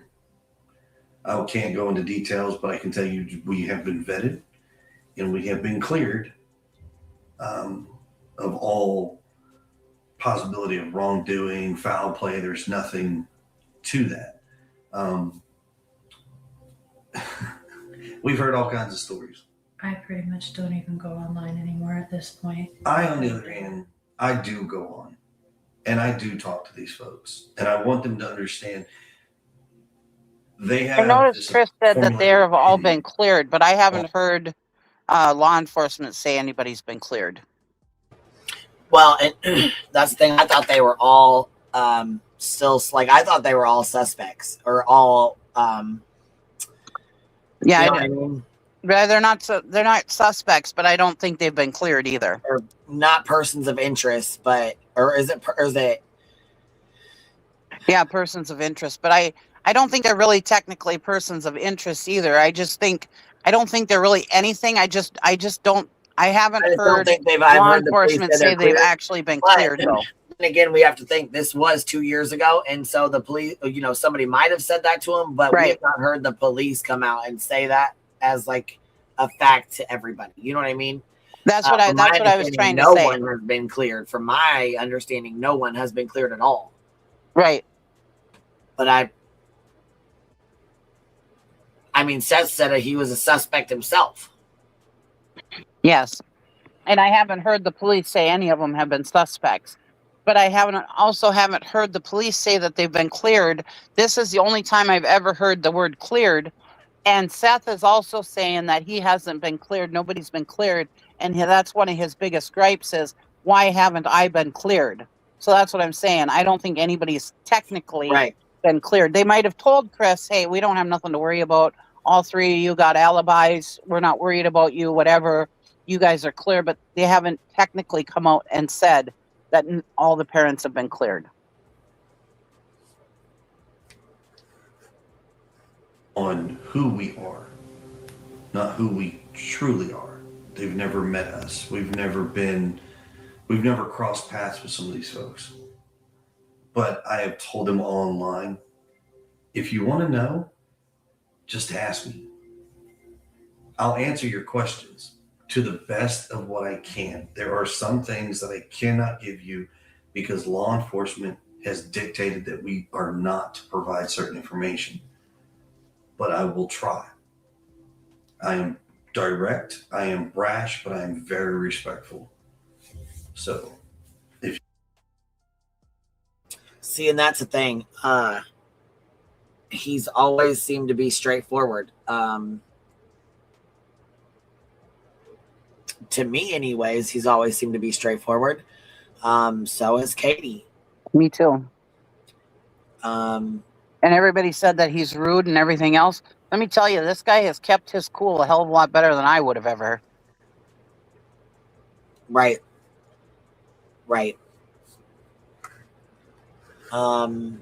Tabby says, Queen, Seth also had his son talking to strangers on the internet and called them uncle. And where's he gone? What's up with all that? Yeah, Uncle Taco. Is that who you're talking about? Yeah. Uncle Taco and all the other people that his son was talking to on his gaming system while he was gone working. I do want to clarify, though. Uncle Taco was not a stranger. Seth knew Uncle Taco. So did Katie from years before. Right. He may have been a stranger to Seth or Sebastian. I don't know that. But he was not a stranger to Seth. They knew him years ago. Not saying he didn't let him talk to other people also on the internet. I'm just saying Uncle Taco was not a stranger. But I will say this. Sometimes as far as like stranger, I mean, yeah, they knew him or whatever, but I mean, did they know him after 2 or 3 years? Do you know somebody after that long? You know what I mean? After a year or 2, 3 years? Good point. People change, people do change. It's, sometimes you just, you know what I mean? You're like, dang, I didn't know that person. I didn't know that side of him. I didn't know that. You know what I mean? Like, I guess, I don't know. It's, what I mean. And let's be real, there's not many people more stranger than Uncle Taco.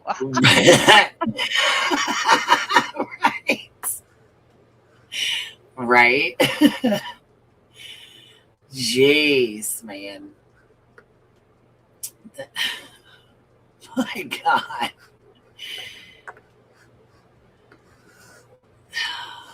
you have questions, ask. I'll give you what I can. Just be respectful, please. And keep in mind, Sebastian knew Uncle Taco. 3 parents, and Okay. there's thousands and millions of people out there that may have a question. We are trying to get to them. I promise you. How has your guys' life been affected by this? Like, I know it's a broad question, but what's like when you wake up in the morning, what's it just like? Miserable, to be honest with you. Think of it like this. You wake up every morning and your routine is what it is and you know it, right? Now wake up when this happens and you can't figure out what to do. You struggle every single day on trying to get out of the bed, to deal and face everybody's negativity, and you try to make it a positive thing. Or the fact that my son's still not home. We have a bedroom that's empty that is never normally ever empty, except for when he's with his dad every other weekend. So now we have a child that's missing. So there's no words to describe it, but I can just tell you, it's like you get up and now you don't know what to do. Sebastian's parents also talked about how his actions and behaviors could be different, or how he would respond in a new environment. Well, that's kind of tricky because Sebastian hasn't been on his medication in 20 days. So he is rambunctious. He's going to be hungry. He turns into a bottomless pit. I mean, he's your teenage boy, you know, always hungry. On the spectrum, yes. But not one autistic child in this world is like another one. What we can tell you is he's smart. He can be goofy. He kind of has issues with personal space. He hasn't mastered. He can be up in your face kind of kid. He can be aggressive if he's upset. Yeah. He's emotional. He's a teenager. He doesn't like punch and hit and throw, but he No. gets really like aggressive stanced or like clipped where he just won't talk to you, or you know, if he's really upset, he like growls. Yeah, oh man. Share, look, pay Be attention. vigilant. You know, we don't expect everybody to stop what they do and spend every waking minute. But you would be surprised on how easily people are complacent and not realize certain things. We're all guilty because we're all human. We all live a daily life. But sometimes just being a little bit extra vigilant. Aware of your surroundings in case there's something suspicious. You never know. But don't ever stop is all we ask. Please keep looking, keep searching. Anything, reach out. You know, doesn't matter.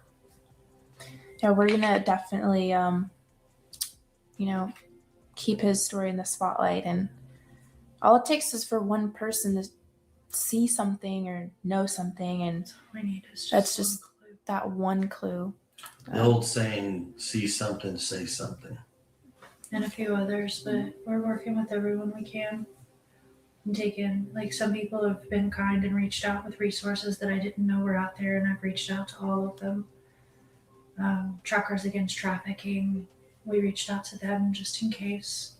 Biker world, that's one thing everybody has in common is their love for a child, and they can't stand to see children missing, hurt, and it doesn't matter who it is. Doesn't matter what group it is. That's one commonality between every group. And that's why as a part of being in that world, we go and we utilize our brothers and sisters to help spread that word. You'd be surprised Why they were at the how easy it is motorcycle to spot stop. somebody. Yep. And no, Cappy, this is an interview from 2 years ago from Olivia. This is when this very first happened. So I thought it would be interesting to play it.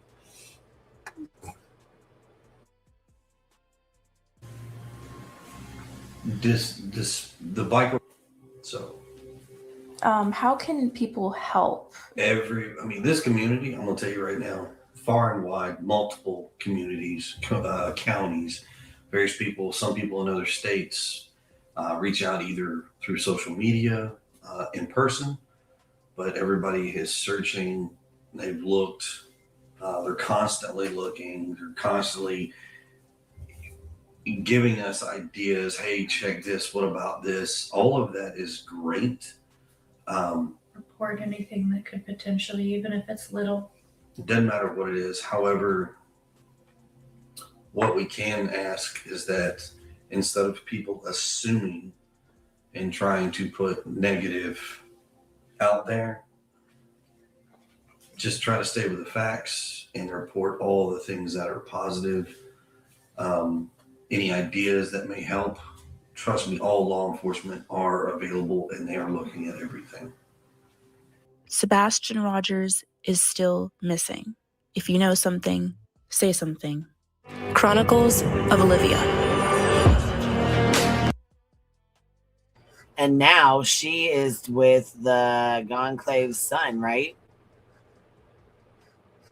Yeah, Gonzalez. Yeah. Oh, I say Gonclave's Gonzalez. Yeah. Yeah, she's with their son now. So I thought that was interesting, huh? Yeah, they seem like the last I saw, it seems like they're pretty in love, but I hope so. Yeah. They seem to be doing really well. I was like, that's interesting that you guys, you know what I mean? That she found, you know, him in such a, you know what I'm saying? Yeah. I'm going to look to see if there was another interview. Okay, so we played the one. But there's also, it looks like 19 hours ago, there was one. Let's see. So here's one from 7 hours ago that we have not watched from the same news, WSMV, but it's the same one that we just went over. So it's just looks like the same one that they just maybe like a replay of it. Somebody told me to go check it out, but it's almost like a replay of the same video, you know?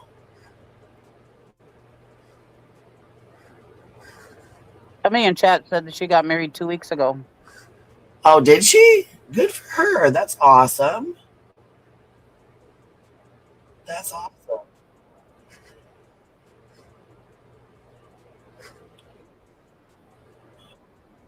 Okay, so this is the 10 o'clock news where they said that they were going to have him on to answer more questions. This is it. Newscast. We're coming on here with breaking news here. 870 days after Sebastian Rogers first disappeared. Many of you remember that name. We followed it extensively here on WSMV.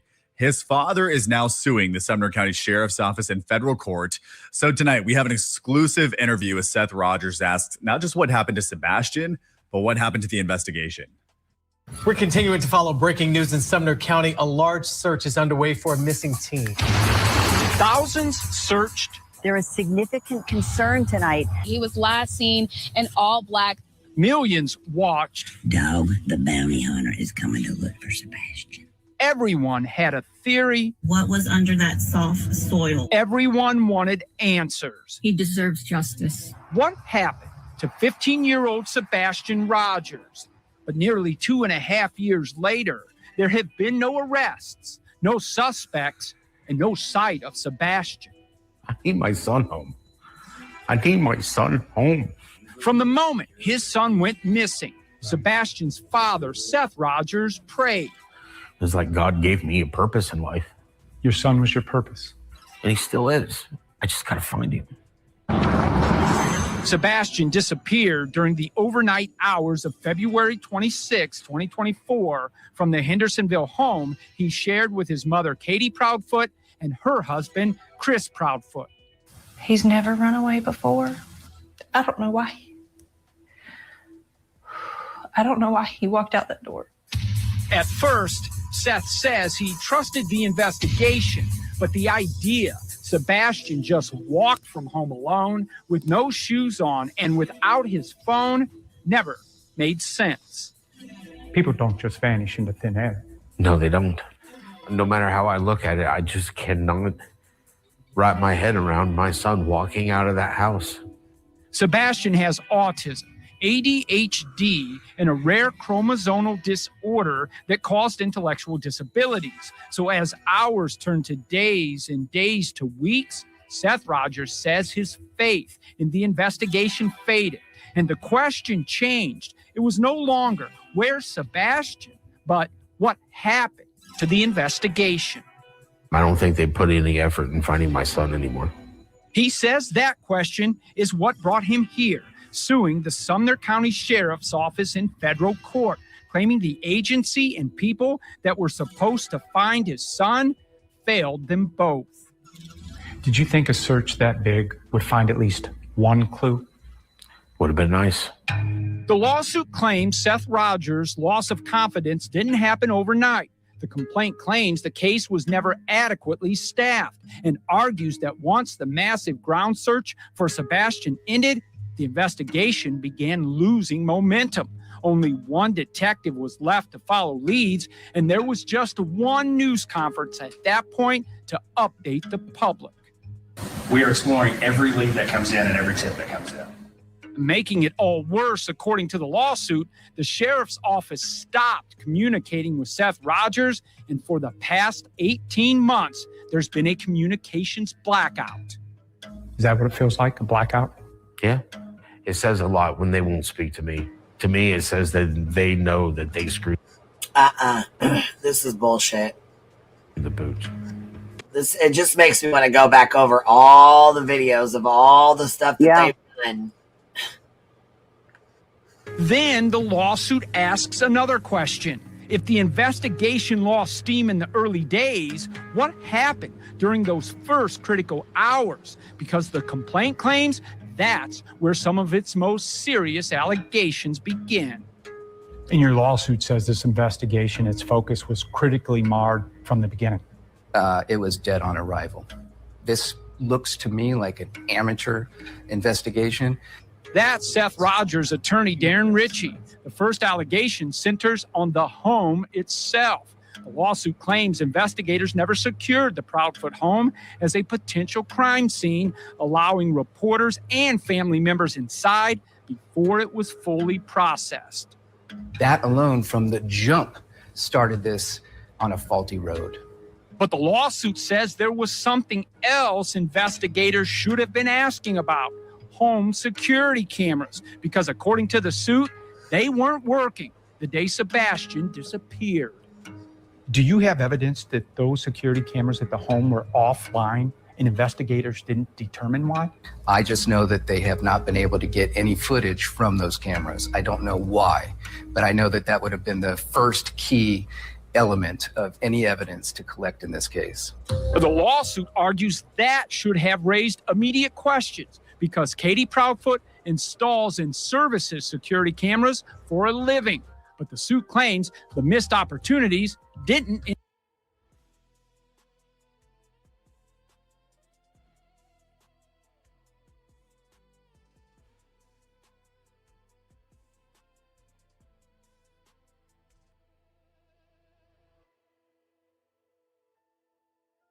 Just because she works there doesn't mean she has to have cameras. I didn't realize my mic was still muted. I don't understand that thinking. Like, I don't understand that logic. Yeah, like I said earlier, like we both said earlier, you know, mechanics' cars don't work, construction workers, their houses aren't fixed. Yeah. Yeah, it's crazy. And if they weren't working, if they can prove that either A, the cameras never worked or whatever, then yeah, there's nothing nefarious. So maybe that's a moot point because the cops have said, maybe the cops saw that there was no subscription or whatever and that the cameras never worked. So there was nothing to delve into, you know? Also, I wonder, I know there's that thing, I forget what it's called, when you can't sue cops because they're doing their job or whatever. I wonder if that would be the case for this. So if that is the case, I really do believe that this is just a fishing expedition so that they can get their hands on the clues of the case. Because if I'm wrong, please tell me. But I think that you can't sue the cops because they're doing their job. They're acting in the, you know what I mean? I can't remember what that's called, but there's a reason they have a protection because they're cops.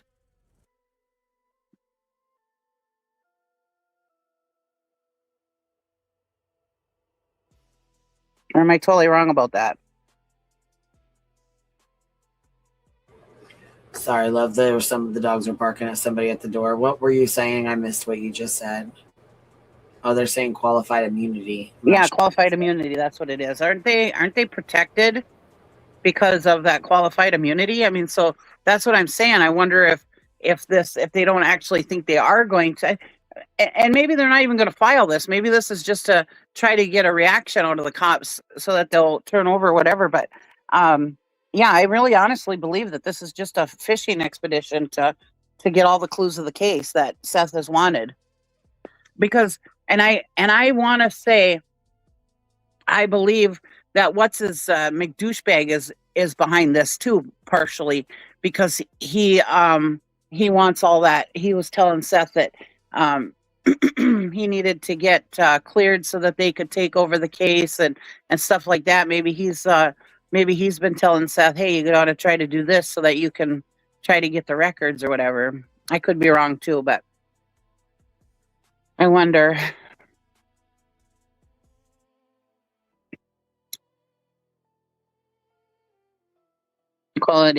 Qualified immunity has to be decided. Oh, okay, maybe. I would think that would fall underneath it, though.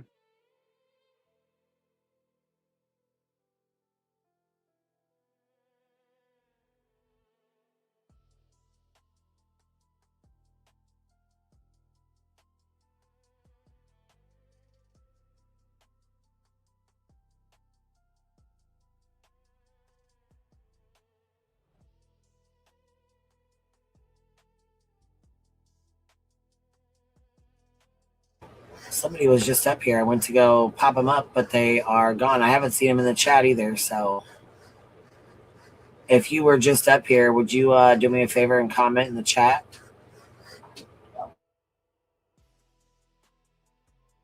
In there, it also alleges investigators never verified Chris Proudfoot's alibi that he was 3 hours away when Sebastian disappeared.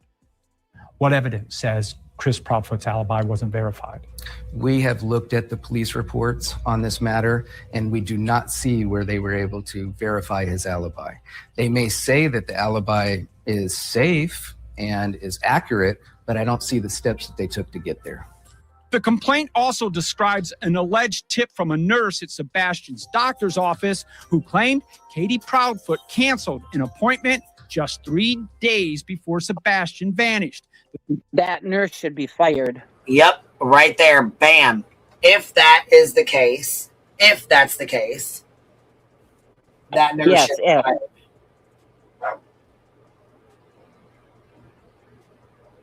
We don't know if that's the case or not. We have no idea. We don't know if that's, you know what I mean? If that's a legit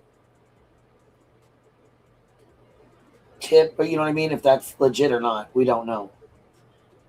Right, but if it is, that bitch should be fired. Office to find out. That's the thing.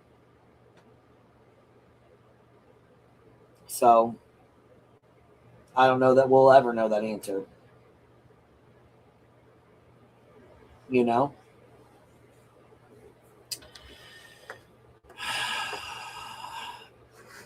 Canceling an appointment. I did it yesterday. Seems like a stretch. Well, I mean, I cancel appointments and reschedule them all the fucking time. Yeah, that's we don't even know if that's what happened. We don't know if that's somebody making shit up. Like, okay, a teacher allegedly reached out to Justin. I don't believe that. I still don't believe that. With Justin in my chat, I still don't believe that. Yeah, and if that teacher did reach out to Justin, she should be fired too. Absolutely, I believe that as well. But I also believe there's a lot of people that fucking troll in these chats. You know what I'm saying? And if true, did she reschedule it? Did she reschedule the appointment, or did she absolutely just cancel it and that was it? Right. That it wasn't that she was avoiding it. Maybe she rescheduled it because of whatever. And maybe it wasn't even that important. Maybe it was just a checkup. So, I mean, like I said earlier, how many times have we rescheduled checkups or something that really doesn't matter, you know?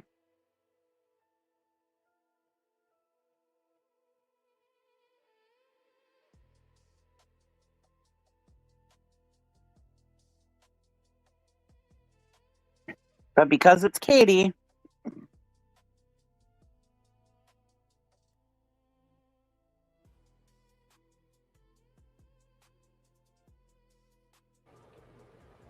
Weird, man. This is...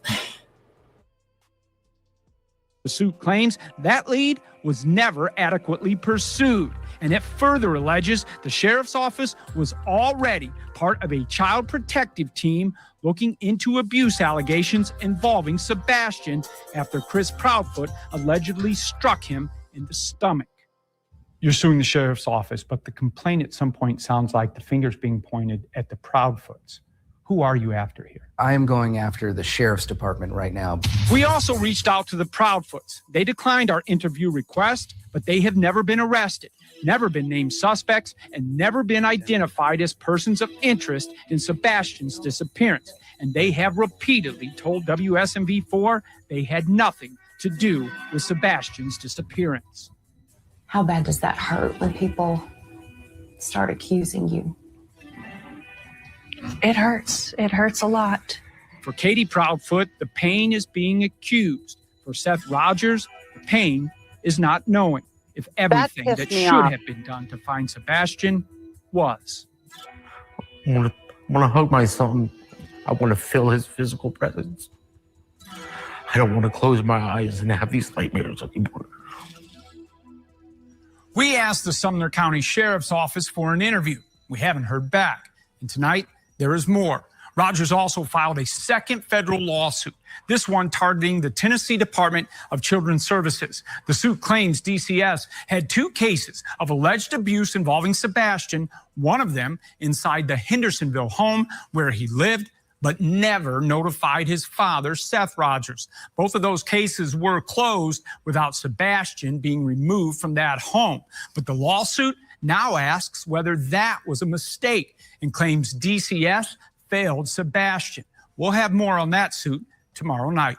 For WSMV4, I'm investigative reporter Stacey Cameron. I mean, that's a common thing for the news to omit things to make it look bad, but that pissed me off that they did that to Katie and said, oh, all she cares about is being accused, and Seth only cares that he's missing. Bullshit. That pissed me off when they did that to her.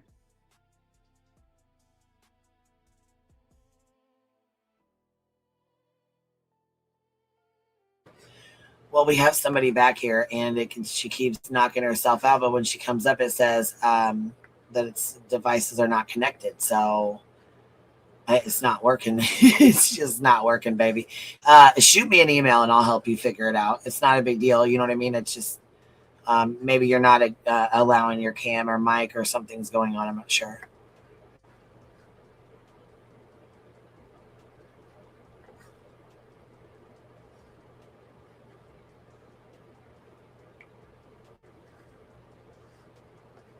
They said, KB said, I noticed that too, Cheesy. Or she could have canceled it, but didn't reschedule it immediately because she didn't have her calendar in front of her, or maybe she needed to call back later to reschedule. Who knows? Well, and that's the thing. Like, is this a legit nurse? Did this really happen? Is this, you know what I mean? Like, yeah, that's how I feel. This is an attack on Katie and Chris, in my opinion. It seems like it kind of is, but I can see why Seth would, want answers. It's his child. I get he's not here. He hasn't seen him. And he wants answers, I get that. I get it too. But and yeah, but I don't think he would be this way if BHB and other people on the internet wasn't pumping him up. I don't think he would be this bad. Absolutely. I do agree with that. And I say that because she has a lawsuit already. Pretty much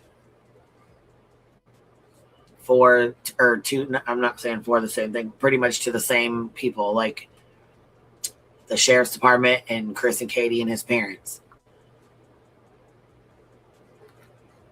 And Seth, if you're listening, in my opinion, Bullhorn Betty don't give a shit about you or Sebastian, just by the way she's acted in prior cases. All she wants is to get her grimy little fingers on all the case evidence. That's all she wants. And that's all you're useful to her for. So just be careful. That's in my opinion.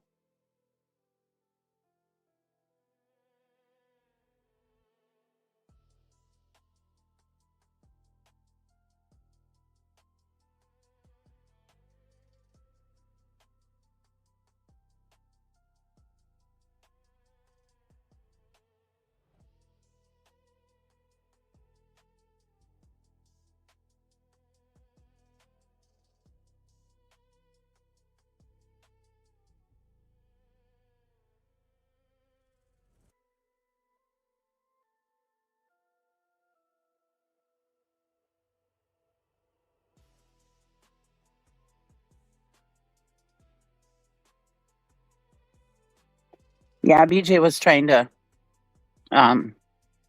kiss Seth's ass last night on her thing. You know, oh, we love you, Seth. Blah, blah, blah. I didn't have a chance to review her. I was watching Barbecue. She went off last night, so I watched some of that till my phone died.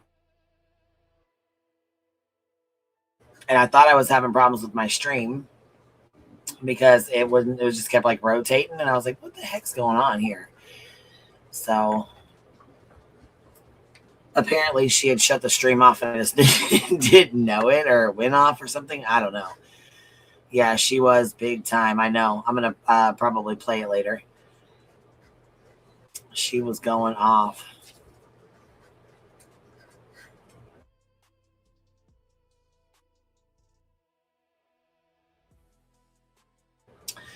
Well, Miss Cheesy, we've been on here about 4 or 5 hours or so. I'm going to get off here and get some stuff done. I do appreciate you coming out and hanging out.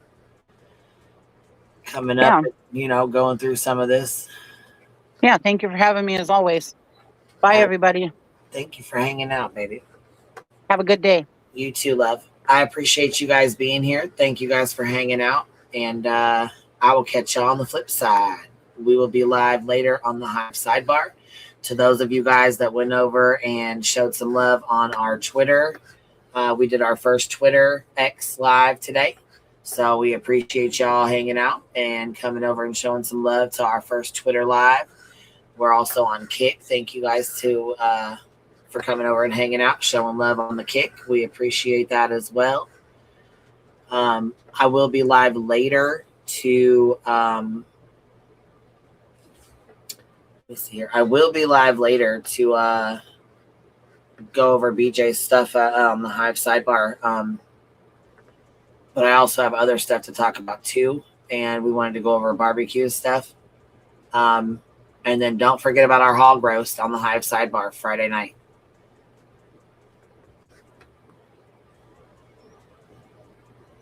Absolutely. Thank you guys for being here. I appreciate you guys, and I will catch y'all on the flip side. QB out.